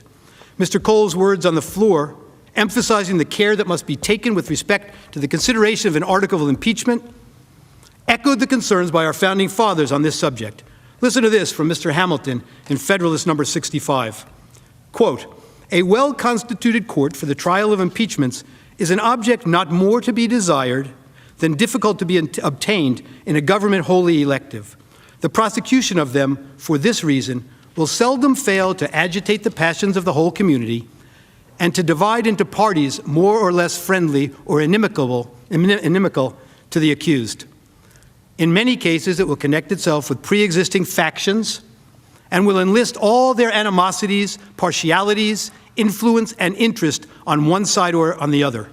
In such cases, there will always be the greatest danger that the decision will be regulated more by the comparative strength of parties than by the real demonstrations of innocence or guilt." Prescient thinking by Mr. Hamilton, as we see often. In what I say to you is a proof of the need for due process based on the critically serious nature of the singular role the impeachment process has in our government. Mr. Hamilton characterized the consideration of an impeachment in these terms: the delicacy and magnitude of a trust which so deeply concerns the political reputation and existence of every man engaged in the administration of public affairs speak for themselves. This, too, in Federalist 65. Now back to the House and the warnings against this rush judgment in this case. Mr. Cole of Oklahoma again. In the name of healing, a path forward, he said, our people so desperately need, he warned that, quote, the House is moving forward erratically with a truncated process that does not comport with the modern practice and that will give members no time to contemplate the serious nature of action before us. Mr. Cole emphasized to his colleagues that such care must be taken with the consideration of an article of impeachment, quote, in order to ensure that the American people have confidence in the procedures the House is following, and because the presidency itself demands due process in the impeachment proceedings.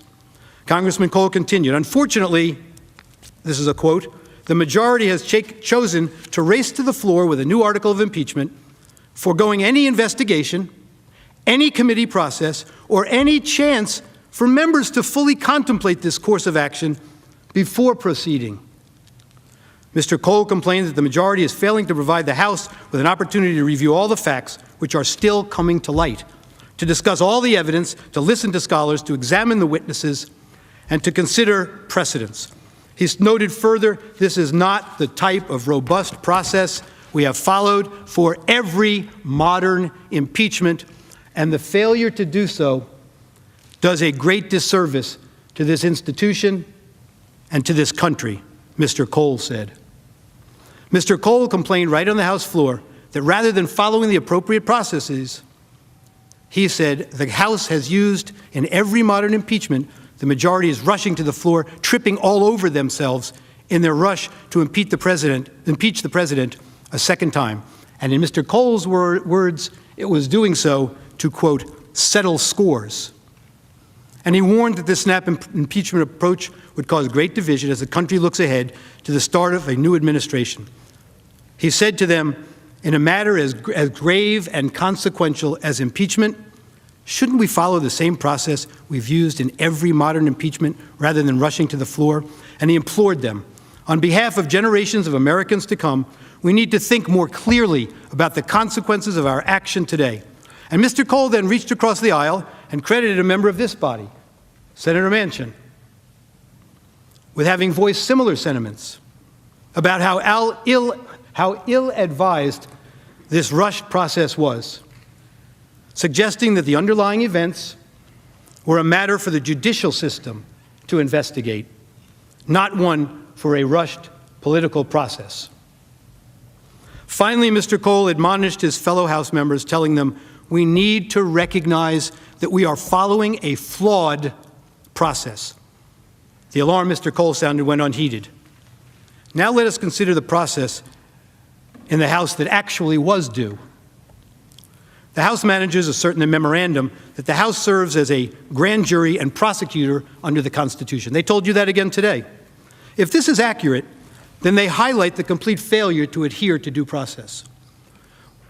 One should not diminish the significance of impeachment's legal aspects, particularly as they relate to the formalities of the criminal justice process. It is a hybrid of the political and legal, a political process moderated by legal formalities. This is a quote, Richard Broughton. The Fifth Amendment to the United States Constitution provides, in relevant part, that no person shall be deprived of life, liberty, or property without due process of law. Supreme Court long ago recognized in Matthews versus Eldridge that at its core, due process is about what we all want, what we all have the right to demand, fundamental fairness. One scholar, Brian Owsley, has written that the impeachment process should and does include some of the basic safeguards for the accused that are observed in a criminal process, such as fairness, due process, presumption of innocence, and proportionality, basic American values. And of course, we know that the Supreme Court has recognized that due process protection attend congressional investigations. While Congress is empowered to make its own rules of proceeding, it may not make rules that ignore constitutional restraints or violate fundamental rights.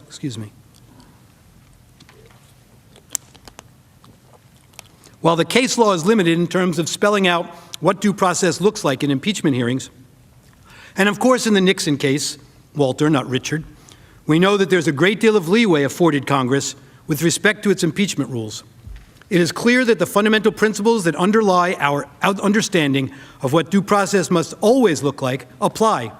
In Hastings versus United States, D.C. court case, vacated on different grounds, they address the matter, clearly concluding that the Due Process Clause applies to impeachment proceedings and that it imposes an independent constitutional constraint on how the Senate exercises its sole power to try all impeachments under Article 1, Section 3, Clause 6.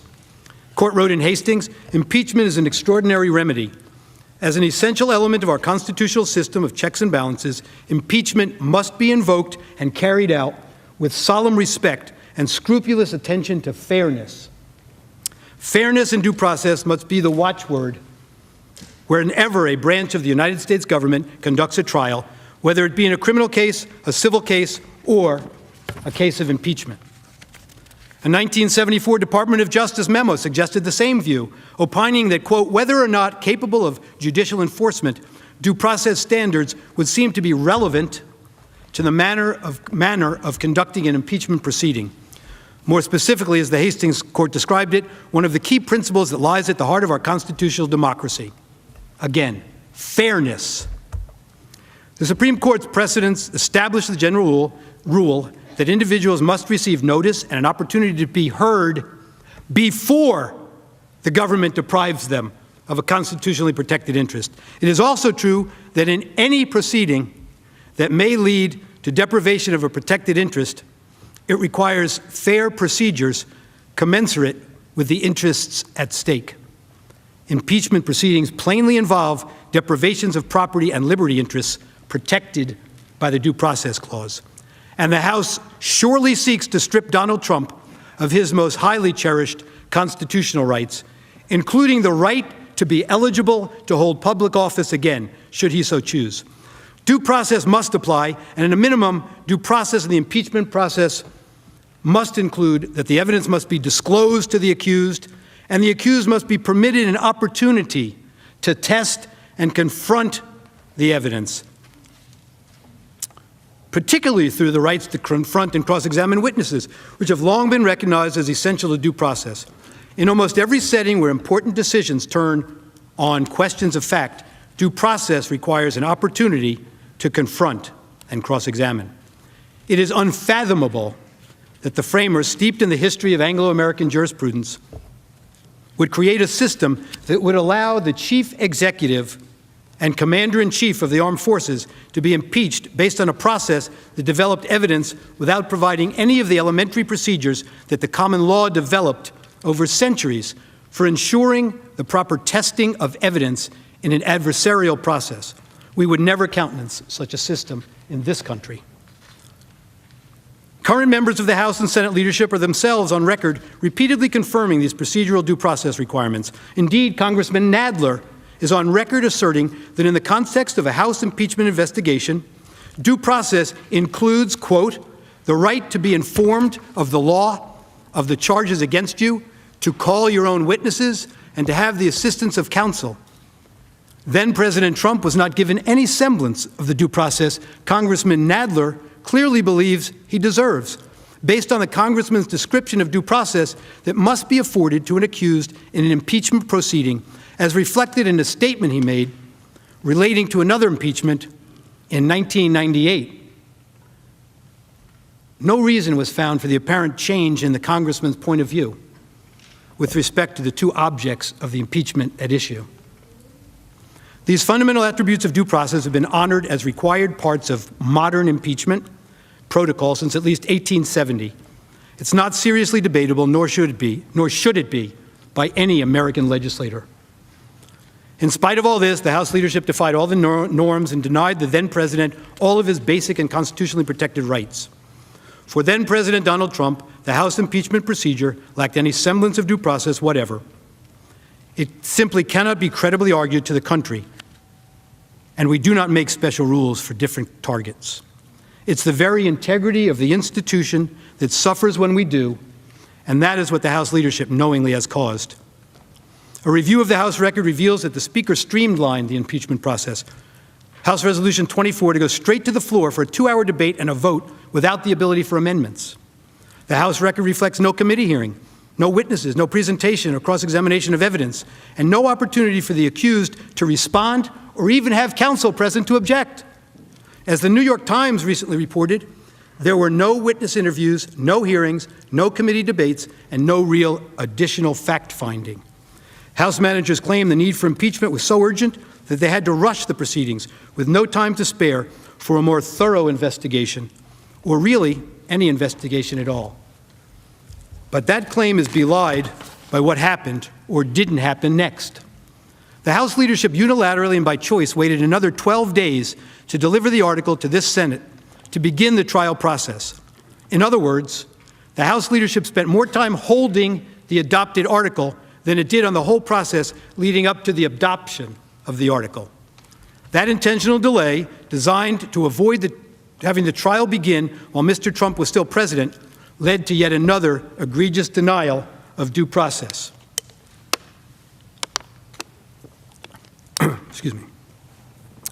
Article 1, Section 3 of our Clause 6 of our Constitution, of course, provides in pertinent part that the Senate shall have the sole power to try all impeachments. When sitting for that purpose, they shall be on oath or affirmation, and when the President of the United States is tried, the Chief Justice shall preside. By intentionally waiting until President Trump's term of office expired before delivering the article of impeachment to the Senate to initiate trial proceedings, Speaker Pelosi deprived then-President Trump of the express constitutional right and the right under the Senate's own Rule 4 to have the Chief Justice of the United States preside over his trial and wield the considerable power provided for in the rules of procedure and practice in the Senate when sitting on impeachment trials. That power includes, under Rule 5, the presiding officer's exclusive right to make and issue all orders, under Rule 7, to make all evidentiary orders, subject to objections by a member of the Senate. We say respectfully that this intentional delay by Speaker Pelosi, such that in the intervening period President Trump became private citizen, Mr. Trump, constitutes a lapse or waiver of jurisdiction here. For Mr. Trump no longer is the president, described as subject to impeachment in Article 1, Section 3, Clause 6, and in Article 2, Section 4. And this body, therefore, has no jurisdiction as a function of that additional due process violation by Speaker Pelosi. Moreover, with all due respect, then President Trump suffered a tangible detriment from Speaker Pelosi's actions, which violates not only his rights to due process of law, but also his express constitutional right to have the Chief Justice preside. That tangible detriment includes the loss of the right to a conflict-free, impartial presiding officer, with all due respect, the very purpose behind requiring the Chief Justice to preside over the President's impeachment trial, along with the other benefits of having the two branches combined, the Chief Justice from the judiciary and the Senate, for the impeachment trial of the President, reflected in Federalist 66. One of the reasons the Chief Justice was chosen for that task. Mr. Trump now faces a situation in which the presiding officer will serve as both judge, with all the powers that the rules endow him with, and juror with a vote. And beyond that, the presiding officer, although enjoying a lifelong honorable reputation, of course, has been Mr. Trump's vocal and adamant opponent throughout the Trump administration, and in fact, in the very matter on trial, the presiding officer, respectfully, already has publicly announced his fixed view, before hearing any argument or evidence, that Mr. Trump must be convicted on the article of impeachment before the Senate, and indeed that members in both parties have an obligation to vote to convict as well. Nowhere in this great country would any American, and certainly not this honorable presiding officer, consider this scenario to be consistent with any stretch of the American concept of due process and a fair trial, and certainly not even the appearance of either. By no stretch of the imagination could any fair-minded American be confident that a trial so conducted would or could be the fair trial promised by the leader. While most procedural aspects of a Senate impeachment trial may be non-justiciable political questions, this is not an excuse to ignore what law and precedent clearly require. The present situation either presents a violation of the constitutional text found in the articles mentioned above that require the Chief Justice to preside when the President is on trial, or it is a clear denial of due process and fair trial rights for private citizen Trump to face an impeachment trial so conducted by the Senate. The impeachment article should be treated as a nullity and dismissed based on the total lack of due process in the House. It should be dismissed because of Speaker Pelosi's intentional abandonment or waiver of jurisdiction, if the House ever acquired jurisdiction. And the article should be dismissed because the trial in the Senate of a private citizen is not permitted, let alone with the conflicts just described that attend this proceeding. Finally, on the subject of due process in this matter, I say the following.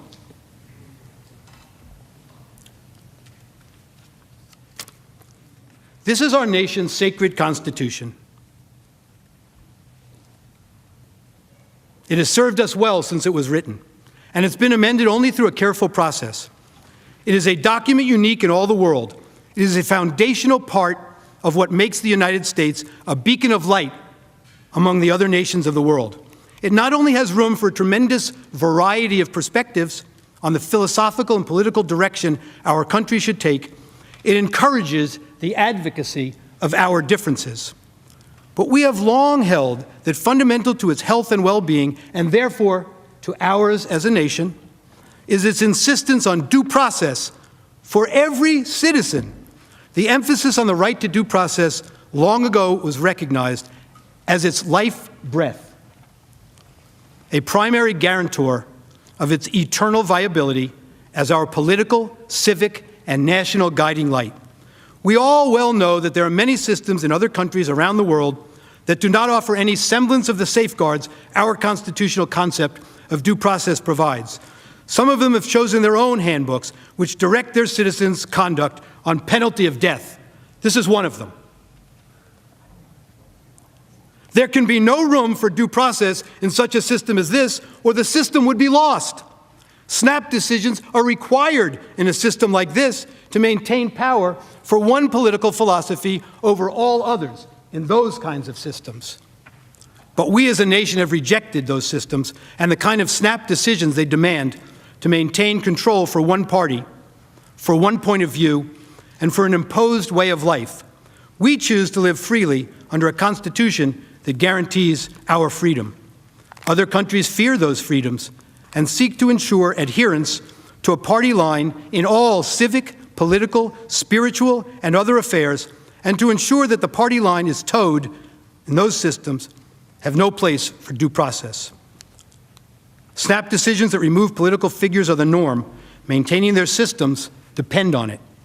That is not our way in America and never must be. We choose in America to live by our Constitution and its amendments and the due process this document demands for every citizen among us.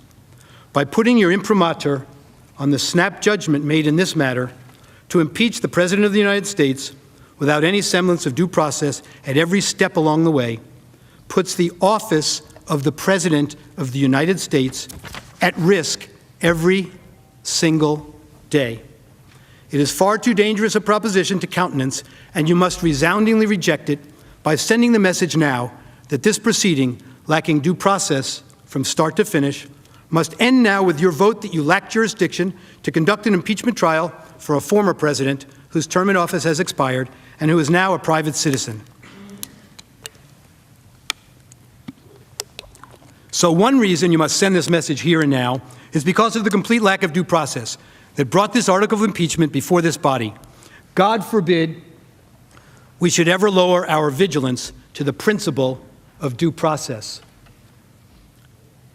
An impeachment trial of a private citizen Trump held before the Senate would be nothing more nor less than the trial of a private citizen by a legislative body. An impeachment trial by the Senate of a private citizen violates Article 1, Section 9 of the United States Constitution, which provides that no bill of attainder shall be passed.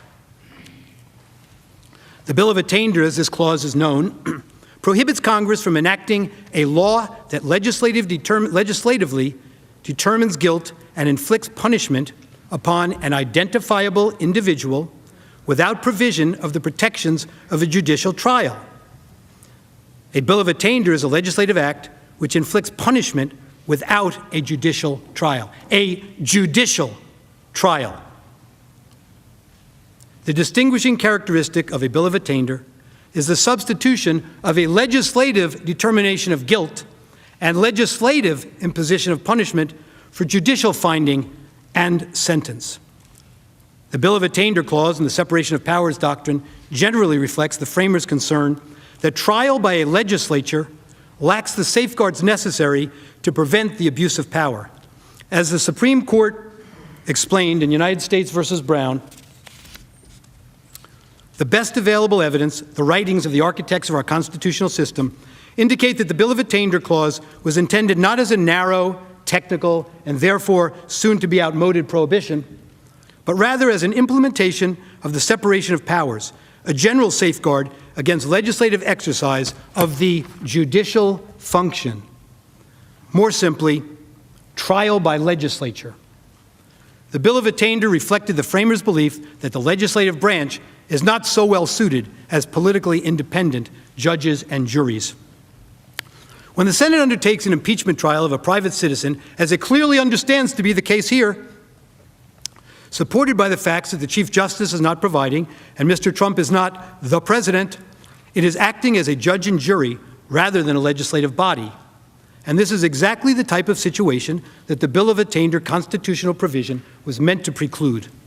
It is clear that disqualification from holding future office, the punishment the House managers intend to seek here, is a kind of punishment, like a banishment and others, that is subject to the constitutional prohibition against the passage of bills of attainder, under which general designation bills of pains and penalties are included.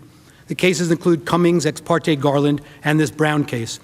The Supreme Court 3 times has struck down provisions that precluded support of the South or support of communism from holding certain jobs as being in violation of this prohibition.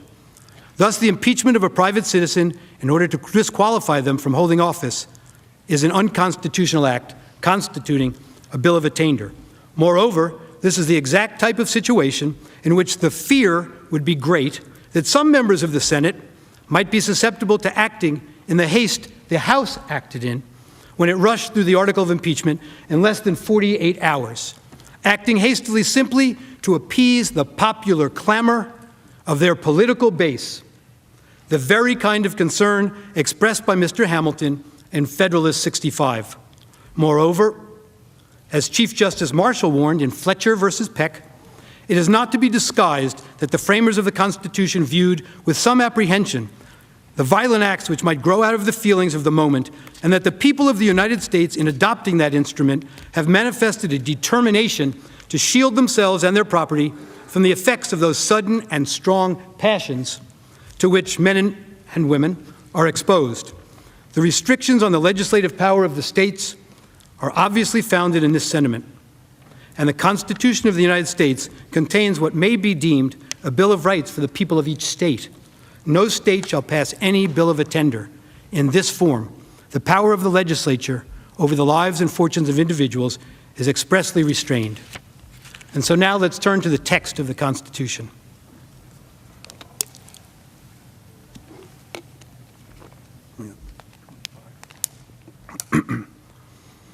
Turning to the text of the Constitution is, for many, of course, the most appropriate and the most important starting place for trying to answer a Constitution-based question. There are several passages of the United States Constitution that relate to the federal impeachment process. Let's turn to a reading of the text now.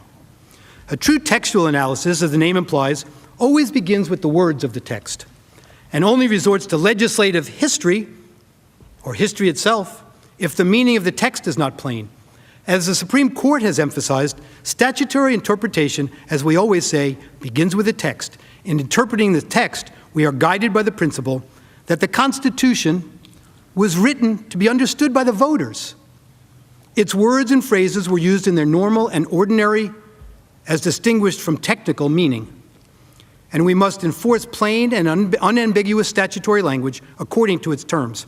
If the President is impeached, the unambiguous text of the Constitution commands that the Chief Justice of the United States shall preside, as we discussed earlier.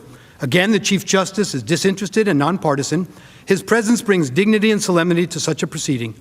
In this case, the Chief Justice clearly is not presiding, and the conflict of interest wouldn't necessarily just arise as a substitute for the Vice President. It's the appearance of a conflict of interest and the prejudgment that we've discussed.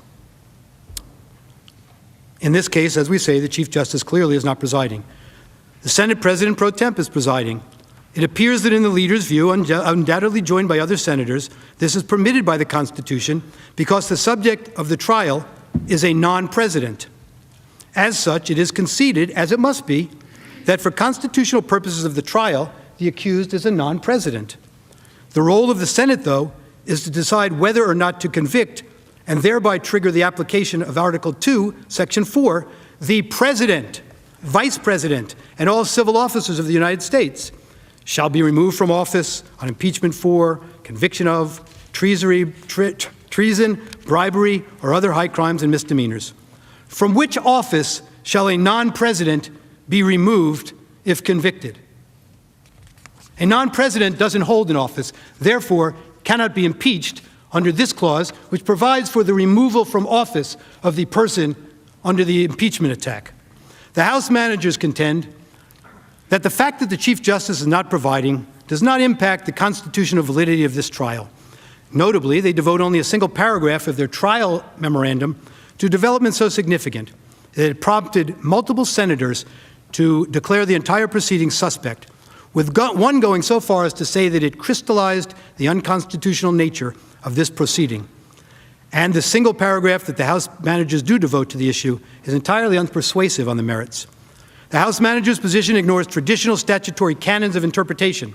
It is well established that a term, as a matter of statutory interpretation, that a term appearing in several places in a statutory text is generally read the same way each time it appears. This presumption is at its most vigorous when a term is repeated within a given sentence. Additionally, the Court in at least one instance has referred to a broader, quote, established canon, that similar language contained within the section of a statute be accorded a consistent meaning. I know this is a lot to listen to at once, a lot of words, but words are what make our Constitution, quite frankly, and the interpretation of that Constitution, as you well know, a product of words. If the text, quote, the President of the United States, in the constitutional provision requiring the Chief Justice to preside can refer only to the sitting president and not to former presidents, then the textual identification of the President contained in Article 2, Section 4, which makes the President amenable to impeachment in the first place, also excludes anyone other than the sitting President. In full, that sentence provides that, quote, the President, Vice President, and all civil officers of the United States shall be removed from office on impeachment for and conviction of treason, bribery, or other high crimes and misdemeanors. This is the substantive phrase of the Constitution vesting the conviction and removal power in the Senate, and it contains a clear jurisdictional limitation. The House managers do understand what the word president means for purposes of other constitutional provisions, and so they should understand this limitation as well. Only a sitting president is referred to as the President of the United States in the Constitution, and only a sitting president may be impeached, convicted, and removed upon a trial in the Senate. The President in Article 2, Section 4, and the President in Article 1, Section 3 identify the same person. If the accused is not the President in one, he is not the President in the other. No sound textual interpretation, I emphasize textual, no sound textual interpretation principle permits a contrary reading. In the words of the Supreme Court, it is a normal rule of statutory construction that identical words used in different parts of the same act are intended to have the same meaning. Unwittingly or unwillingly, as it may be, Senate Democrats, in their announcement that Senator Leahy is presiding, have already taken their position on this matter. The accused is not the president. The text of the United States Constitution, therefore, does not vest the Senate with the power to try him and remove him, a factual nullity, he can't be removed, something, or disqualify him, a legal nullity, as if he were the president. House managers contend the Senate has jurisdiction over this impeachment because despite the fact that he's no longer the president, the conduct that the former president is charged occurred while he was still in office. That argument does not in any way alter the Constitution's clear textual identification of the president. House managers justify their strained argument by noting that the Constitution's impeachment provisions are properly understood by reference to this overarching constitutional plan. But with that very justification in mind, their argument fails once again. In an impeachment, it is the accused's office that permits the impeachment. Ceasing to hold that office terminates the possibility and the purpose of impeachment. Private persons may not be impeached in America. And so they asked you to look back at the British model. The Constitution, as I say, does not make private citizens subject to impeachment. The founders rejected the British model that allowed Parliament to impeach anyone except for the king. And so they limited impeachment to certain public officials, including presidents in our country. Next, on the textual front, the primary, in fact, the only required remedy of conviction is removal. Article 2, Section 4, straightforward rule. Whenever a civil officer is impeached and convicted for high crimes and misdemeanors, they shall be removed. It is undeniable that in this instance, removal is moot in every possible regard. Removal is a factual and legal impossibility.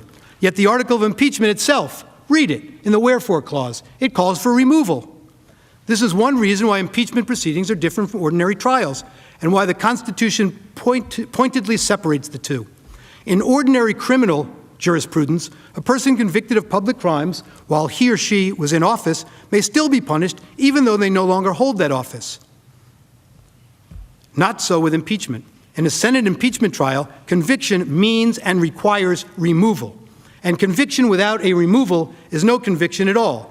Only upon a valid conviction and its requisite, enforceable removal, may the additional judgment of disqualification plausibly be entertained. Presidents are impeachable because presidents are removable. Former presidents are not because they cannot be removed. The Constitution is clear. Trial by the Senate sitting as a court of impeachment is reserved for the President of the United States, not a private citizen who used to be President of the United States. Just as clear, the judgment required upon conviction is removal from office, and a former president can no longer be removed from office. The purpose, text, and structure of the Constitution impeachment clauses confirm this intuitive and common sense understanding. So wrote Judge Michael Ludwig, former judge in the United States Court of Appeals for the Fourth Circuit. And indeed, there are state court decisions that analyze this very same language and conclude that impeachment can only be entertained against an existing officer subject to removal. Read State versus Hill from Nebraska and Smith versus Brantley, 1981 decision from the Florida Supreme Court. This is the first time that the United States Senate has ever been asked to apply the Constitution's textual identification of the president in the impeachment provisions to anyone other than the sitting president of the United States. And of course, most significantly from a textual approach, the term specifically used is the president, not a president. And there can be only one president, the incumbent at a time. Judge Ludwig relies on this textual reading for his firm conclusion that a former president cannot be impeached or convicted. Consider the alternative, as Robert Delahunty, Professor John, you have. If Mr. Trump can be convicted as the president, the language the Constitution uses, then why is he not still the president under the Commander-in-Chief Clause, for example? They are joined by Professor Alan Dershowitz and University of Chicago Professor Richard Epstein in their focus and conclusion. They point out the dangers of an approach that deviates from a focus on the text, for if there is no temporal limitation. That's what they've suggested to you. Remember, you can go back in time and impeach any civil officer who ever served for anything that occurred during the course of their service, time immemorial. With the House manager's position, the concept necessarily includes all former executive officers and judges, including perhaps the impeachment now of Jimmy Carter for his handling of the Iran hostage scandal, as one example. That flows logically from their argument, without any hesitation. Further, they ask, why not then countenance a broad reading of other terms? When I say they ask, I mean these experts who've opined on this. Why not then countenance a broad reading of other terms, such as terms like high crimes and misdemeanors, however broadly construed, are intended to be exclusively the only kind of conduct intended as impeachable. They conclude, these experts, that by writing that a non-textual impeachment power would undermine the Constitution's effort to make the president independent of Congress, a central goal of the Founding Fathers. The authors convincingly argue for textual analysis over non-textual analysis, over non-textual reliance on a presentation of history, suggesting that if one's presentation of history were to control, it would expressly permit conduct contrary to the express language, leading to clearly unintended results. And I must tell you that I've spoken to Judge Ken Starr at some length over this past week about this, and this textual approach is something he, too, feels very strongly about. I also happen to be friendly with Chuck Cooper, by the way, who's a fine person. Also happens to be a person who has a strong animus against President Trump. But Chuck Cooper is a fine lawyer and a fine person, as I'm sure our friends from Alabama know. As we already have discussed, the risks to the institution of the presidency and to any and all past officers is limited only by one's imagination. The weakness of the House manager's case is further demonstrated by their reliance on the unproven assertion that if President Trump is not impeached, future officers who are impeached will evade removal by resigning, either before impeachment or Senate trial. For example, they contend, citing various law professors, that, quote, any official who betrayed the public trust and was impeached could avoid accountability simply by resigning 1 minute before the Senate's final conviction vote. This argument is a complete canard. The Constitution expressly provides in Article 1, Section 3, Clause 7, that a convicted party following impeachment shall nevertheless be liable and subject to indictment, trial, judgment, and punishment according to law after removal. Clearly, a former civil officer who's not impeached is subject to the same. We have a judicial process in this country. We have an investigative process in this country to which no former office holder is immune. That's the process that should be running its course. That's the process the Bill of Attainder tells us is the appropriate one for investigation, prosecution, and punishment, with all of the attributes that branch. We're missing it by 2 articles here, that the Article 3 courts provide. They provide that kind of appropriate adjudication. That's accountability. There are appropriate mechanisms in place for full and meaningful accountability, not through the legislature, which does not and cannot offer the safeguards of the judicial system which every private citizen is constitutionally entitled. But more to the point here, their argument does nothing to empower a different reading of the Constitution's plain text. That is, one that reads the president in one provision to include former presidents, but reads the president in the other provision to mean only the sitting president.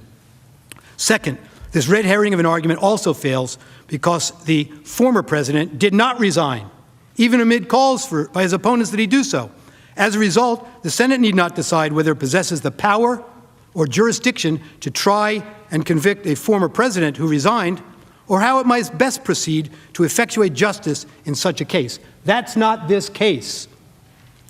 The plain meaning of the Constitution's text, faithfully and consistently applied, should govern whether the United States Senate is vested by the Constitution with the power to convict a private citizen of the United States. It is not. The House managers posit in their trial memorandum that despite the fact that the primary and only necessary remedy upon conviction, removal, is a legal nullity, this late impeachment trial is appropriate because the other, secondary, optional remedy that the Senate is not even required to consider and which only takes effect upon a later separate vote, disqualification from future office, can still theoretically be applied to a former president. The managers contend Article 2, Section 4 states a straightforward rule. Whenever a civil officer is impeached and convicted for high crimes and misdemeanors, they shall be removed.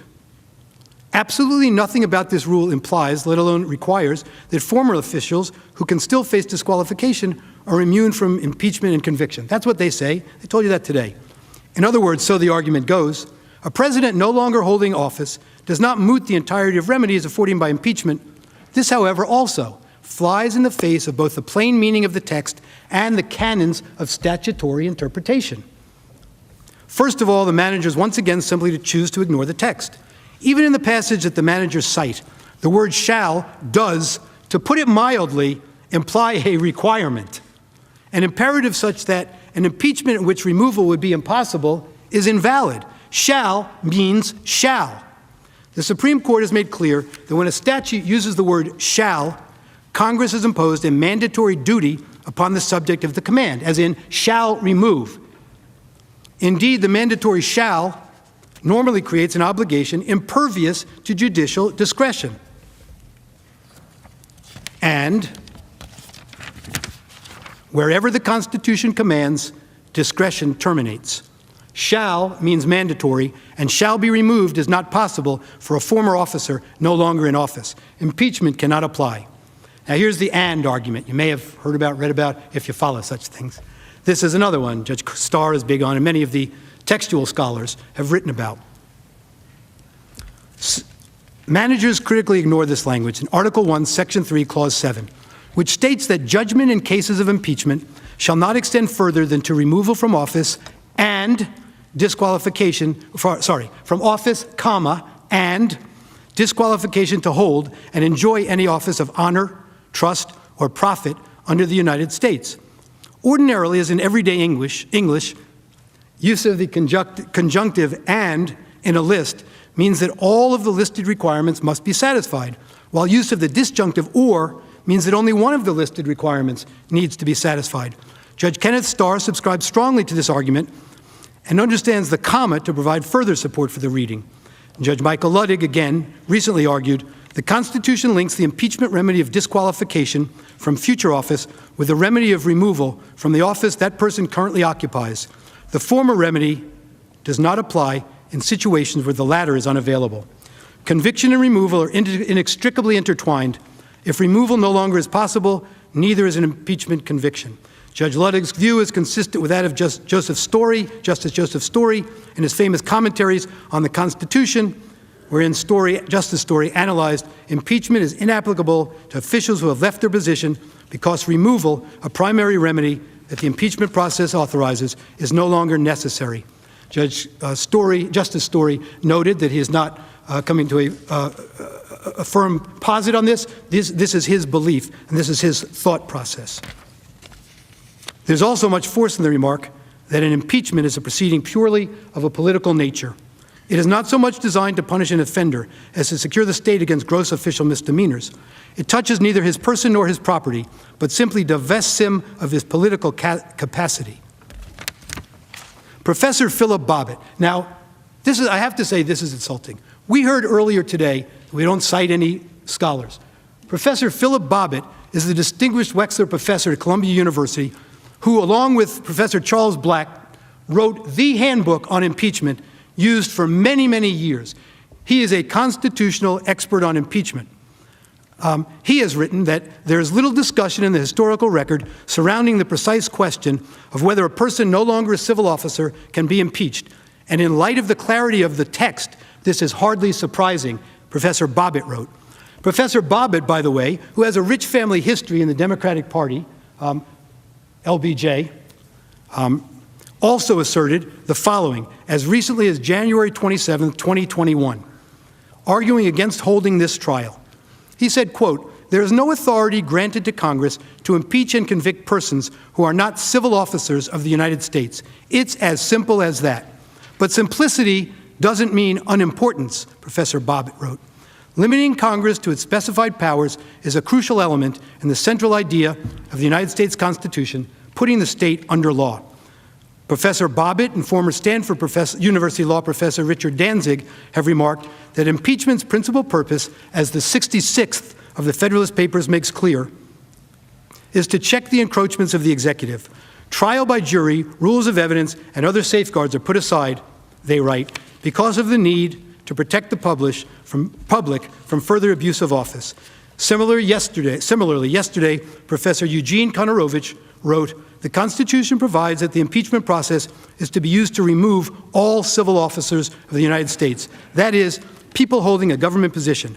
Yet in the case of Mr. Trump, the House is reading the Constitution as if it said the process applies to all civil officers of the United States and people who aren't civil officers but once were, exactly what it does not say."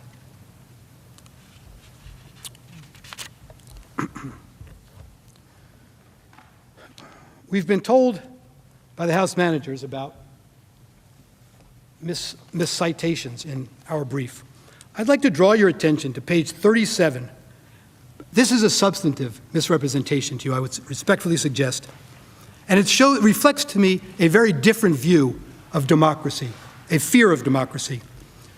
They wrote on page 37 of their brief that the framers, I'm paraphrasing the first part, the framers themselves would not have hesitated to convict on these facts. Their worldview, this is a quote now, was shaped by a study of classical history as well as a lived experience of resistance and resolution. They were aware of the danger posed by opportunists who incited mobs to violence for political gain. They drafted the Constitution to avoid such thuggery, which they associated with the threat of civil disorder and early assumption of power by a dictator.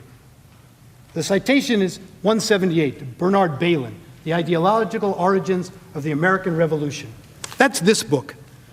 Professor Bailyn, when he gave this description of the threat of civil disorder and the early assumption of power by a dictator and thuggery, was referring to early colonists' view toward democracy. They feared democracy. That's what they call thuggery. Democracy, because it's an elitist point of view, an elitist political point of view. We don't fear democracy, we embrace it. In summing up, let's be crystal clear on where we stand and why we are here. The singular goal of the House managers and House leadership in pursuing the impeachment conviction of Donald J. Trump is to use these proceedings to disenfranchise at least 74 million Americans with whom they viscerally disagree, and to ensure that neither they nor any other American ever again can cast a vote for Donald Trump. And if they convince you to go forward, their ultimate hope is that this will be a shot across the bow of any other candidate for public office who would dare to take up a political message that is very different from their own political point of view as the direction in which they wish to take our country. Under our Constitution, this body and the impeachment process must never be permitted to be weaponized for partisan political purposes. This article of impeachment must be dismissed for lack of jurisdiction based on what we have discussed here today and what's in our brief. The institution of the presidency is at risk unless a strong message is sent by the dismissal of the article of impeachment. Before we close, I want to leave you with two thoughts. One was expressed by Abraham Lincoln. He comes to mind first because of the way in which our nation is now divided. We must learn from his times. He had a simple but important message about the paramount importance of doing what is right.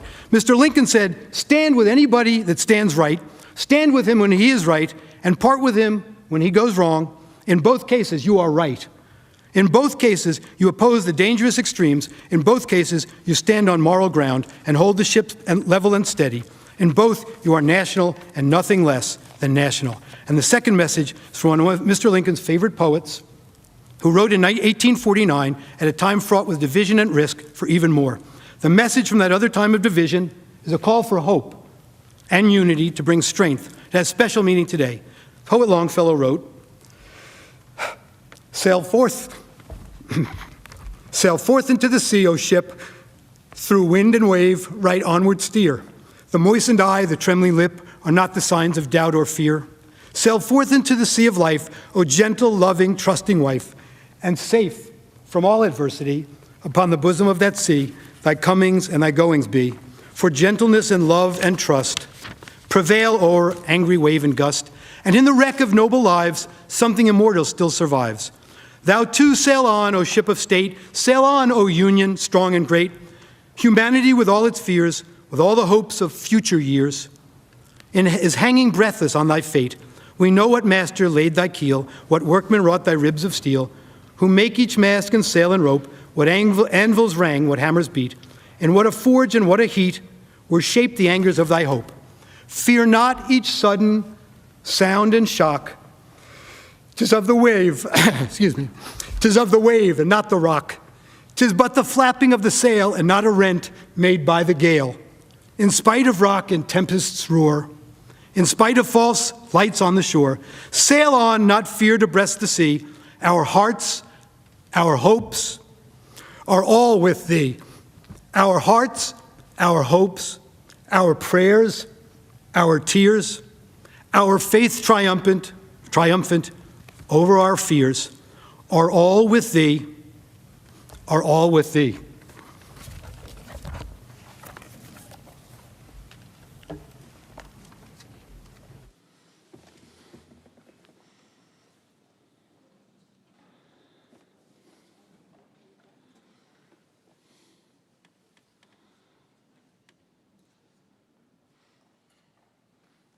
We're going to pause for a brief moment as some stations leave us for local coverage. Then we'll continue our coverage of former President Trump's impeachment trial here on NBC News. And we just want to bring you up to date. David Schoen, one of the lawyers for the president, delivering a largely constitutional argument on the president's belief that the law does not afford this process for an ex-president. Here's Jamie Raskin, one of the House impeachment managers. Courtesy to the managers and to the lawyers here.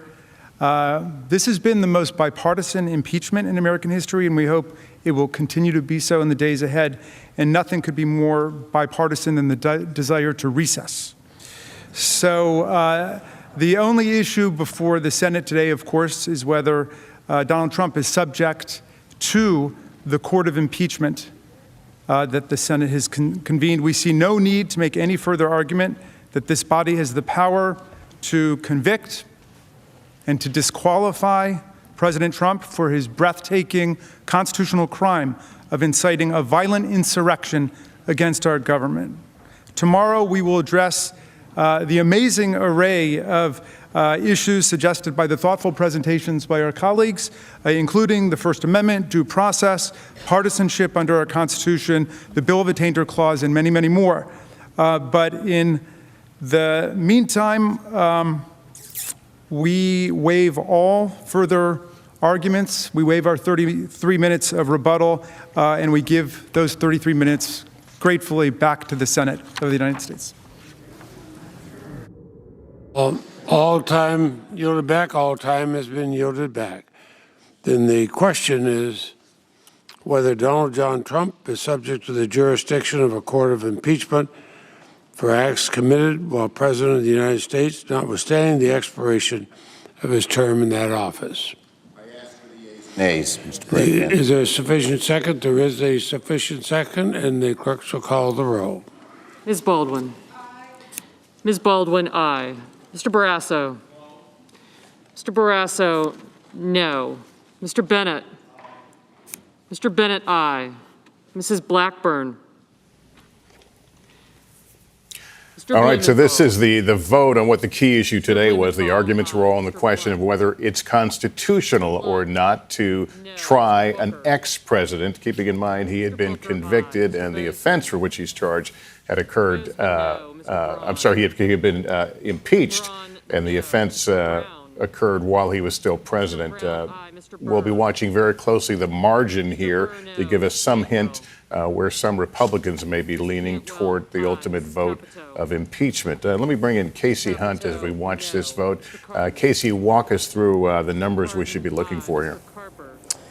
Sure, Lester. So this is very straightforward in terms of the yeas and nays. Yes, we do have the right to try Donald Trump in this court of impeachment. No, you're seeing many Republicans say no. Although if I heard correctly, yes, Bill Cassidy there just voting yes. That's an interesting one to me because, Lester, we're watching to see if there's more than 5 Republicans who answer this question in the affirmative. And the 5 that we knew going into this were potentially willing to say yes to this trial and potentially to convict former President Trump.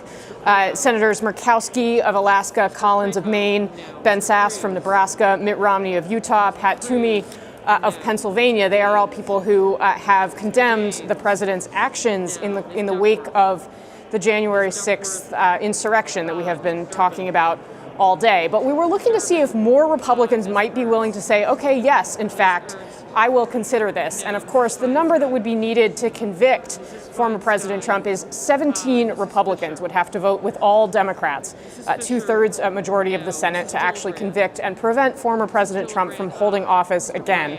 We think that that's an incredibly steep hill to climb, and it's very, very difficult to count to 17. But it is possible we could see some names pop up here, and Senator Cassidy is one of them that just caught my eye, that we may be looking at asking more questions about going forward to see if they may be more open to the arguments that the managers may be willing to present. There were a couple senators, Mitch McConnell and Rob Portman among them, who had said previously that that first procedural vote that they took, that kind of told us a little bit about where they might land, didn't represent where they would ultimately come down on conviction or acquittal. So still some open questions there, Lester. But also just to touch on what we just saw unfold here on the floor ahead of this vote, I think there was a lot of confusion about the arguments that the Trump team made, especially in the first half of their arguments. Several sources that I was talking to as that was unfolding, texting, wondering what exactly was going on. And I know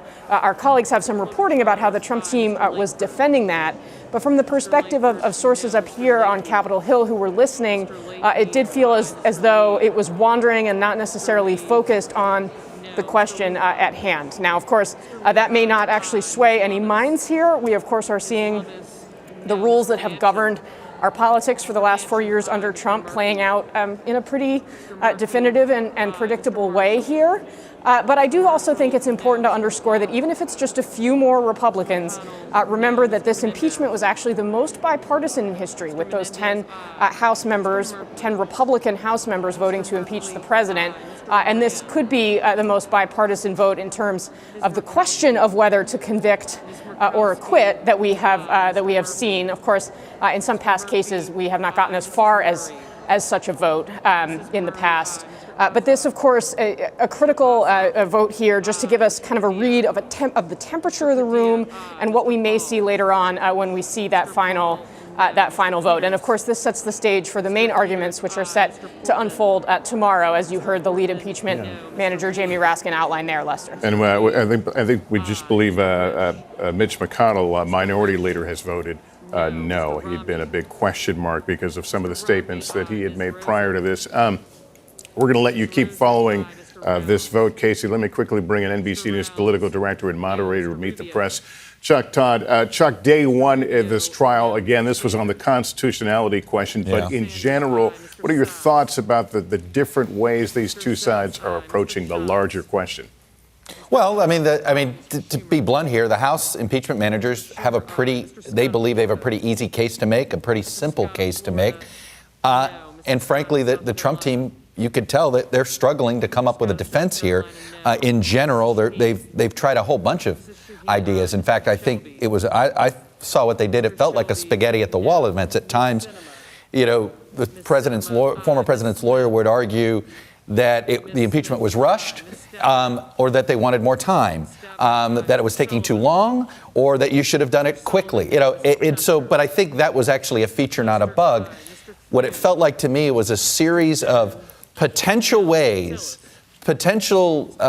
loose legal arguments you can throw out there to a Republican senator who then can go on primetime cable and somehow rationalize this decision without talking about the events of January 6th. That seemed to be the strategy. I think if you got a whole room full of constitutional scholars, this would have been a rout today. And Team Raskin would have, I think, won their argument. I don't think anybody would have thought that Team Castor and Schoen would have done very well here. But this is not a courtroom. This is a political argument. And we're seeing in this vote, I am stunned that it is only acquired, it looks like, one more Republican than the last time they held this vote. Because to me, if you just judge this by the merits, the Trump team, that was a meandering disaster at early on, and then at times Mr. Schoen was just throwing out legal phrases to just almost hoping that something stuck for some senator. And it may be that when you see McConnell a no, like I looked at some of the people I was keeping an eye on, McConnell, Cornyn, Capito, Burr, these were people that I thought could be on the fence here. If they're not voting yes on this constitutionality question, I think we know where they're going to vote when the acquittal or conviction is up in the air. Yeah, let's go back inside the chamber right now. They should be nearing the end of the vote. Let's see where they are.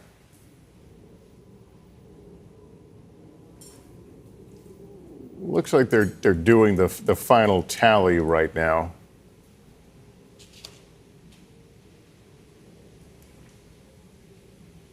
And then we'll get the official numbers here. And again, as we've talked, there may only be, at the end of the day, only one Republican new flip, if you will. And on this vote, the ayes are 56, the nays are 44, and pursuant to S. 47, the Senate having voted in the affirmative on the foregoing question, the Senate shall proceed with the trial as provided under the provisions of that resolution. Mr. President. Majority Leader. I ask unanimous consent that the trial adjourn until 12 noon tomorrow, Wednesday, February 10th, and that this order also constitute the adjournment of the Senate. Without objection, we shall stand in adjournment until noon tomorrow. all right, that adjourns day one of the impeachment trial of President Trump. You just saw that 56-44 vote, essentially the vote rejecting the argument of Trump lawyers that this process is unconstitutional.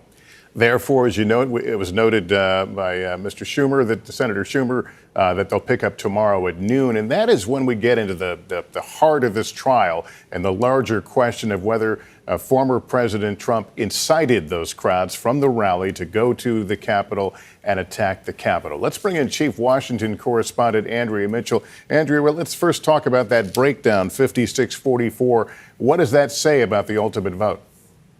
Well, I don't know that we should draw too much about the ultimate vote because they haven't heard all the evidence yet. These were the opening arguments, and it was procedural. It was on the constitutional issues, I should say. It was legalistic. But it does indicate that so far the Republicans are holding, and that they will not, if this does hold throughout the duration of the trial, they won't have the 67 votes that they need to convict. Now, as was just pointed out, Senator Cassidy, as Casey quickly pointed out, did join. Bill Cassidy, he was on Meet the Press with Chuck, as you know, just a few days ago on Sunday, and he said he had an open mind. And a number of these senators have said they have an open mind. They want to hear the evidence. So it remains to be seen whether or not they are persuaded during the rest of the days of this trial. Presumably, the House managers have more evidence. They say they have some new evidence. Let's see what kind of case they present. But they certainly did release that tape, which was very powerful, and there was the emotional statement in closing by Jamie Raskin. So they did have a lot of force in their arguments. I think it's pretty well, at least the reactions that we're getting from people we're talking to, pretty well determined that the counter-argument was weaker than one might have hoped for if you're Donald Trump, because they didn't have as good an argument, according to most constitutional experts, the legal experts whom we've talked to, even some conservative Republican jurists, very well-known jurists, are saying that there is the constitutional right to a trial as long as the impeachment did take place and the alleged offenses while Donald Trump was still president. All right, Andrew, let me turn now to NBC News political analyst and former Democratic Missouri Senator Claire McCaskill and NBC News legal analyst Neil Katyal, who was acting Solicitor General under President Obama. Claire, let me start with you. We saw in the House manager's argument that powerful, graphic 13-minute tape clearly setting up how they're going to proceed in the days ahead. What do you think the power of those images, if they can string the words and the timeline together, how powerful will that be in terms of perhaps changing some minds? I don't know how many minds will change in the Senate chamber, but any American who watches that, I think, is going to have to do a gut check. It is why the majority of America supports the conviction of Donald Trump after his impeachment. I thought the first arguments made by the House managers, and I'm somebody who's spent a lot of time in a courtroom, were brilliant. They were to the point. They were legally constructed in a very sound way.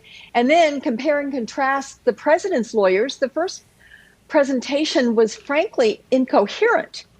And then the second presentation seemed angry and failed to even distinguish the clear precedents that have been laid out in history that support the jurisdiction of the Senate to try the former president under these facts and circumstances. And they failed completely to argue,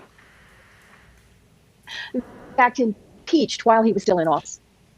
Yeah, Neil, let me turn to you about the case ahead. This is not a criminal trial, but if it was one, how strong a line would you need to draw from the president? And not only the words we heard on the podium, but any other conversations he would have had with those who stormed the Capitol. How much would you need to close this case?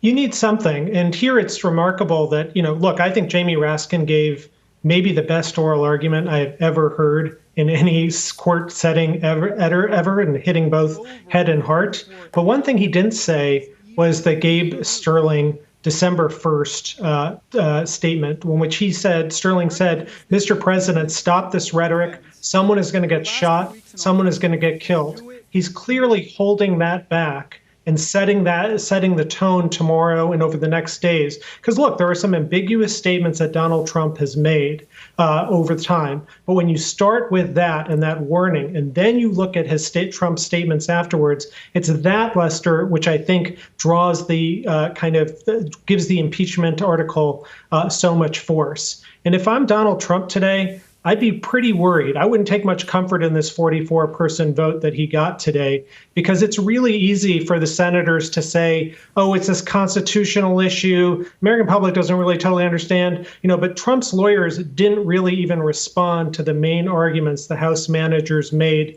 today. They made two arguments. One, Trump wasn't a former official when he was impeached. He was the sitting president. So this whole constitutional debate is besides the point. And number two, if you accept what Trump is saying here, you're creating a January exception to the Constitution, allowing presidents to do whatever they want. No answer. Now, Trump's lawyers can get away with that on a constitutional issue. But tomorrow and in the days ahead, Lester, as you say, the questions are going to be all factual. What did Trump do? What did he say? What was his demeanor and the like? And there, if Trump's lawyers act the way they did today, it's bad news for Donald Trump. This is not a defense on the merits. All right. Well, Neil and Claire, thanks to both of you. As we heard, they will resume this trial tomorrow at 12 noon Eastern time, when again they dig into really the heart of this larger question about the incitement of the riot and the attack on the Capitol. Concludes our coverage for now. I'll have a complete wrap up coming up on NBC Nightly News. We'll be back, of course, tomorrow at noon Eastern time for continuing special coverage on the second impeachment trial of Donald J. Trump. For now, I'm Lester Holt in New York. Good day, everyone.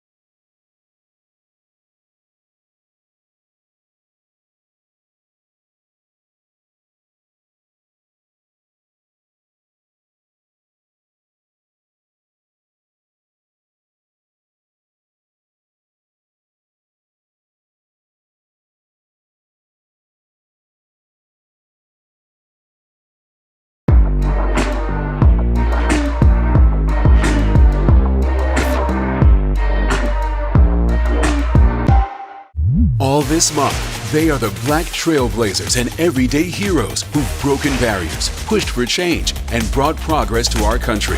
Join us as we share their stories and celebrate groundbreaking changemakers. All this month on Today. The impeachment trial, COVID relief, we're going to find out quickly whether this is going to be a functional bipartisan government. Would you support some raise in the minimum wage? Asking about vaccine distribution, where is the bottleneck? If it's Sunday, it's Meet the Press.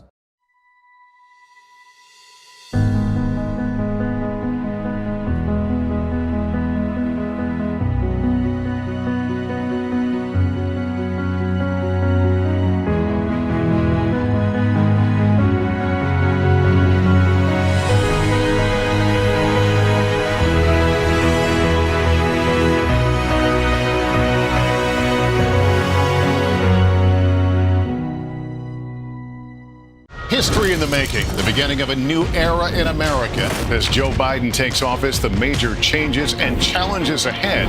The vaccine effort picks up. Where are the majority of those doses? NBC Nightly News with Lester Holt.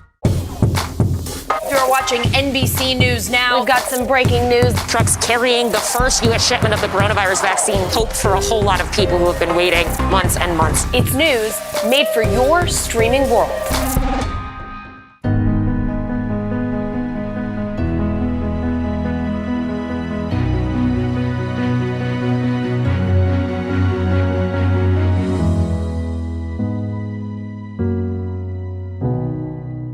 For breaking news in our changing world, download the NBC News app. Are we vaccinating right now to keep ahead of these mutant strains? We still have a demand that far exceeds supply. He's the first African-American crew member on an extended mission on the International Space Station. To be able to see someone that looks like them, that is super important. Perhaps the most successful gospel artist today. Where you're going is a lot bigger than where you've been. I am looking forward to seeing you in Tokyo. Thank you today, show family. Love you guys. You're back. History in the making, the beginning of a new era in America. As Joe Biden takes office, the major changes and challenges ahead. What about the vaccines? The vaccines we have now, can they stop the South African variant? The first youth poet laureate captivating the nation and capturing our story. I had this understanding that the world is watching us, that we have the eyes of history and the future upon us. NBC Nightly News with Lester Holt. This morning, another winter wallop is taking the country by storm. From Montana to Ohio, brutal sub-zero temperatures, wind chills as low as 50 below zero. In Minnesota, firefighters rush to douse these flames in the bitter cold. Parts of Lake Erie are frozen, so is this waterfall in Utah.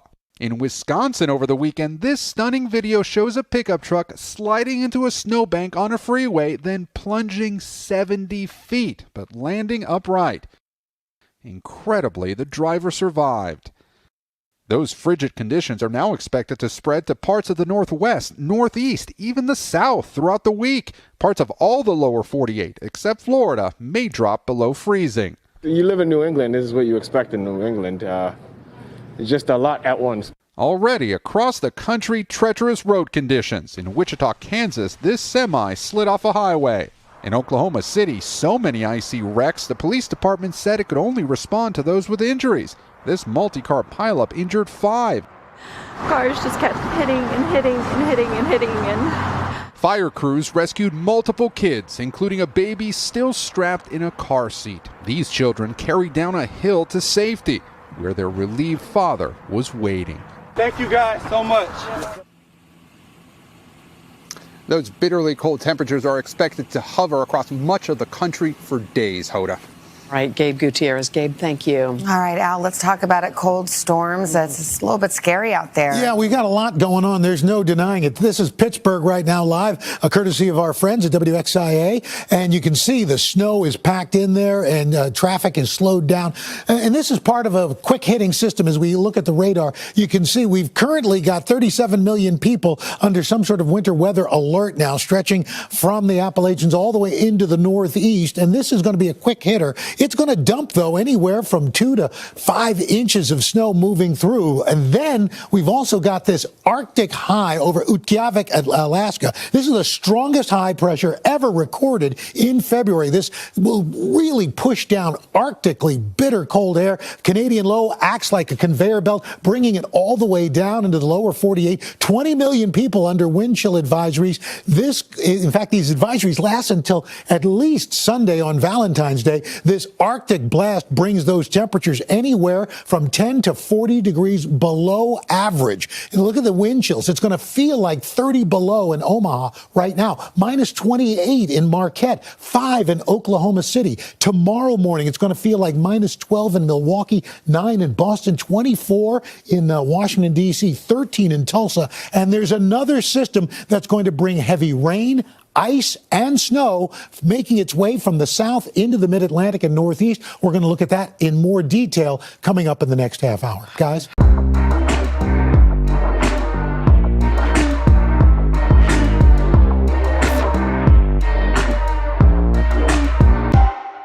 All this month, they are the Black trailblazers and everyday heroes who've broken barriers, pushed for change, and brought progress to our country. Join us as we share their stories and celebrate groundbreaking changemakers. All this month on Today. The impeachment trial, COVID relief, we're going to find out quickly whether this is going to be a functional bipartisan government. Would you support some raise in the minimum wage? Asking about vaccine distribution. Where is the bottleneck? If it's Sunday, it's Meet the Press.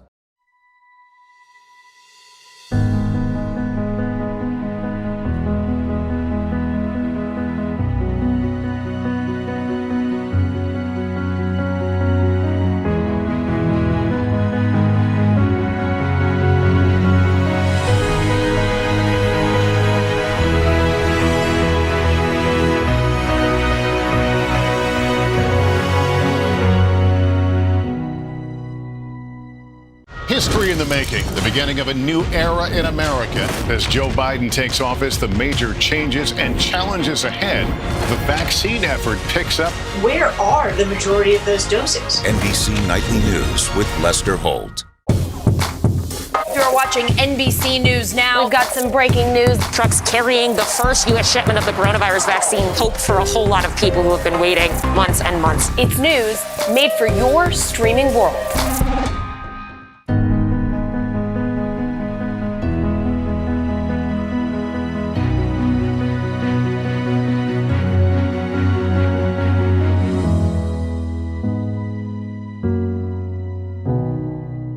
For breaking news in our changing world, download the NBC News app.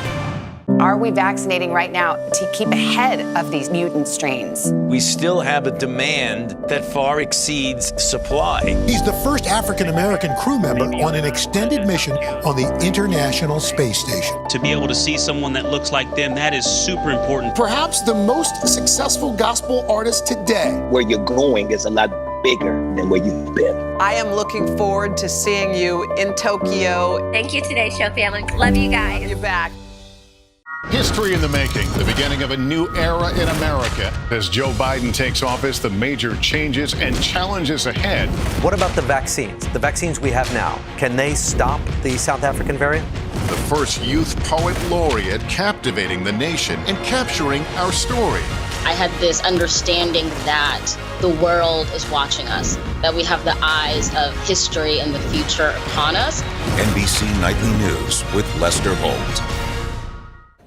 First, the good news this morning. While there was an average of almost 120,000 new COVID cases last week, that's a drop of nearly 20% from the previous week. New hospitalizations also dropped, down nearly 17%. But from the East Coast to the West, governors complain they simply aren't getting enough vaccine doses to meet demand. Here's how crazy it is. We had NIH and the FDA call me directly to beg for vaccines because the federal government hasn't provided them any. Just 594,000 in a state of 40 million new doses came into the state from the federal government. Simply not enough. While some health experts have recommended postponing that second vaccine dose to inoculate more people faster, Dr. Anthony Fauci says the second dose boosts antibody protection tenfold. We feel the optimum approach would be to continue. Hey everyone, I'm Allison Morris, and you are watching special coverage of former President Donald Trump's second impeachment trial on NBC News Now. And this trial will proceed. The Senate voting 56-44 that it is constitutional. The trial opening this afternoon with that very debate. The impeachment managers showing a devastating and explicit video of the January 6th riot on the Capitol, saying we cannot have presidents inciting and mobilizing mob violence against our government and our institutions. The Trump team, on the other hand, saying the storming and breaching of the Capitol should be denounced in the most vigorous terms, but arguing the Democrats are abusing impeachment power for political gain. Mighty God, could it really be that simple? Could it really be just truth striving against falsehood? You don't concede when there's theft involved. They created a constitution with an oath written into it that binds the president from his very first day in office until his very last day in office and every day in between. I mean, let's understand why we are really here. We are really here because the majority in the House of Representatives does not want to face Donald Trump as a political rival in the future. That's the real reason we're here.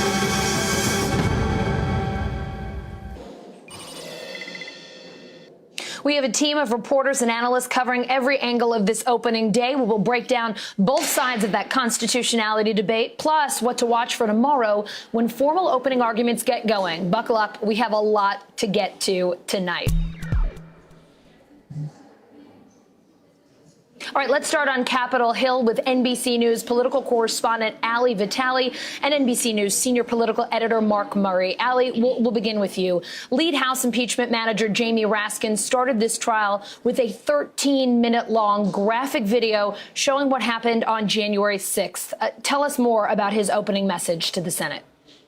You know, Allison, we heard early on from Congressman Jamie Raskin that he was going to stick to the facts. He wasn't here to lecture. And in fact, by starting with that 13-minute video showing the harrowing day that took place here just over a month ago, it really set the tone for the way that the Democrats proceeded to make the case here that if this wasn't an impeachable act, if Donald Trump, as they would argue, inciting this insurrection wasn't an impeachable act, what was? We were told early on by our sources that the arguments here were going to be concise, that they were going to lean on precedent. But I think more than anything, it was striking the way that they told this story. Yes, they're focusing on what happened here physically on January 6th, but they really went into the groundwork that Trump had laid both on Twitter and in talking to his supporters about the election over the course of the weeks before. Listen to a little bit of how Jamie Raskin really plainly laid out this argument in the first minutes that he was on the Senate floor. Senators, the president was impeached by the U.S. House of Representatives on January 13th for doing that. You ask what a high crime and misdemeanor is under our Constitution? That's a high crime and misdemeanor. If that's not an impeachable offense, then there is no such thing. Listen, we heard things like there's no January exception. That was probably, I think, one of the more interesting graphics from my perspective, just showing that the month of January is not an exemption period for an outgoing president. Of course, this is critical to the Democrats' case because Republicans and Trump's legal defense team are trying to argue that because he is no longer in office right now, that this entire thing is unconstitutional. But really, I think the crux of Democrats' arguments here is that you cannot just move forward. There has to be accountability. They showed precedents for that. And of course, they stuck with something that was both steeped in fact, but also a really emotional appeal here, because the striking thing about this hearing is that everyone who is involved has their own personal story of where they were on January 6th. We heard some of those things on display here today. It's only going to be more palpable going forward. Ali, just to give some color on what it was like in the room, I mean, how did senators inside react, for example, to the video that the House managers played? What kind of a feeling was it when they were rewatching that day? Yeah, according to some of our colleagues who were in the room, because of COVID restrictions, we can't just all pile in there and watch what's going on. So what we've heard from our colleagues in the room is that as that 13-minute video was being played, because of the way the speakers are and because of the way that room is set up, you could hear the yells and the taunting and the crashing sounds from that video just reverberating off the walls in the Senate chamber. And that after, when Raskin resumed speaking, it really felt like the whole room took a breath. And frankly, even just as someone who was watching it through a monitor at that point, it really was 13 minutes that just, you could feel the emotion, you could feel the heaviness, and then for Jamie Raskin to cap off his part of this testimony, his part of this argument with his own personal story, it's clear that emotion is going to be interlaced throughout. Yeah, they're here to focus on facts, but facts are not without emotion, and they're certainly not to be taken in a vacuum here either. Mm-hmm.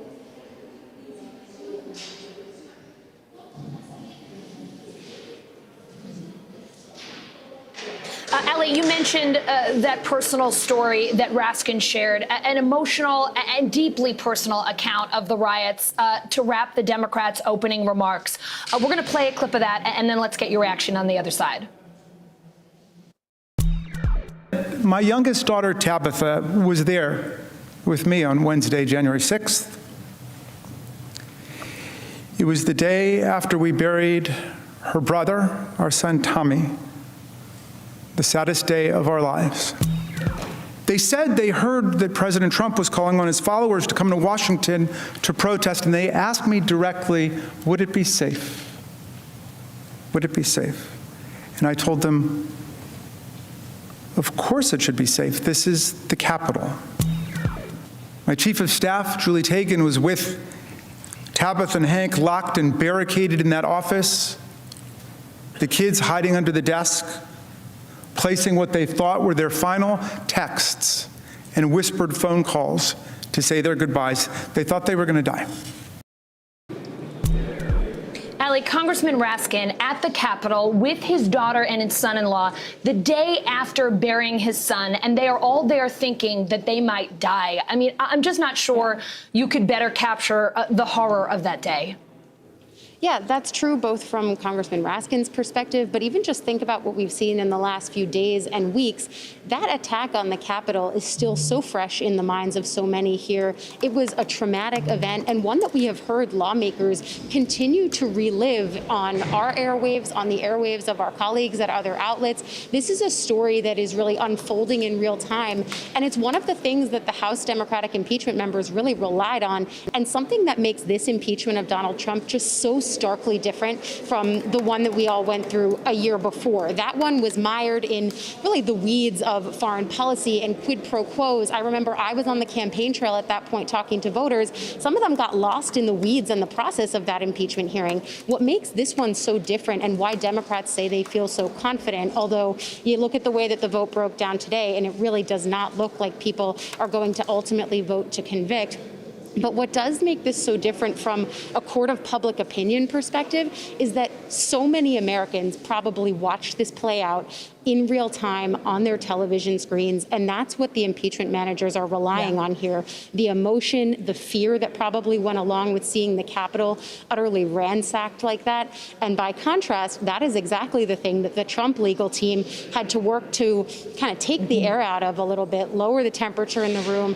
At least that's what they say their strategy was in the early opening of their argument here. It was rambling, it was a little incoherent at times, but the lawyer pretty much admitted that Democrats came here and did a good job with their strategy. The Trump legal team recalibrated in real time. Ali, hey, it's Mark Murray. You ended up mentioning the vote that took place just a few minutes ago at the 56-44 proceeding with the impeachment trial. What struck you the most about the partisan breakdown? There were 6 Republicans who ended up joining the Democrats, but what really stands out the most to you? Well, really only one person seemed swayed in these arguments, because we saw Rand Paul force a vote on this question of constitutionality before the trial even began. At that point, you had 5 Republicans who said that it was constitutional to move forward. Now, though, we only saw one person join their ranks, Senator Cassidy. It really sort of hammers home the way that the partisan biases are pretty baked in here at this point. It reminds me, and you and I probably talked about this a lot back when I was covering the Trump campaign, the idea that he could shoot someone in the middle of Fifth Avenue and it wouldn't change anybody's minds. Frankly, this is really that playing out in real time. The question of, did he incite this insurrection that left 7 people dead a month ago, and will he actually pay any kind of price for it in terms of being convicted here in the Senate and not being able to run for his political future? It's looking at this point, when you look at the way that the vote broke down today, that that's not going to be what happens. Allie, let's talk more about the defense here and the argument that Trump's legal team made about why this Senate trial should not go forward, which, as you mentioned, we know now it is. Right, exactly. It was a lot of red meat in there. And in the beginning phases, it was meandering, and then it ended in a place where they brought up a lot of concepts that included a lack of due process. There was brief mention of cancel culture. They argued that the impeachment was a partisan tactic, even though we know that the House impeachment was not, that 10 Republicans there voted to impeach the president while he was still in office. They also argued that there was a lack of due process and that this set a dangerous precedent. All of that sort of piling up to the key foundation here, which is that they believe that it is unconstitutional to impeach a president who is no longer in office. They argue that he's a private citizen. We know, though, that Democrats say he was impeached while he was in office, and that there are precedents here from the 1800s, as well as in other courts of law. They cited a lot of conservative legal scholars who say that the basis of this is constitutional. Really, that was one of the key arguments for the Trump defense team here, is that the premise of this trial is unconstitutional. Now, though, that we know it's moving forward, they're probably going to start focusing their arguments in on First Amendment and the ability of free speech. We've already seen them telegraphing, and other Republicans have started saying this too on TV, that the arguments are going to start focusing on trying to equivocate between the things that Trump said here at the rally that he had on January 6th, and even in the days before that. They're going to try to equivocate those comments with other remarks that Democrats made, for example, over the summer during Black Lives Matter protests and even during the Justice Kavanaugh confirmation hearing days.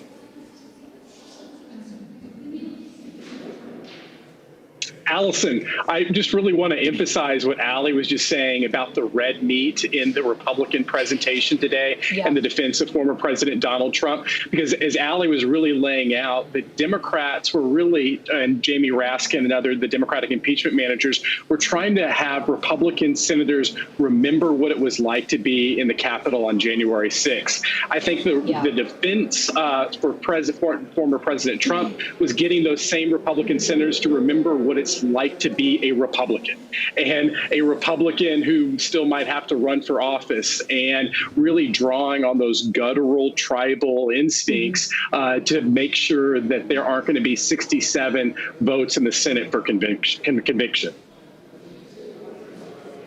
Allie, to that end, let's look a little bit at what's ahead. I mean, the House managers have said that they're going to be introducing new evidence, that this trial will be a, quote, violent crime prosecution or like one. What do you know about their plans here going forward? Well, you see the way that they're arguing the violence piece of this just by that video that they showed at the very outset. And the reason I'm looking down is because all of my colleagues here on the Capitol Hill team are trying to talk with senators, talk with the folks who are coming off the floor. And I think that one of the key things here that one of the senators told them is, we're not going to be swayed by the presentation. It was an emotional appeal. And I think Mark is right when it's really a reminder of, yeah, you might have been fearful on that day, but you are a Republican at the end of the day, and everyone's got elections that eventually they're going to have to answer for with their constituents. I think it really tells a story here of the Trump hold that continues over the Republican Party. This is going to be a storyline that we're focused on for months and years after this. He is not physically a presence in Washington anymore.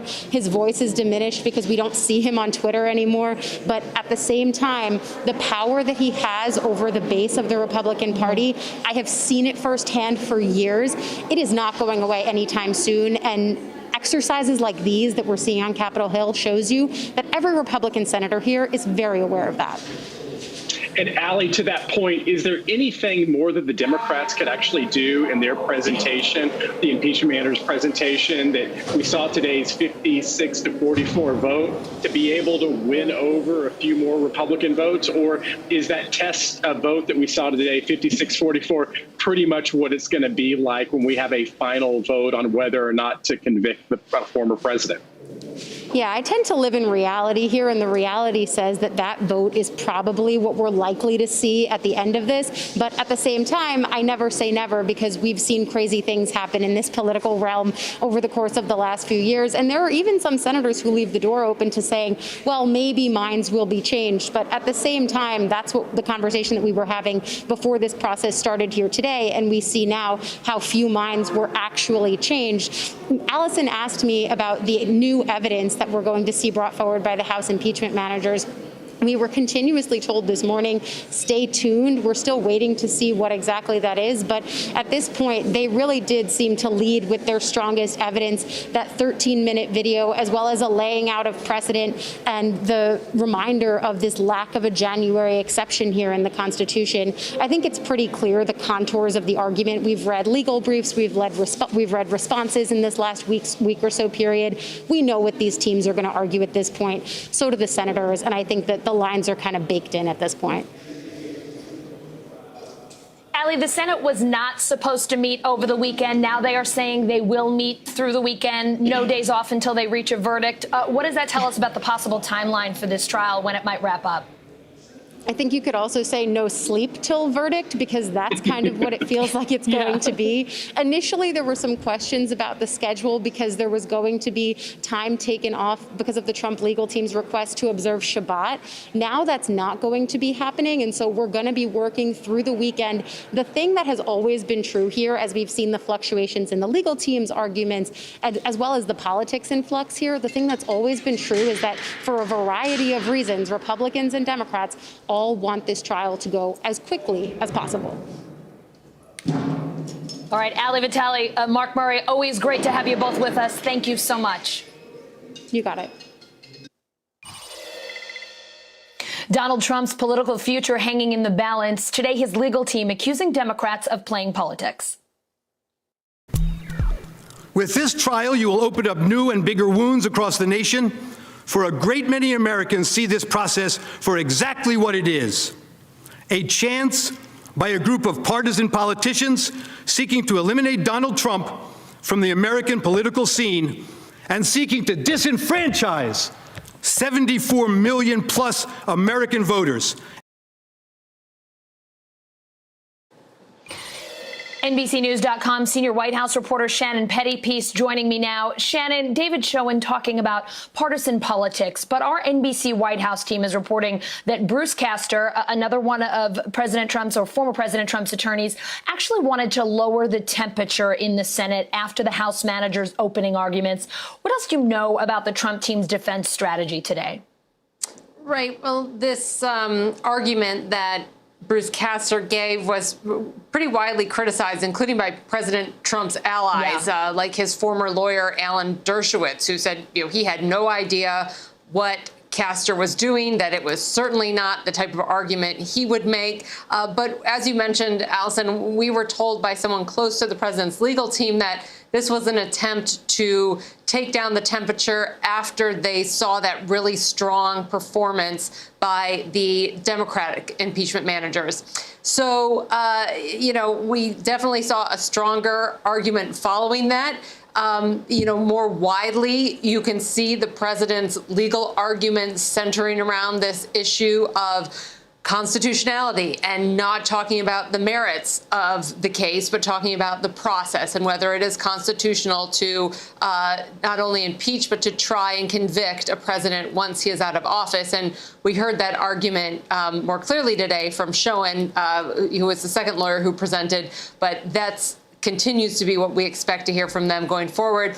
No mention of election fraud, no defense of the people who stormed the Capitol that day. Those lines of argument certainly are off the table at this point. Shannon, we're also learning that Trump's former chief of staff, Mark Meadows, was on the Hill today. Here's our Capitol Hill producer, Julie Sirkin, talking with Meadows today.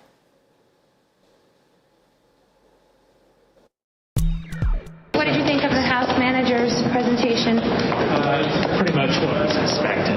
As expected, do you think that they made a good case in showing video evidence? Yeah, it's hard to make a good case when you have an unconstitutional process. Have you spoken to the president, the former president? I speak to him on a regular basis, yes. Did he watch the opening arguments? I haven't talked to him about that. So, Shannon, what do we know? What is Meadows' role here? You know, this is interesting. Meadows was one of the few White House officials who stuck by the president, President Trump, until the very end. He was really one of the last men standing, and really wasn't part of that original crew that came in with the president either. Of course, he was an ally in Congress, but he was not one of those longtime Trump loyalists. Mark Meadows is now a private citizen, though he was a former member of Congress, so he has rights to come in and out of the Capitol, and that appears to be what he was doing today. He said to my colleague there, also in that same interview, that he will be coming in a few days a week to meet with the president's defense team, that he went into the room where the defense team was meeting. And, Mark Meadows is not a lawyer, but he is a savvy politician when it comes to understanding that Republican conservative Trump world base. So if there is something he can bring to the table, it is that understanding of the Trump voter. So possibly that's the addition he was able to add today.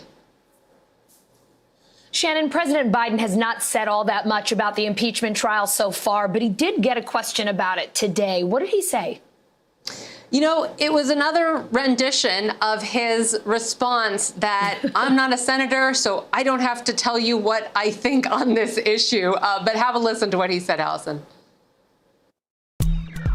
Look, I told you before, I have a job. My job is to keep people. We've already lost over 450,000 people. We're going to lose a whole lot more if we don't act decisively and quickly. A lot of people, as I said, a lot of children are going to bed hungry. A lot of families are food insecure. They're in trouble. That's my job. The Senate has their job. They're about to begin it. So, you can see there him trying to pivot the conversation to COVID and the pandemic and trying to get his relief bill through Congress.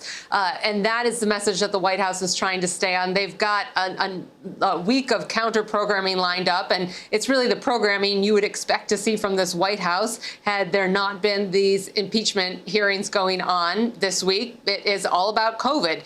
It is a trip to the NIH. There was a virtual tour of a vaccine site yesterday. He is going to go to the Department of Defense to talk to them about pandemic response, and then continue reaching out to members of Congress, state, local government officials. The White House is acting like everything is on course. They had set out that nothing is going on the other side of Pennsylvania Avenue. But of course, as you can see from the news coverage today, it is going to take a big lift for them to be able to get that message out and compete with what's going on at the Capitol. All right, Shannon, petty piece with the latest from the White House, both current and former. Thank you so much. Thank you. We have called this an unprecedented impeachment trial. No president has been impeached twice. No president has faced 2 impeachment trials. No president has been tried after leaving office. But there is still some historical precedent here. Mark Murray is back with us, our anchor buddy, if you will, along with University of Washington history professor Margaret O'Mara. Margaret, impeachment manager Joe Neguse brought up this precedent, the case of William Belknap, President Grant's Secretary of War. Here's what the congressman said.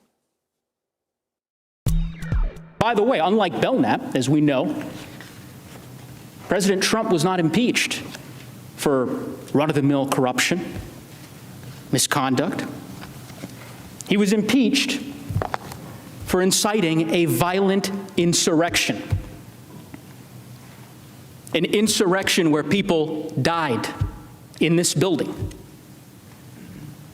an insurrection that desecrated our seat of government. And if Congress were just to stand completely aside in the face of such an extraordinary crime against the republic, it would invite future presidents to use their power without any fear of accountability. Margaret, for people who aren't familiar with Belknap's case, can you give us some historical context here? How does it compare to former President Trump's? Well, who knew we'd be talking about William Belknap? He was the Secretary of War under Ulysses S. Grant in 1876. And like a number of people in his administration, in Grant's administration, he was taking kickbacks, he was taking bribes, he was very corrupt. The House moved to impeach him. Belknap ran to the White House and submitted his resignation before he could get impeached, but the impeachment went forth. And so this became a question in his trial. Could a former official be impeached? And the verdict was quite clear, even though Belknap managed to escape conviction, that yes, he could be put on trial for his crimes in office.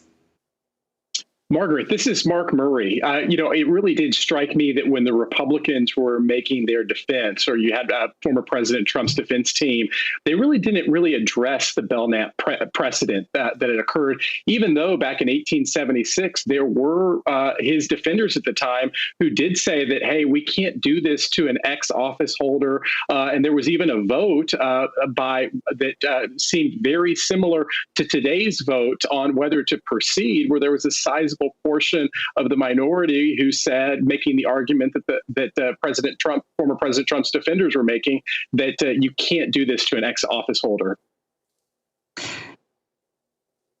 Yeah, indeed, that's right. It's it is jurisdiction was clear in Belknap, but it was still a very I think there's a good parallel here to what's happening now.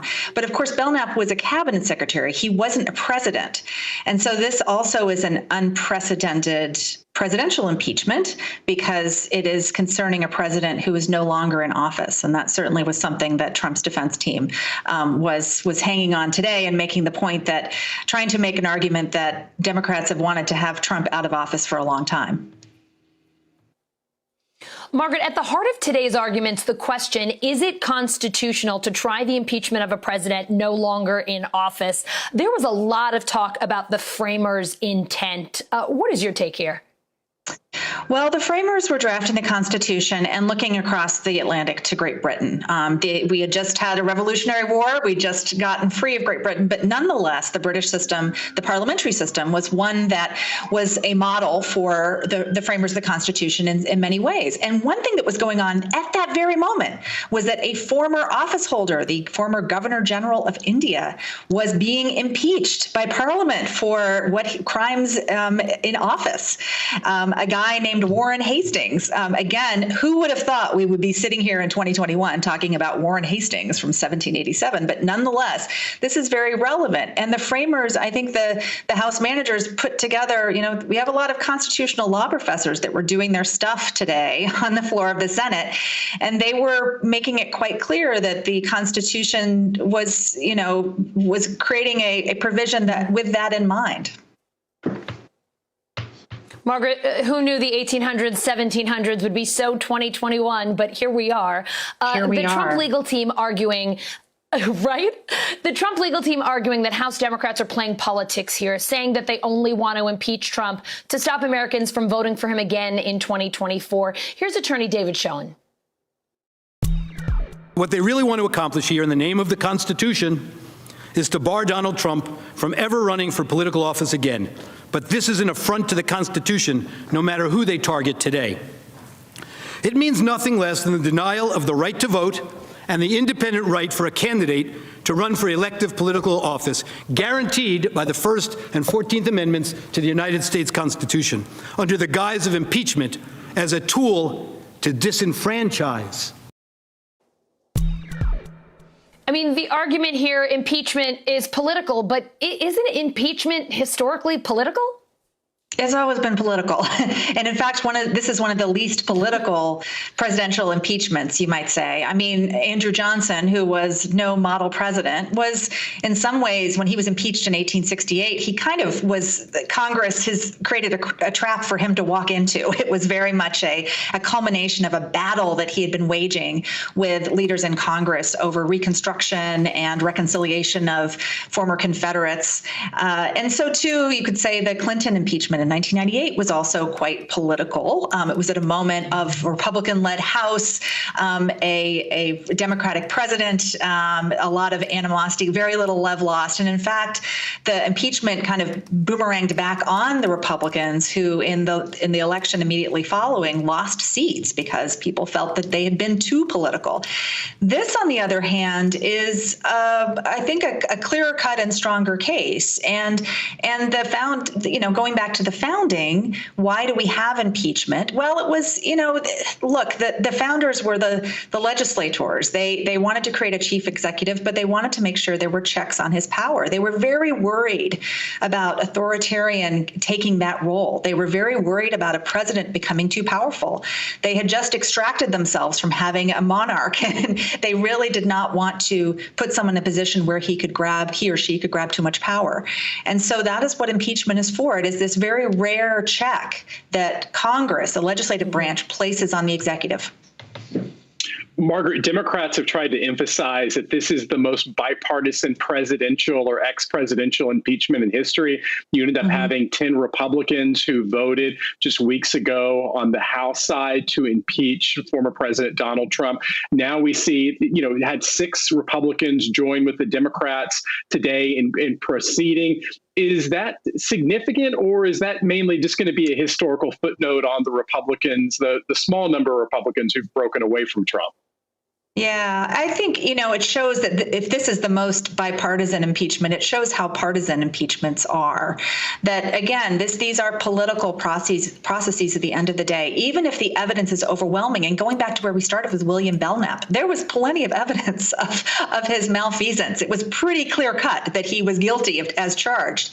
Yet, there was, party triumphed, and he was ultimately not convicted because of that. And we see this, that we saw this today. There's only a few Republicans crossed over, and it also, this is, I think, a distinctive moment in that it's been pretty clear since the get-go that conviction is an unlikely outcome. It would require a lot of Republicans to change their mind in short order, and there really has been very little movement on either side since the beginning of this.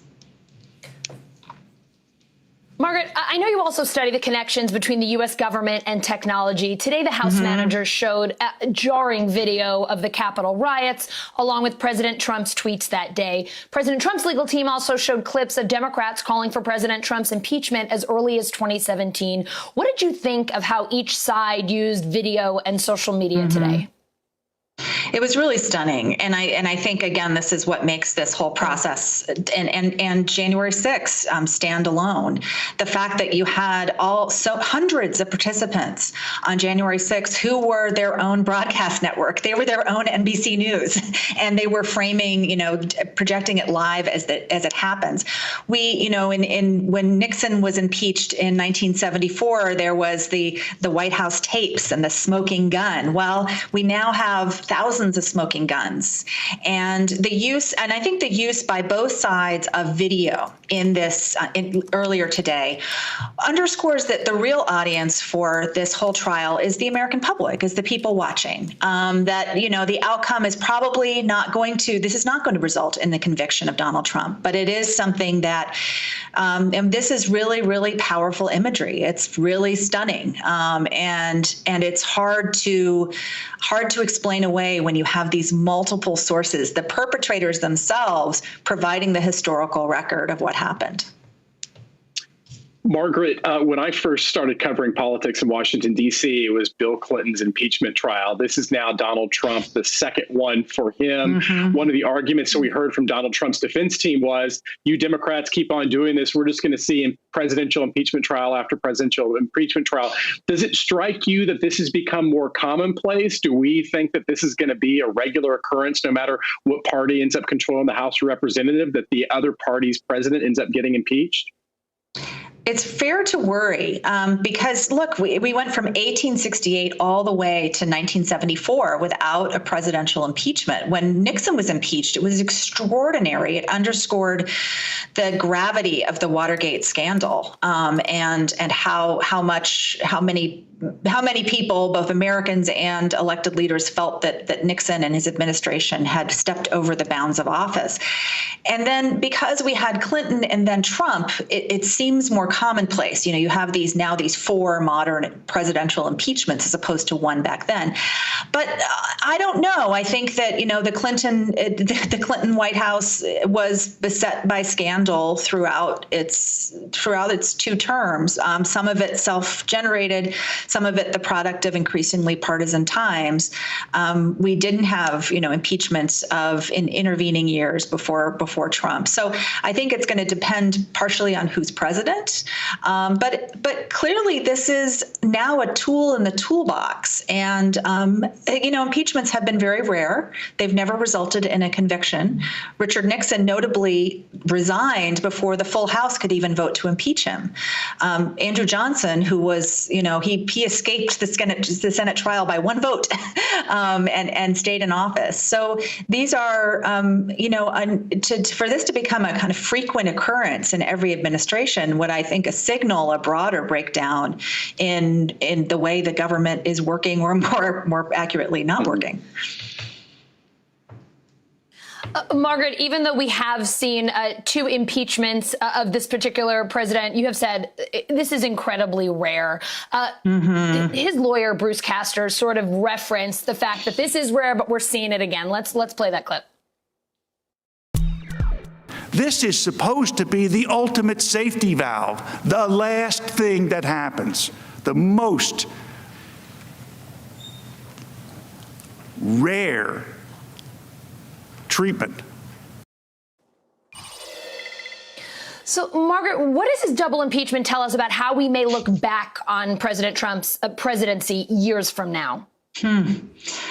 Well, look, this is a presidency for the history books. I co-author a history textbook, and I already know that January 6th is going to be in there, and so are many other moments for a one-term president, an extremely consequential presidency that also is reflecting decades of political change that led up to and made his presidency possible, and also will not go away. And I think that this impeachment is, I sensed on the floor of the Senate, or certainly the House managers, knowing that they are probably not going to win their case they're making in the Senate in the next week, but they are putting, they have the eyes of history upon them. And I sensed in their statements a sort of consciousness of putting something down for the record for later citizens and historians to look at. This is momentous. We're 1 year away from the first impeachment, and what a year it has been in the intervening time. We forget, because all of us are living through this history, this is very significant. A century from now, Americans are going to be looking back on this moment and on what all of us did and looking at the record we produced. All right, Margaret, Mark, thank you both so very much.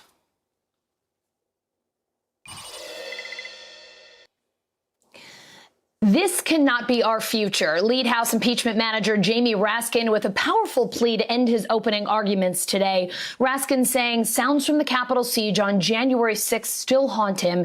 Here's more of his closing message to the Senate.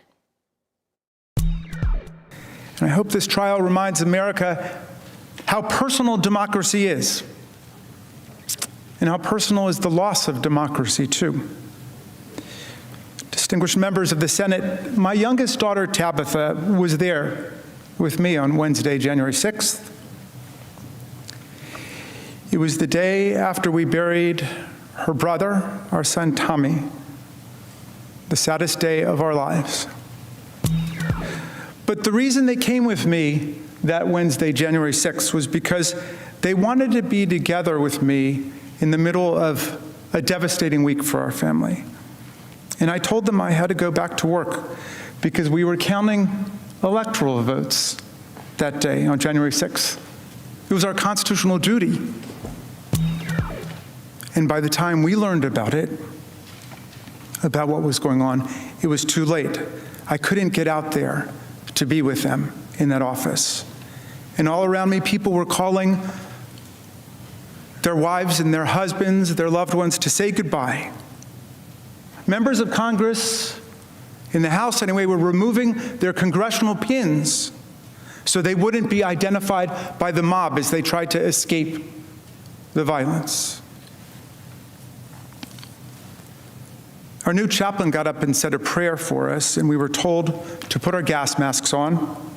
And then there was a sound I will never forget, the sound of pounding on the door like a battering ram. The most haunting sound I ever heard, and I will never forget it. And when they were finally rescued, over an hour later by Capitol officers, and we were together, I hugged them, and I apologized, and I told my daughter Tabitha,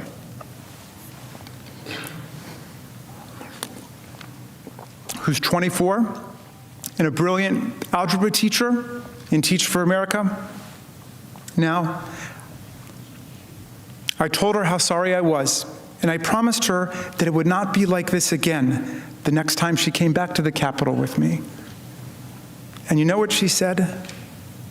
She said, "Dad, I don't want to come back to the Capitol again."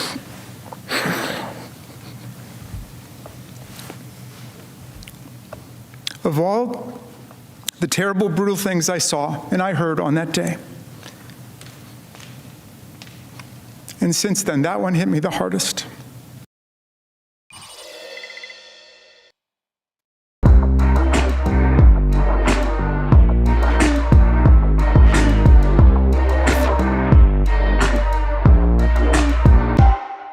All this month, they are the Black trailblazers and everyday heroes who've broken barriers, pushed for change, and brought progress to our country. Join us as we share their stories and celebrate groundbreaking changemakers. All this month on Today. The impeachment trial, COVID relief, we're going to find out quickly whether this is going to be a functional bipartisan government. Would you support some raise in the minimum wage? Asking about vaccine distribution. Where is the bottleneck? If it's Sunday, it's Meet the Press.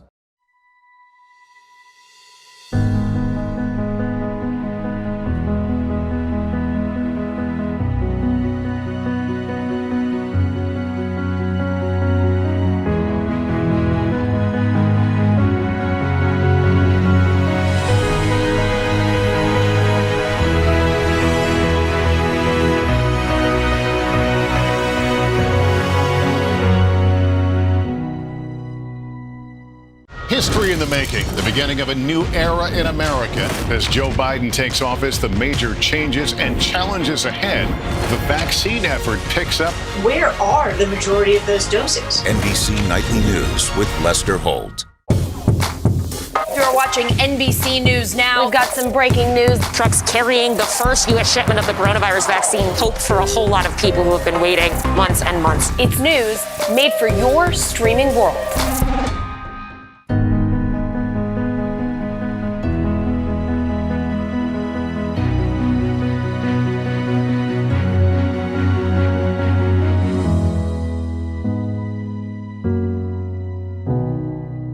For breaking news in our changing world, download the NBC News app.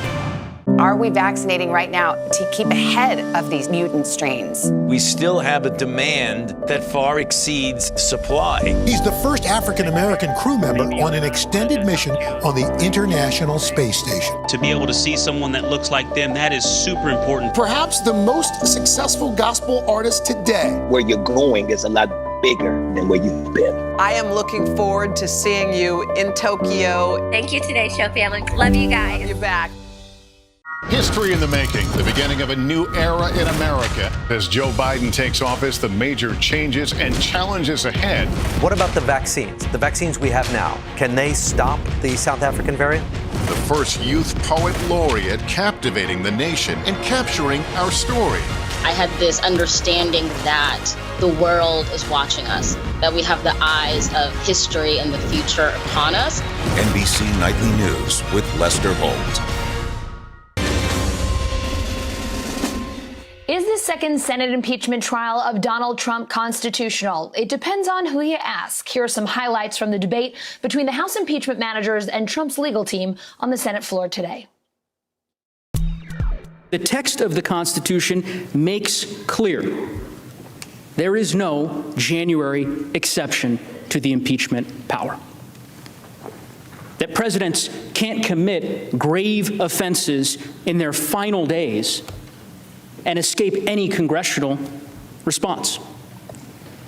That's not how our Constitution works. Judgment, in other words, the bad thing that can happen, the judgment, in cases of impeachment, i.e. what we are doing, shall not extend further than removal from office. President Trump no longer is in office. The object of the Constitution has been achieved. He was removed by the voters. It's no wonder that President Trump would rather talk about jurisdiction and a supposed January exception, rather than talk about what happened on January 6th. Make no mistake, his arguments are dead wrong. They're distractions from what really matters. The Senate can and should require President Trump to stand trial. But there isn't a single one of you who, A, doesn't consider yourself a patriot of the United States, and two, there isn't a single one of you who doesn't consider the other 99 to be patriots of the United States. And that is why this attack on the Constitution will not prevail. At the end of the day, this is not just about Donald Trump or any individual.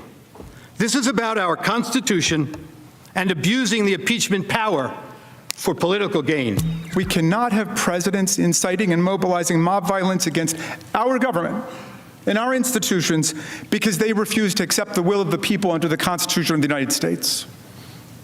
Much less can we create a new January exception in our precious, beloved Constitution that prior generations have died for and fought for, so that corrupt presidents have several weeks to get away with whatever it is they want to do. History does not support a January exception in any way, so why would we invent one for the future?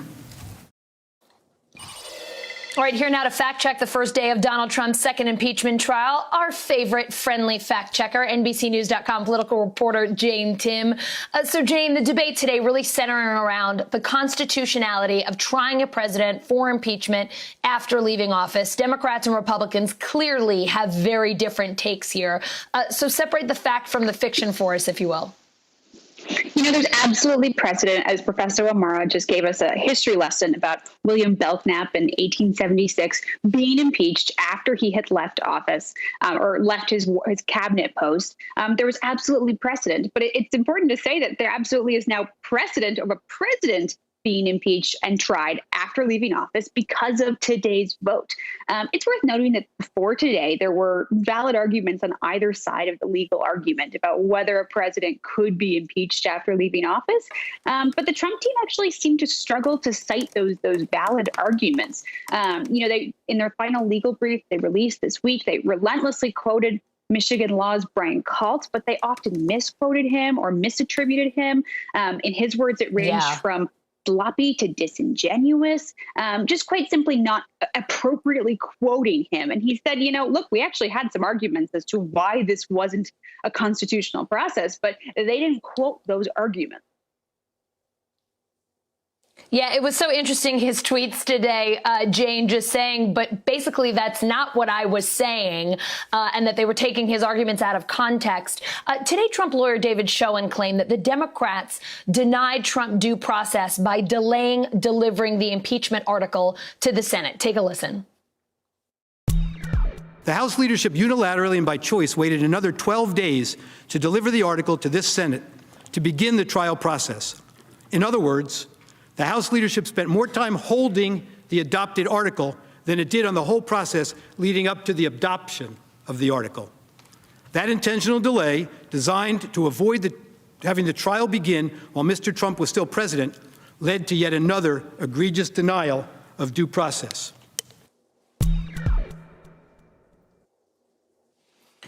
So Jane, separate the fact from the fiction on this one. Yeah, I watched this back several times because I couldn't really get exactly what they were getting at, because at times they argued that the trial was either the impeachment was too fast or the impeachment was too slow. But basically everything they said denied Donald Trump of due process. But what's interesting is they're completely omitting that Republicans were the ones who did not want an immediate impeachment trial in the Senate. Mitch McConnell said he would not schedule it immediately when he controlled the Senate back when he was impeached before the inauguration.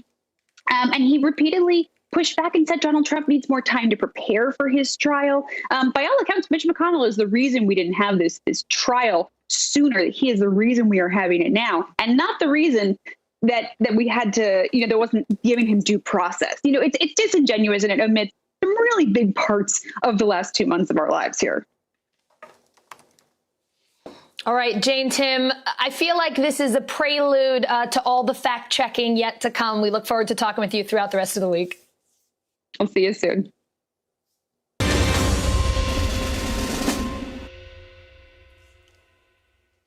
35 days. Rioters stormed the U.S. Capitol 35 days ago while Congress was counting the electoral votes confirming Joe Biden's presidential victory. More than a month later, investigators are still looking into what happened that day. NBC News national security and justice correspondent Tom Winter joining me now.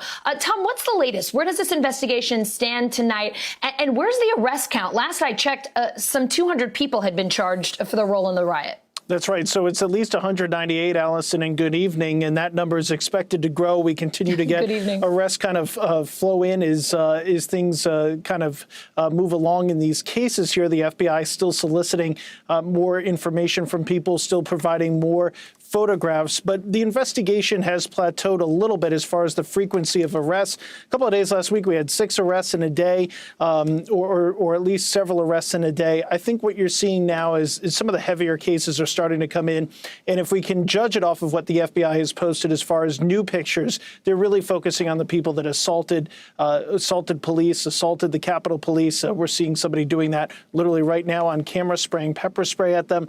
And Allison, obviously, they're going to be focused on the death of Officer Brian Sicknick. Those cases are going to involve indictments. They're going to involve serious charges. They're going to take a little bit more time, but we expect the arrest to continue. I mean, some 200 charges, Tom, that's pretty impressive. How has the FBI been identifying all those suspects, and what are some of the charges that they're facing? Right. So they've been using some of the most sophisticated tools they have, like family members calling up and saying their relatives did this. That's one technique that they've used to identify high-tech people. Stuff there. High-tech stuff. But they've also been doing traditional law enforcement work, such as using facial recognition technology, rather. Basically, people have been calling in and saying, I believe the person that you're seeing in this image is Billy Smith, just as an example, a made-up example. And what the FBI will then do is look at their social media accounts, subpoena for records of those accounts, whether they be Facebook, Parler, other social media platforms. And then from there, they'll go to driver's license databases, which the FBI has access to in whatever state that person may be from, and try to match up photos, try to put together the key information, get grand jury subpoena returns and law enforcement returns from those social media platforms to figure out what people posted and what they said. And that helps them really put together a case. So that's some of the things that they're doing. As I referenced in the beginning, family members, close friends, associates, they've been tipping people off, tipping the FBI off as to who these people are, Allison. Hey, look, Tom, they say it's not weird if it works, right? Right. We are learning that a former FBI employee, Thomas Caldwell, who's had top security clearance since 1979, has been in jail over the last month for his role in the riots. What can you tell us about him, and what are federal prosecutors alleging he did here? Right. So, Allison, I think it's important to remember that this all came about from a 25-page memo that in a motion that his attorney put forward trying to seek bail and bond in this case. What you're looking at is the claims made by his attorney. The FBI has not commented on his potential role or his past and prior role with the agency as a section chief, according to his attorney, saying he was there from 2009 to 2010. Also that he held a top secret security clearance since 1979. We're still waiting to get some more information on that and get some more facts. But the FBI said that he was involved with going inside, had communicated and planned with going inside, and that they found communications on Facebook, as I was just talking about, one of the tools that they're using that he apparently tried to delete, but messages that he said that indicated that he was inside. So that's what they're alleging. He's been formally indicted, and now we'll just have to see where the case goes from here, Allison. All right, Tom, I know we'll be checking in with you much more on this one. Thank you so much for joining us tonight. Sure thing. You got it. The Senate impeachment trial zeroing in on a key question today. Is it constitutional for a former president to stand trial? Here now, NBC News legal contributor Danny Savalos. Danny, it is so terrific to see you, my friend. It feels like it has been quite a long time. So let's talk about this. What does the Constitution say about trying a former president? It says nothing about trying a former president, and that's what the challenge is. So the answer to the question of whether or not impeaching a former president is constitutional is, well, we just found out because they voted yes. And I'm not being glib. The challenge here is that we've all been trained to think of this as if we're in court because it is an impeachment trial. It's anything but. It's only cosmetically a trial. In reality, in a court, what happens is each side presents its argument through the adversarial system, and the judge writes a reasoned argument considering both sides and ultimately choosing one argument over the other with some logical reasoning. That's not what happens in a Senate trial. The parties present their sides, and then we just go vote on it. And there's no reasoning as to whether or not someone had a good constitutional argument or not. And that ultimately means that whether or not it's constitutional is just whether the Senate says it is. And even the history of the Senate, what happened to William Belknap or whoever 100 years ago, is only relevant as to that Senate. What is relevant or whether or not it's constitutional depends on what this particular Senate says about the issue today. Danny, Trump's lawyers are arguing the Senate cannot proceed with the trial because of lack of due process. Listen here. The denial of due process in this case, of course, starts with the House of Representatives. In this unprecedented snap impeachment process, the House of Representatives denied every attribute of fundamental constitutional due process that Americans correctly have come to believe is part of what makes this country so great. So, Danny, what do you make of this lack of due process argument here? That argument is right on almost every count. Yes, in criminal courts, in civil courts, every person is entitled to due process of law. And that just means procedural due process, that they go through a process that is that gives them an opportunity to be heard and present their side of the argument. But it may be the case that the president is the one person in the entire system that shouldn't have any due process. And the reason for that is there's no ability to put a president or in jail until you figure out whether what he's doing is dangerous. There's no ability to put a temporary restraining order on him or separate him from somebody else that he may harm. There's no way to do that. So because the immediacy, the threat of a rogue president is so immediate and so dangerous, if Joseph Biden tomorrow announced he wanted to secede Delaware from the Union, there's no way to put a pause on that until the Senate figures it out. They would just have to remove him. And that's why the impeachment process is designed to be fast, because it's the only remedy. There's no interim remedy, no way to preserve the status quo until that remedy or that disaster is averted. So that's the argument against a president, maybe the only person in the entire system who might not be entitled to due process of law. All right, Danny Savalos, always love seeing you, especially during impeachment. You know, it feels like old times. This is what we always like to do. It's impeachy, isn't it? It really is. It sure is. Thanks, Danny.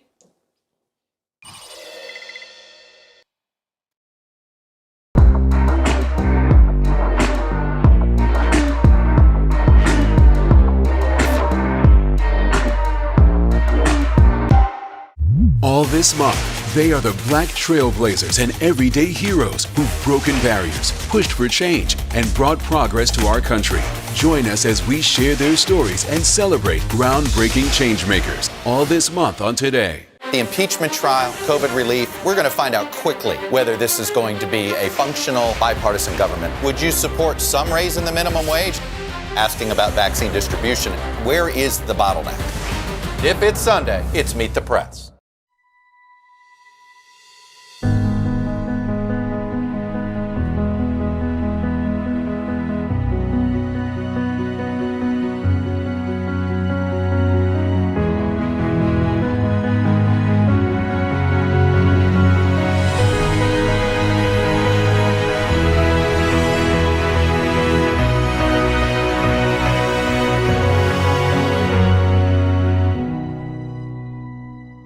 History in the making, the beginning of a new era in America. As Joe Biden takes office, the major changes and challenges ahead. The vaccine effort picks up. Where are the majority of those doses? NBC Nightly News with Lester Holt. You're watching NBC News Now. We've got some breaking news. Trucks carrying the first U.S. shipment of the coronavirus vaccine. Hope for a whole lot of people who have been waiting months and months. It's news made for your streaming world.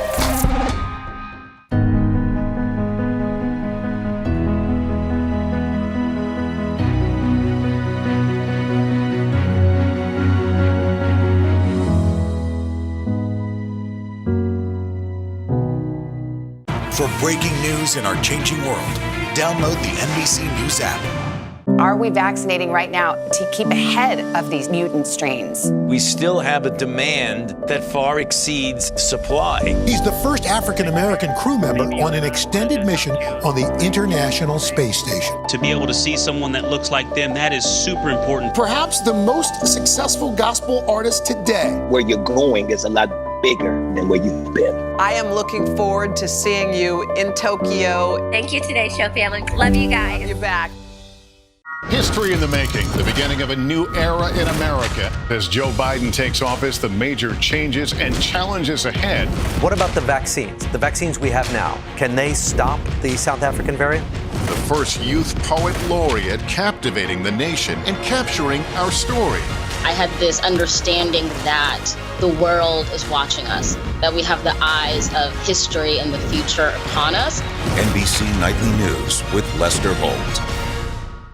History in the making, the beginning of a new era in America. As Joe Biden takes office, the major changes and challenges ahead.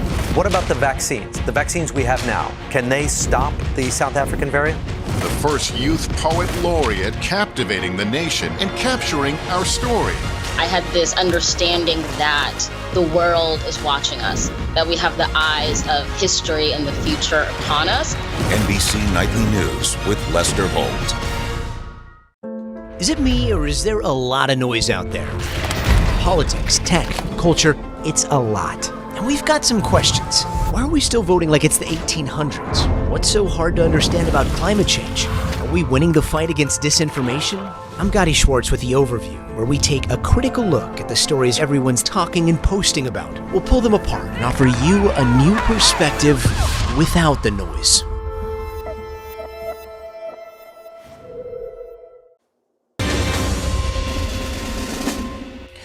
They've gotten through the constitutionality debate. Tomorrow, we'll hear opening arguments. Here are some more highlights from day one of Donald Trump's second impeachment trial. Every American who saw those events unfold on television was absolutely horrified by the events of January 6th. But we also know how President Trump himself felt about the attack. He told us, "Go home with love and in peace. Remember this day forever." Every time I read that tweet, it chills me to the core. The President of the United States sided with the insurrectionists. He celebrated their cause. To say there was a rush to judgment by the House would be a grave understatement.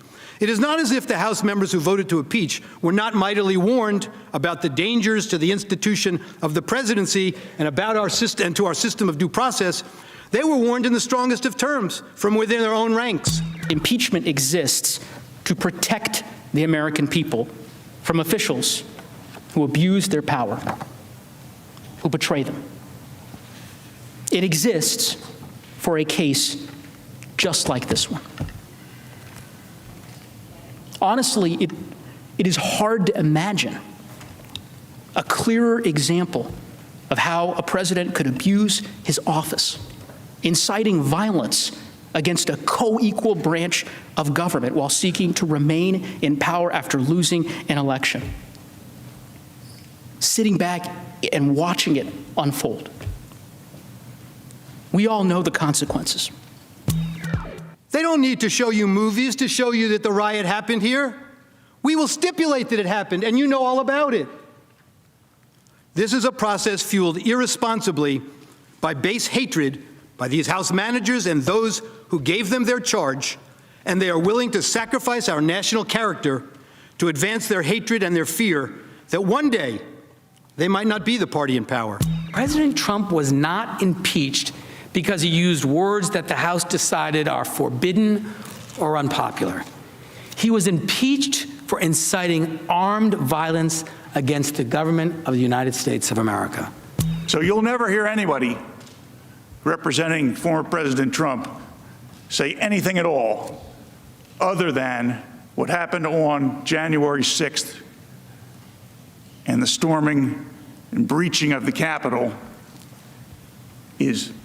should be denounced in the most vigorous terms, nor that those persons responsible should be prosecuted to the fullest extent that our laws allow.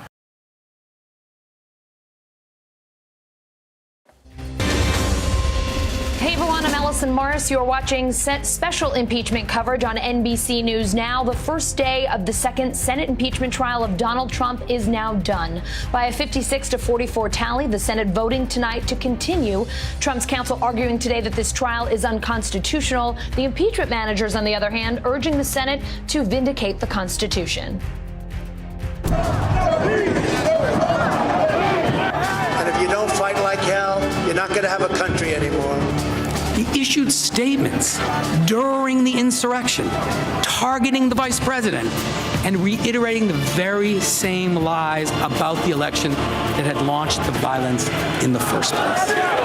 The plain meaning of the Constitution's text should govern whether the Senate is vested by the Constitution with the power to convict a private citizen of the United States. It is not. The Senate shall proceed with the trial as provided under the provisions of that resolution. Our team of reporters and analysts have you covered from today's constitutionality debate to reaction from the White House, plus the legal strategies to watch for in tomorrow's opening arguments. All right, let's head over to Capitol Hill, the center of all the action today. NBC News political correspondent Ali Vitale is there, along with Danny Savalos, our legal contributor. Ali, we'll start with you. 6 Republican senators joined all 50 Democrats in voting that this trial is constitutional. Senator Bill Cassidy of Louisiana changing his vote, though, from his vote 2 weeks ago to join in with those Republicans. Here he is explaining that decision. At one point, I leaned over to Cruz and I said, Cruz, are they talking to the point at hand? He goes, not now. Because I'm thinking maybe I'm missing something. And again, if I'm there as an impartial juror, respecting my oath of office to uphold the Constitution of the United States, and one side makes the argument and the other side does everything but make the argument, then to live with myself, I make that vote. Ali, we are still well short of the 17 Republicans required to convict Trump. What's the reaction on the Hill to tonight's vote? Well, look, even as I was going through listening to the tally, I was putting down, one notch for no votes, one notch for yes votes. And with all of these senators, we had a pretty good idea of where they stood on this, both because of the way they voted when Rand Paul brought this up a few weeks ago, as you mentioned, but also because minds don't really change very easily here on Capitol Hill. I think the politics of this moment, as much as they talk about being impartial jurors, the politics is so palpable right now. At the same time, though, my pen hovered for a minute. I wasn't sure where someone like Bill Cassidy was going to vote. He was the only person who changed his mind, as you mentioned. But I think it's really important to remember what we were voting on here. It was as much of a procedural thing to get on to the actual business of the conviction and whether they were going to vote to convict, which we're going to start to get into the arguments of tomorrow. But this was also a way to read the tea leaves on this. Cassidy was really clear when he was talking in that hallway interview after leaving the Senate chambers about what he was voting on here. And he was saying that to him, he believed that this was a question of constitutional or not. He believed that it was constitutional. And he also attacked the Trump defense team for what he called a meandering and kind of not as clear or concise argument as what the Democrats put forth and put together. So while he was leveling those criticisms, he was also really clear to point out that this doesn't necessarily presuppose the way he's going to vote on conviction. They're answering two separate questions here, even though the way that the vote broke down may not exactly leave us in a different place. I do think it's really important to mention that it's not a conviction vote right now. This is just whether or not it was constitutional to move forward with this in the first place. 6 Republicans saying that it was. It's not necessarily a big show of force from Republicans here, who are clearly still very under the Trump thumb on this, politically speaking. All right, as our legal analyst, Danny, give us the Cliff Notes version, if you will, of the legal arguments today. This Senate vote aside, who, in your opinion, made the strongest legal argument today?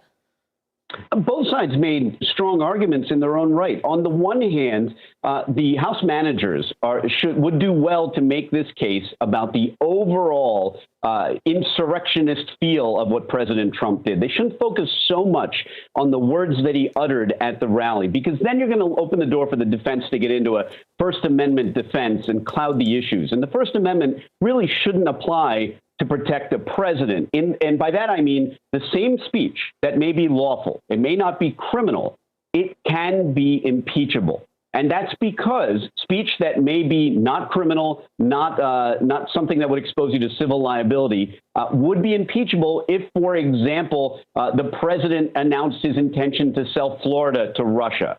That might be something that is lawful to say. It's not illegal to utter those words. But you can imagine Congress would be alarmed and immediately move to impeach. So the House managers here focusing back on the idea that this was a part of a long-term plan of Trump's to act in an insurrectionist way, and that's why he's being impeached, where the defense will and did focus on issues like due process, and they will focus on the First Amendment to create the overall feel that, hey, this president is being prosecuted for his First Amendment privilege to say just about anything he wants, as long as he doesn't cause harm, and he didn't cause harm here. That's what they'll try to focus on. It's not exactly the right application of the First Amendment, but both sides, good arguments today. Oh, and I have to add that January rule is a brilliant piece. That's a brilliant phrase that we'll hear again and again, because it gets people thinking, well, I may not understand the constitutionality of everything, but the idea that a president could just go rogue in January and be completely immune from any kind of punishment, that's scary to me. So I don't need to know much about the Constitution as an American citizen or someone living in America. I know that I don't like the sound of that. All right, so we got Danny's legal analysis here. Allie, let's dig a little deeper into these arguments. House impeachment manager Joe Neguse helped make the case against former President Trump today. What was his main argument? His role here was basically to be the precedent guy. Now, I skipped law school to go cover the Trump campaign back in 2015, but the point of these arguments was actually that it wasn't meant to be steeped in legalese. When Danny points out that the idea of a January exception is so accessible to people who might not want to be mired in the minutia of the Constitution, that's the entire point. And we were told from the very outset of this that the House impeachment managers were going to focus on a concise argument that was accessible to the American people, because it only hinges on one allegation of inciting an insurrection. Again, this is not the impeachment hearing that we had a year ago, where there was a lot of weeds that you could get stuck in, and voters would tell me that they were confused and they kind of wanted to shut the whole thing off. This is something that is accessible to Americans, that they can easily understand, and that's a strategy that the House impeachment managers want to capitalize on.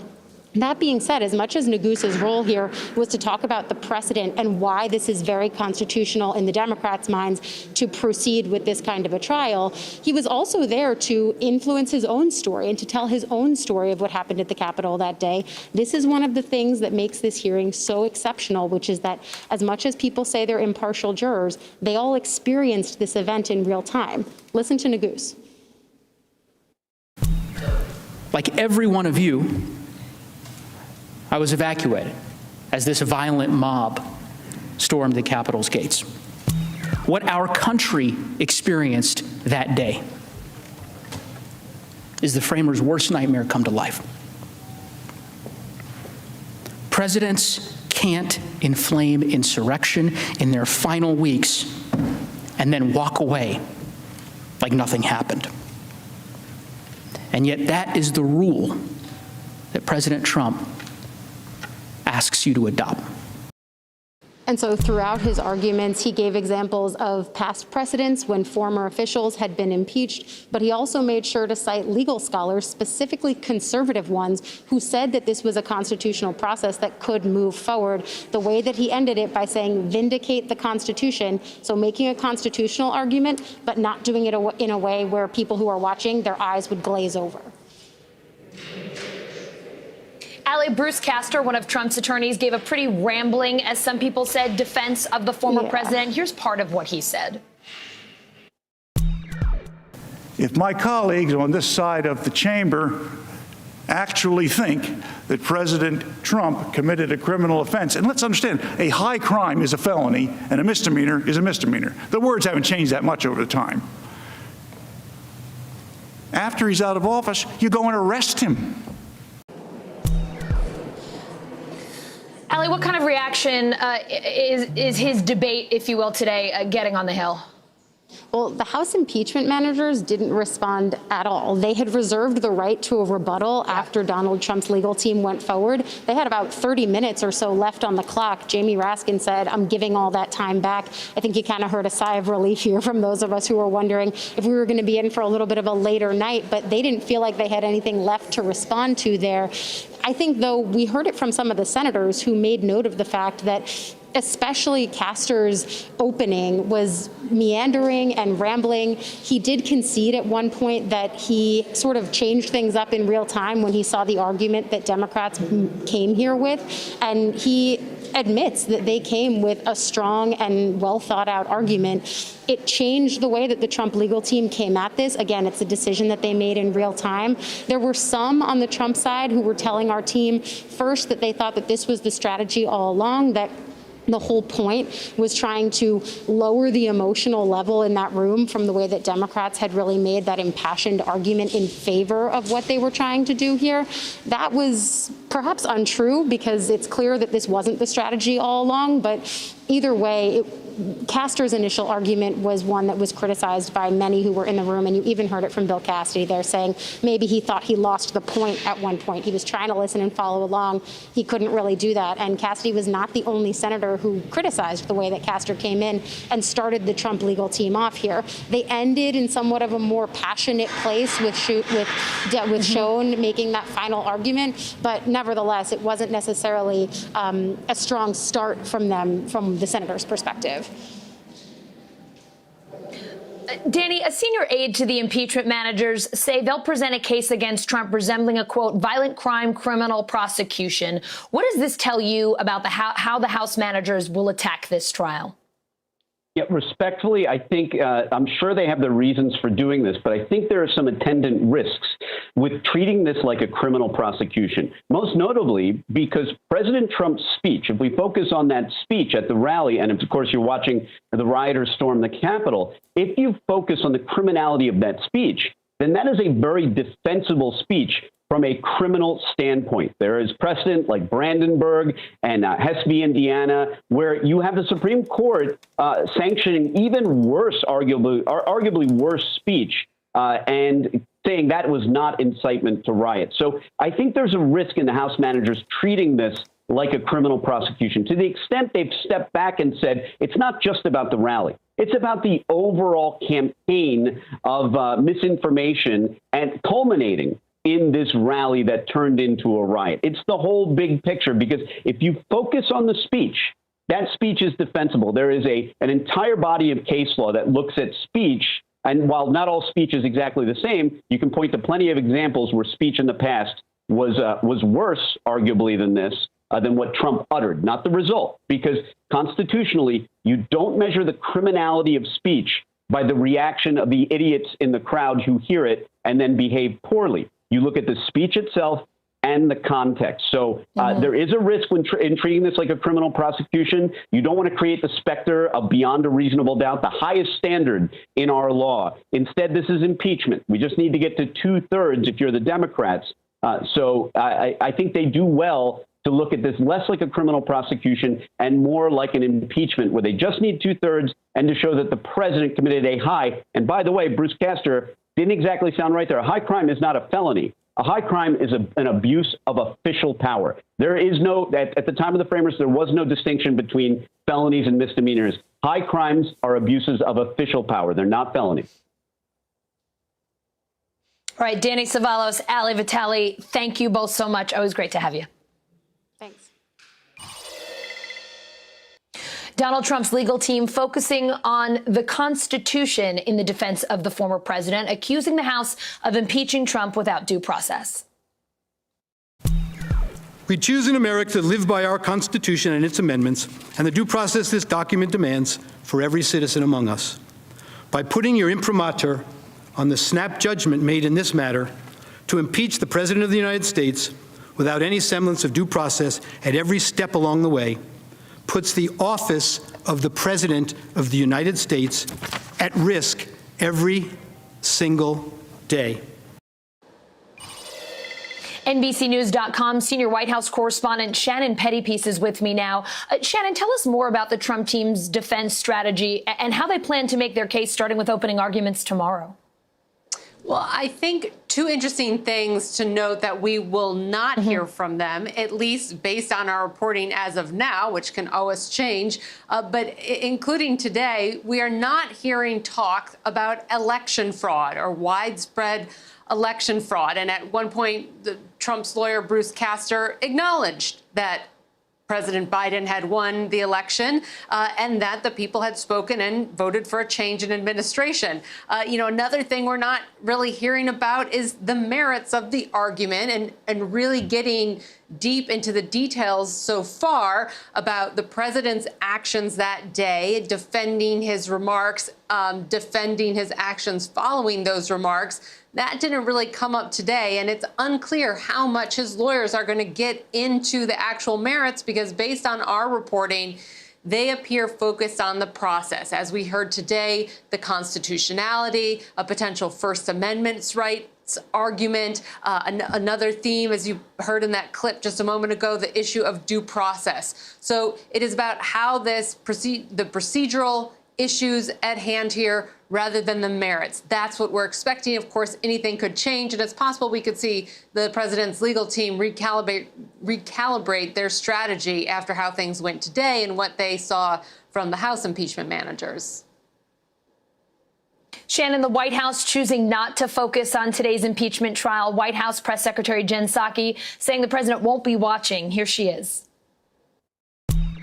Joe Biden is the president. He's not a pundit. He's not going to opine on the back and forth arguments, nor is he watching them that are taking place in the Senate. President Biden met with Treasury Secretary Janet Yellen and business leaders today. Tell us a bit about that counter-programming, if you will, and what he said when he took a question about today's impeachment trial. Well, he basically said, once again, I'm no longer a senator. I'm the president now. This is a Senate issue, so I don't have to tell you what I think or weigh in on this in any way. So that was his response there. The White House is trying to carry forward like this isn't even going on down Pennsylvania Avenue. Now, that might be wishful thinking when you look at the news coverage and how much attention this impeachment trial is going to get over the coming week. But they are trying their best to stay the course. The week ahead looks like you would expect expect it to look if there was no impeachment going on. The president's going to the Defense Department tomorrow. He's going to talk to them about their pandemic response. He's visiting the NIH. He is meeting with congressional leaders, talking to governors, as all part of this strategy to get this COVID relief bill, which the White House is really trying to push the gas on. They want to get something passed before March 14th, when that unemployment insurance extension runs out. Well, they've got a week of impeachment trial now, and while the Senate says they're going to continue working behind the scenes and off to the side on COVID relief, this is obviously going to be the big focus for them. And so the clock is really ticking in Senate land on how much time is left to actually get some legislation through. Yeah, a lot of pressure there for sure. Shannon Pettypiece, thank you. Thank you. Trump lawyer Bruce Castor admitting that his team changed some of its arguments at the very last minute today. Here he is. I want to give my colleague, Mr. Sean, an opportunity to explain to all of us the legal analysis on jurisdiction. I'll be quite frank with you. We changed what we were going to do on account that we thought that the House manager's presentation was well done. Let's bring in Democratic strategist Michael Starr Hopkins and Republican strategist Joseph Pinion. My God, guys, it's like we've got the band back together. I feel like I haven't seen the two of you since last impeachment. It's a time warp. Which was almost a year ago. I miss you both as well. We're going to start doing this more often for sure. I'm glad we're starting today. Joseph, I'm going to kick it to you first. Your thoughts on Trump's defense today, in particular, what Castor said there, that they changed some arguments and that the House manager's presentation was well done. Did that surprise you at all? And do you think that was a good move? I mean, look, as I've said to you last time we had the impeachment, it's very difficult to go in halftime at the Super Bowl and start ripping up what got you there. But it's quite perplexing to basically announce to the world that the opposing argument was so stellar. So I think at the end of the day, what Republicans need to focus on is the core issue that I think many people are focused on, which is that this notion of a January exception assumes the fact that we do not have a nation of laws, that we do not have civil courts, that we do not have criminal courts, and that once you walk out of the White House, you are immune from any and all accountability. Accountability does not stop when people leave the White House. In many ways, it actually begins when you leave the White House. And I think the best opportunity to hold President Trump accountable, to the extent he needs to be held accountable, would be through the court process. Look, I got to say, I love sports analogies, and I love the Super Bowl one here because it's basically like Mahomes coming out and saying, oh, wow, Tom Brady's playing better than I thought. I'm kind of screwed in the second half of this game, and he didn't exactly do that. So interesting strategy from the Republicans. Michael, Joseph mentioned this January exception. It came up several times today. Here's what Senator Amy Klobuchar said about it earlier. This is a moment for our country. Are we going to send a message and allow a president, when they lose an election, just to unleash an angry mob on the Capitol? To put it in a more humorous note, it was Trevor Noah who said, you can't get fired from Best Buy and just go out and steal a TV on the way out. There are laws in this country. And this president should be held accountable for inciting an angry mob to literally loot and invade another equal branch of government. Michael, you can't get fired from Best Buy and take a TV on your way out. Some lawmakers are saying this trial is really the only way to hold the former president accountable. We're hearing on the flip side that this is a political partisan process. As a Democratic strategist, your take. Well, first, let me say that impeachment is always a political process because it's done by the political branch of government. But more importantly, Senator Klobuchar hit the nail on the head. We have a little over 60 days in between the presidential election and inauguration. If we follow the logic of many Republicans that no president can be impeached because of acts done within those 60 days, then we really are about to unleash all hell on America, because anything is possible. And there is no real mechanism to hold a president accountable within that 60 to 70 day period. And that's ludicrous. You know, you could have presidents accepting bribes. You could have presidents selling off New York. Anything would be possible by that logic, which makes it such bad logic. And as someone who has spent a lot of time in courtrooms, when you don't have facts, when you don't have the law behind you, you muddy the water. And I think that's what we're really seeing from Republicans right now, an attempt to muddy the water and confuse people. Joseph, lead House manager Jamie Raskin closed his arguments by calling this the most bipartisan impeachment trial in American history. We did see 6 Republicans go along with the Democrats today in voting that this trial is constitutional. Do you agree on the bipartisanship here? Well, look, I do agree to a certain extent that this clearly has been a bipartisan effort. Is it anything to write home about? I would suggest that it is not. But I think, again, we have to get past this notion. I think Democrats do this very well, by the way. I think they do it with Medicare for all. If you're against Medicare for all, then you don't want health care for all Americans. I think that at the same point with impeachment, just because you're opposed to this impeachment does not mean that you believe that there is not accountability for a president, or that President Trump should not be held accountable. I think that we have to be able to separate the two and say concretely that if somebody wants to sell off New York for personal gain, if somebody wants to steal a TV on the way out the door, that we do have a system of laws that is capable of dealing with those things. And perhaps in the wake of President Trump, where we know that these norms have been tested, where our institutions have perhaps been battered, then perhaps the best way to address this would be to talk about shortening the period in time between when our elections are held and when the transfer of power actually occurs. So I think, again, this notion of we have to do something, perhaps the something is not impeachment, but perhaps that something is to go back to understanding concretely where the weaknesses are so that we can fortify them.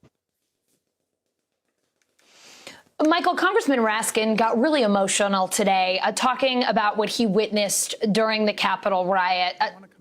It was the day after he buried his son. He had his daughter and son-in-law with him. He said that they were worried. They thought they were going to die. How do you think that these personal stories from lawmakers will really impact the trial in the days to come? I mean, does it give the Democrats an insurmountable, I hate to say insurmountable because very few people think that Trump is going to get convicted here, but does it give the Democrats a leg up at least?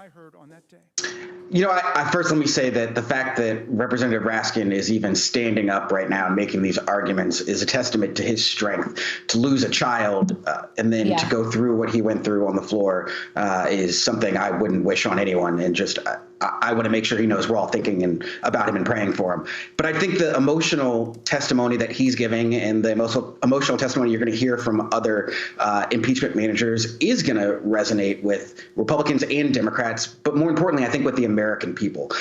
Look, I don't think any Democrat really believes there's going to be a conviction, not because it's not deserved so, but because, like we said, this is a political process. But the American people are watching. And what we saw from the last impeachment was that Republicans made their argument to the American people, Democrats made their argument to the people in the room. That's flipped this time around. People understand, or rather the impeachment managers understand that the case to be made is really a case around 2022. Because for whatever reason, Republicans aren't going to stand up right now and show political courage. They're going to argue process.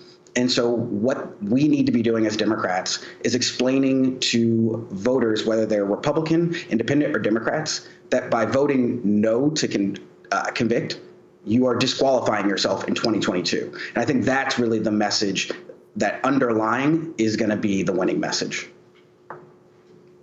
So on the flip side, then, Joseph, what would your advice be for Trump's defense team here? How do you best counter or how do you best go after emotional arguments like this? What's their best strategy?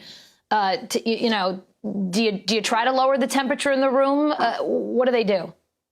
Well, I think first and foremost, you have to acknowledge the severity of what occurred on the 6th. And I think you also have to be willing to acknowledge the fact that this drumbeat for 64 days or 65 days to have this uncertainty around the outcomes of the election is not helpful towards having a functioning nation. So I think we have to start there. But I think beyond that, I think then the argument has to come back to these core principles, this notion of saying that either we are a nation of laws or we're not. That the same Democrats who want you to believe that President Trump was this imminent threat to our shared safety are the same people who got on TV, including this network. You have Jim Clyburn suggesting they should hold off on sending the articles of impeachment to the Senate for 100 days to have an agenda getting passed. So, yes, impeachment is inherently a political process. And with that understanding, I think Republicans need to lean into the politics a little bit. But before they do that, we need to acknowledge that what happened on the 6th was dreadful. It should never be repeated. We should take every step possible to make sure that it can never happen again. But that in this particular case, as it pertains to the act of holding President Trump, or perhaps holding the office of the president accountable, this brand of impeachment is not what needs to happen for our present and also for our future. Every step except for impeachment. Michael and Joseph. I knew you were going to try to get in a last word there. I just knew it, guys. I have missed I have missed doing this with the two of you so very much. We're going to have to bring our Friday night strategy sessions back. They were always a blast. Great to have you. Thank you so much for your insights. Hi, guys. Miss you guys.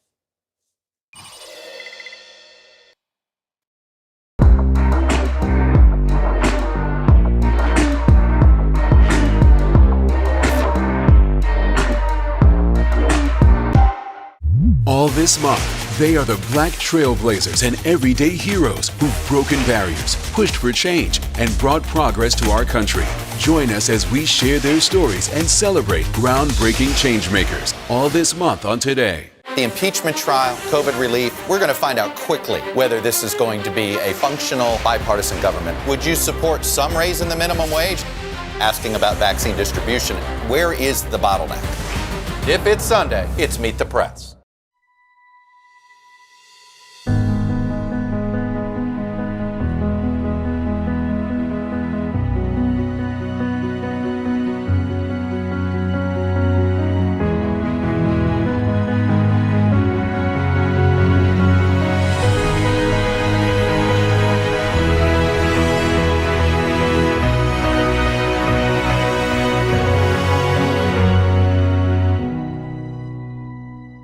History in the making, the beginning of a new era in America. As Joe Biden takes office, the major changes and challenges ahead. The vaccine effort picks up. Where are the majority of those doses? NBC Nightly News with Lester Holt.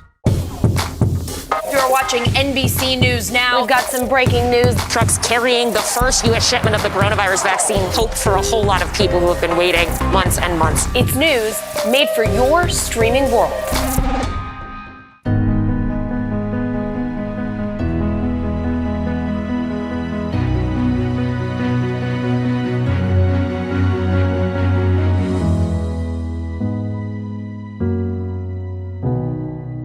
For breaking news in our changing world, download the NBC News app.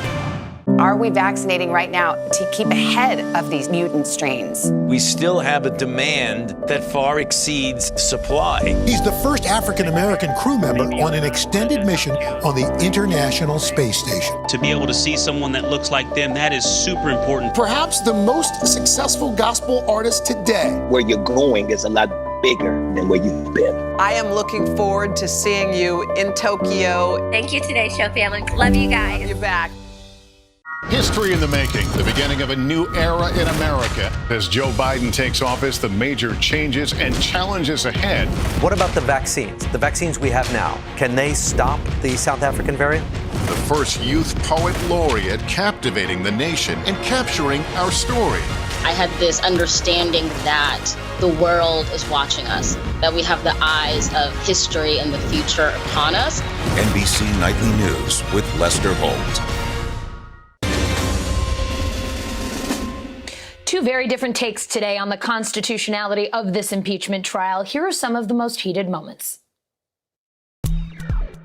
The transition of power is always the most dangerous moment for democracies. Every historian will tell you that. We just saw it in the most astonishing way. We lived through it. And you know what? The framers of our Constitution knew it. That's why they created a Constitution with an oath written into it that binds the president from his very first day in office until his very last day in office and every day in between. If you vote to proceed with this impeachment trial, future senators will recognize that you bought into a radical constitutional theory that departs clearly from the language of the Constitution itself and holds, and this is in their brief, that any civil officer who ever dares to want to serve his or her country must know that they will be subject to impeachment long after their service in office has ended, subject only to the political and cultural landscape of the day that is in operation at any future time. So this idea of a January amnesty is nonsense. Why are they afraid that those same people who were smart enough to pick them as their congressman aren't smart enough to pick somebody who is a candidate for president of the United States? Why fear that the people will all of a sudden forget how to choose an administration in the next few years? Given the framers' intense focus on danger to elections and the peaceful transfer of power, it is inconceivable that they designed impeachment to be a dead letter in the president's final days in office, when opportunities to interfere with the peaceful transfer of power would be most tempting and most dangerous, as we just saw. Thus, as a matter of history and original understanding, there is no merit to President Trump's claim that he can incite an insurrection and then insist weeks later that the Senate lacks the power to even hear evidence at a trial, to even hold a trial. After a betrayal like this, there cannot be unity without accountability. And this is exactly what the Constitution calls for. The framers' original understanding, this chamber's own precedent, and the very words used in the Constitution all confirm unquestionably, indisputably, that President Trump must stand trial for his high crimes and misdemeanors against the American people. All right, let's bring in Politico national political correspondent Natasha Korecki and NBC News senior political editor Mark Murray, who's back with us as well. Natasha, a really unique thing about this impeachment trial, the senators who will determine its outcome are also witnesses. They were all on the Hill when those rioters stormed the Capitol. How do you think that plays into this trial? Well, obviously, as we saw today from Representative Raskin, it brings an emotional component to this. This sort of first a personal testimony that they bring, and Representative Raskin was saying things that I think a lot of people didn't hear in those terms. He was saying things like, in those moments when the mob was coming at the chamber, it sounded like a battering ram. And he said, all around me, people were calling their wives and their husbands, their loved ones to say goodbye. And he even added this detail that members in Congress and the House were removing their congressional pins so they couldn't be identified by the mob as they tried to escape. So I think in these real terms, he's sort of bringing to life like how scary it was, how terrorized they felt that day. And it really brought it home in emotional terms. So that definitely does bring a different kind of component to this, no question. Natasha, this is Mark Murray. In addition to the video and the memories of January 6th, one other thing that the Democratic impeachment managers did was intersperse that with then President Trump's tweets, his remarks from the day on January 6th. How effective could that have been, not only to the public at large, but also to the Republican senators who were part of the trial? Right. I mean, you looked at some of those images today and taken in and of itself individually, maybe they weren't that new to you, but spliced together some of the most, compelling parts of them, startling, violent parts of them, and then juxtaposing them against President Trump saying things like, sort of not really rebuking them, speaking out of both sides of his mouth, it seemed at the time, and saying things like, we fought the good fight. It is, it's an injustice what had happened when I won by still maintaining that he had won the election. Bottom line, though, I think we all know what the numbers look like. You're going to need more Republican votes than what they have at the moment in order to convict. But at the very least, today, you did have a vote that said, yes, this is constitutional, and we're going to move forward. And you did have, half a dozen Republicans voting in favor of this trial moving forward. Natasha, Bruce Castor, a member of Trump's defense team, talked at length about senators representing their states. It felt like he was arguing that those who vote to convict will have to answer to their constituents back home. An NBC News poll taken last month while Trump was still in office showed that a slim majority of Americans wanted him impeached and removed. Another poll out this week shows that margin growing. How do constituent opinions factor in here? Well, they certainly do factor in a lot. And as we know, that varies tremendously from district to district. We've seen, very famously now, different lawmakers who have spoken out against Trump really having to pay the price back in their district, paying the price. I mean, you saw, Adam Kinzinger in Illinois getting a rebuke from his county Republican Party for having voted for impeachment. So, yes, there could be an overall national poll that says one thing, but, as always, that we've seen across the board in the election and after that, it depends on where you're talking. Are you in a battleground state? Are you in a very divided area? Are you in an area that's very pro-Trump? And right now you're looking at a party that, Trump is still the head of this party. Is he electable? That's another question. But at the very least, we know that he's still in charge of this party. And until somebody wrestles it away from him, there's going to be a lot of different divisions and a lot of different ways that Republicans are going to have to answer back home for what they're doing in Congress. Natasha, talking about wrestling away the power of the party from former President Trump, Mitch McConnell for a while seemed to be someone who had been maybe reserving the right to vote for former President Trump's conviction and certainly holding out that possibility. Today, we ended up seeing him vote against proceeding, just kind of like he did on that Rand Paul motion to table the impeachment earlier. Does this kind of show that maybe Mitch McConnell's decided to give up in this fight against Trump?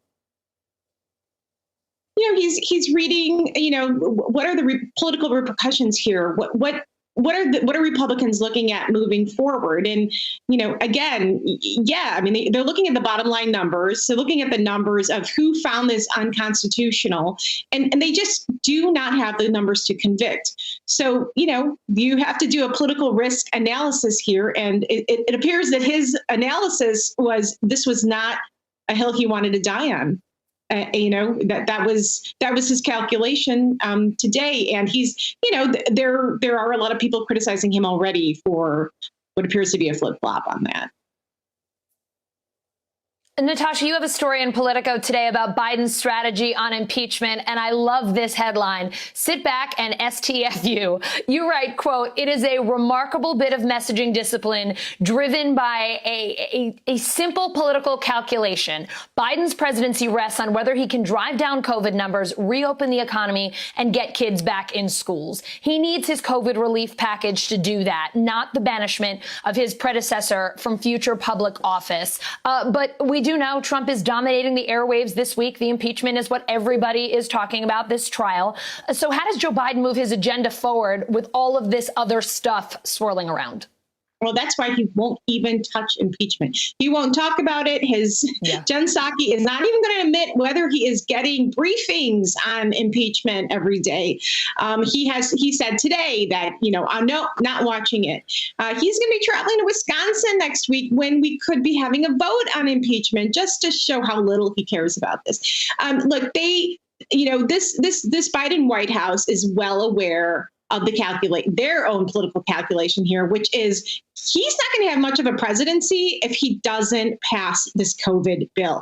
And if it comes back, if there is a clip of him right now, 2.5 weeks, 3 weeks into his administration, talking about Trump's impeachment when he should be putting all hands on deck and passing this massive package, that is just going to haunt him. So he cannot be seen in any way, shape, or form pushing for politics right now. And they also strongly believe that that is not what Americans want.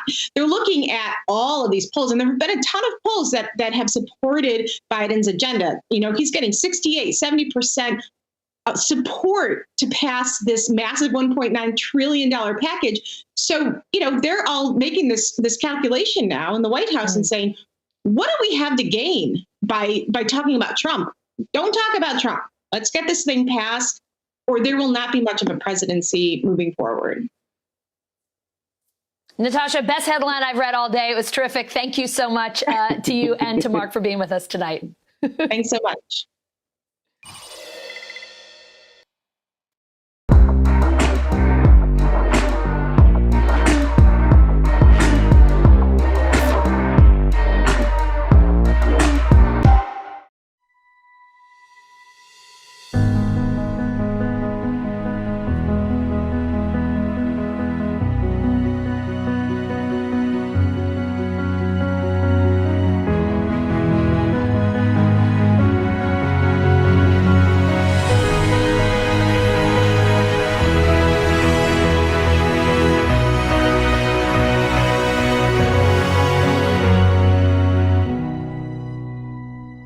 The impeachment trial, COVID relief, we're going to find out quickly whether this is going to be a functional bipartisan government. Would you support some raise in the minimum wage? Asking about vaccine distribution. Where is the bottleneck?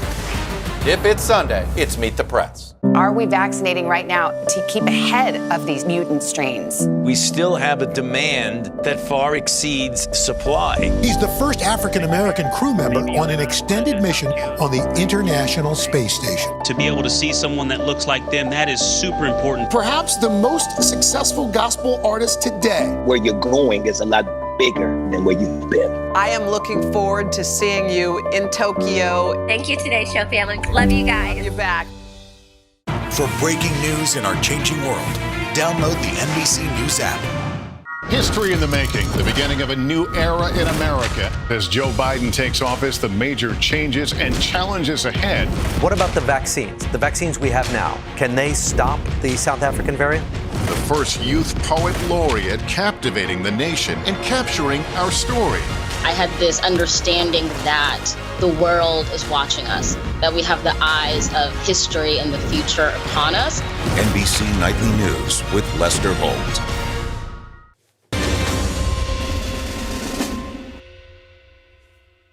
Today was just the beginning of an unprecedented and historic impeachment trial. Back with us now, NBC News senior political editor Mark Murray and University of Washington history professor Margaret O'Mara. Margaret, Trump defense lawyer Bruce Castor asked the question, is impeachment for punishment and removal from office, or is it preventing Trump from running again in the future? Trump attorney David Schoen saying a former president can't be convicted. What does historical precedent tell us here? Well, this is the fourth time that a president has been in danger of being impeached. But it has not been. Only two of them have actually been impeached, and no one has actually been convicted. So we never had a former president impeached. So history is being made as we speak. This is something that is unprecedented. So in some ways, it's hard to map the clear precedents, but there clearly is both a high-stakes constitutional issue here, a question about, what is impeachment and what are the consequences for conduct in office, particularly presidential office, and how will this create a precedent for presidents going forward? And also a political question, because Trump seems to have become the de facto leader of the Republican Party, and the Republican Party itself is wrestling with what to do with Trump, and all of the senators in that chamber are thinking about their own political futures, particularly given the fact that the outcome is probably not in doubt. Margaret, this is Mark Murray. How important is precedent when it comes to political public opinion? Earlier, Allison was having a conversation with NBC legal analyst Danny Savalas, who was saying that, you know what, at the end of the day, precedent is whatever the majority of the Senate ends up deciding, that you end up kind of making the precedent as you go along. So as a historian, how do you end up weighing when we kind of break down someone like former Secretary of War William Belknap and the Hastings precedent versus whatever the Senate, a majority or even a supermajority deem and determine? Yeah, I think that's a really important point. We need to remember this is not a legal proceeding. This isn't like a courtroom spectacle that we might watch on television. It's very different, and the standards are different, and the Senate can choose to do what it wants. I think precedent, on the one hand, for the arguments that are being made today about constitutionality, precedent is very useful, both in terms of the founders' intent, the read of the Constitution, the House managers very cleverly, from a political standpoint, bringing in the voices of conservative jurists and scholars who support their position that this is a constitutional proceeding, which is separate from the question of was Trump guilty and should he be convicted? And that will be what's on tap going forward. We've now established, had that first phase. I've been thinking a lot, we can think about other impeachments, but when we think about the stakes and the broader political atmosphere, I don't want to be alarmist, but the comp that comes to mind a lot is Abraham Lincoln in 1860 and the years leading up to the Civil War, when we saw some similar, disturbingly similar dynamics in terms of regional divisions, sectional divisions. Lincoln famously says, "A house divided cannot stand." Actually, that part of that speech that he gave was quoted by GOP Chairwoman Ronna McDaniel last night in a tweet. She omitted the rest of his speech, or what follows, which was included, that effectively saying it cannot stay divided. It will have to go one way or the other. A kind of, I don't think we're, it's not 1860, it's 2021, but in terms of the political dynamics, it's useful. We talked about this in the last hour, Margaret, that this is, if you will, the most bipartisan impeachment trial, or impeachment, I should say, as well, that we've seen. We don't have all that many examples. But given that, what will you be watching for over the next few days? I'm really going to be watching how the case is being made to the people watching at home, not just the people in the chamber. Look, this is a challenging moment for Senate Republicans who are going to have to go on the record on one side or another. And if history is any guide, party will triumph. that tends to be party line votes, even when the evidence might suggest otherwise. So I think it's going to be no matter what's presented. But what we're doing now, and what the House managers are presenting, is, now we have a few news cycles once again where January 6th and what happened then, and the president's role in that is now headline news again. And I think it's a bigger challenge, quite frankly, for Republicans who have to have both a strong pro-Trump base, the threat perhaps of primary challenges from pro-Trump forces or pro-Trump candidates if they, for some reason, go against the president or are seen to going against the president. It's challenging all around. As you just were discussing, Joe Biden has an agenda he wants to pass. The Democrats in the Senate want to help him do that. And this is, of course, a distraction from that agenda. All right, Mark and Margaret, you've both spent so much time with us tonight. We are very grateful. Thank you. Thank you.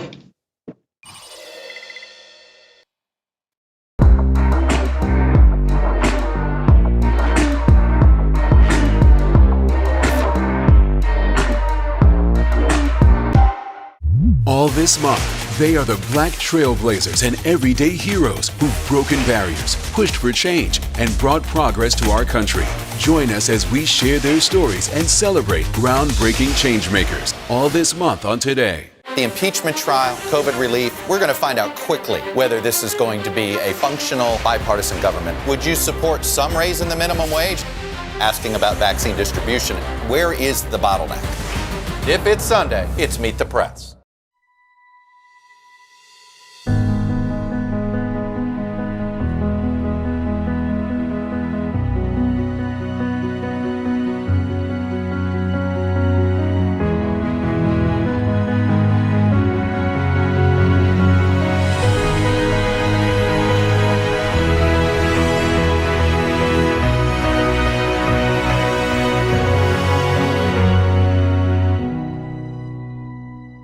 History in the making, the beginning of a new era in America. As Joe Biden takes office, the major changes and challenges ahead.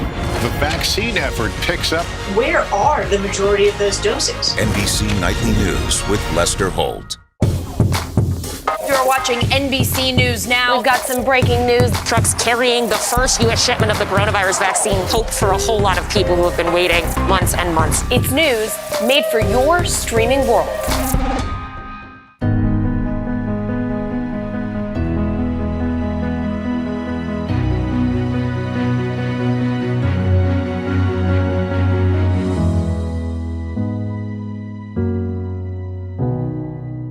For breaking news in our changing world, download the NBC News app. Are we vaccinating right now to keep ahead of these mutant strains? We still have a demand that far exceeds supply. He's the first African-American crew member on an extended mission on the International Space Station. To be able to see someone that looks like them, that is super important. Perhaps the most successful gospel artist today. Where you're going is a lot bigger than where you've been. I am looking forward to seeing you in Tokyo. Thank you today, show family. Love you guys. You're back. History in the making, the beginning of a new era in America. As Joe Biden takes office, the major changes and challenges ahead. What about the vaccines? The vaccines we have now, can they stop the South African variant? The first youth poet laureate captivating the nation and capturing our story. I had this understanding that the world is watching us, that we have the eyes of history and the future upon us. NBC Nightly News with Lester Holt.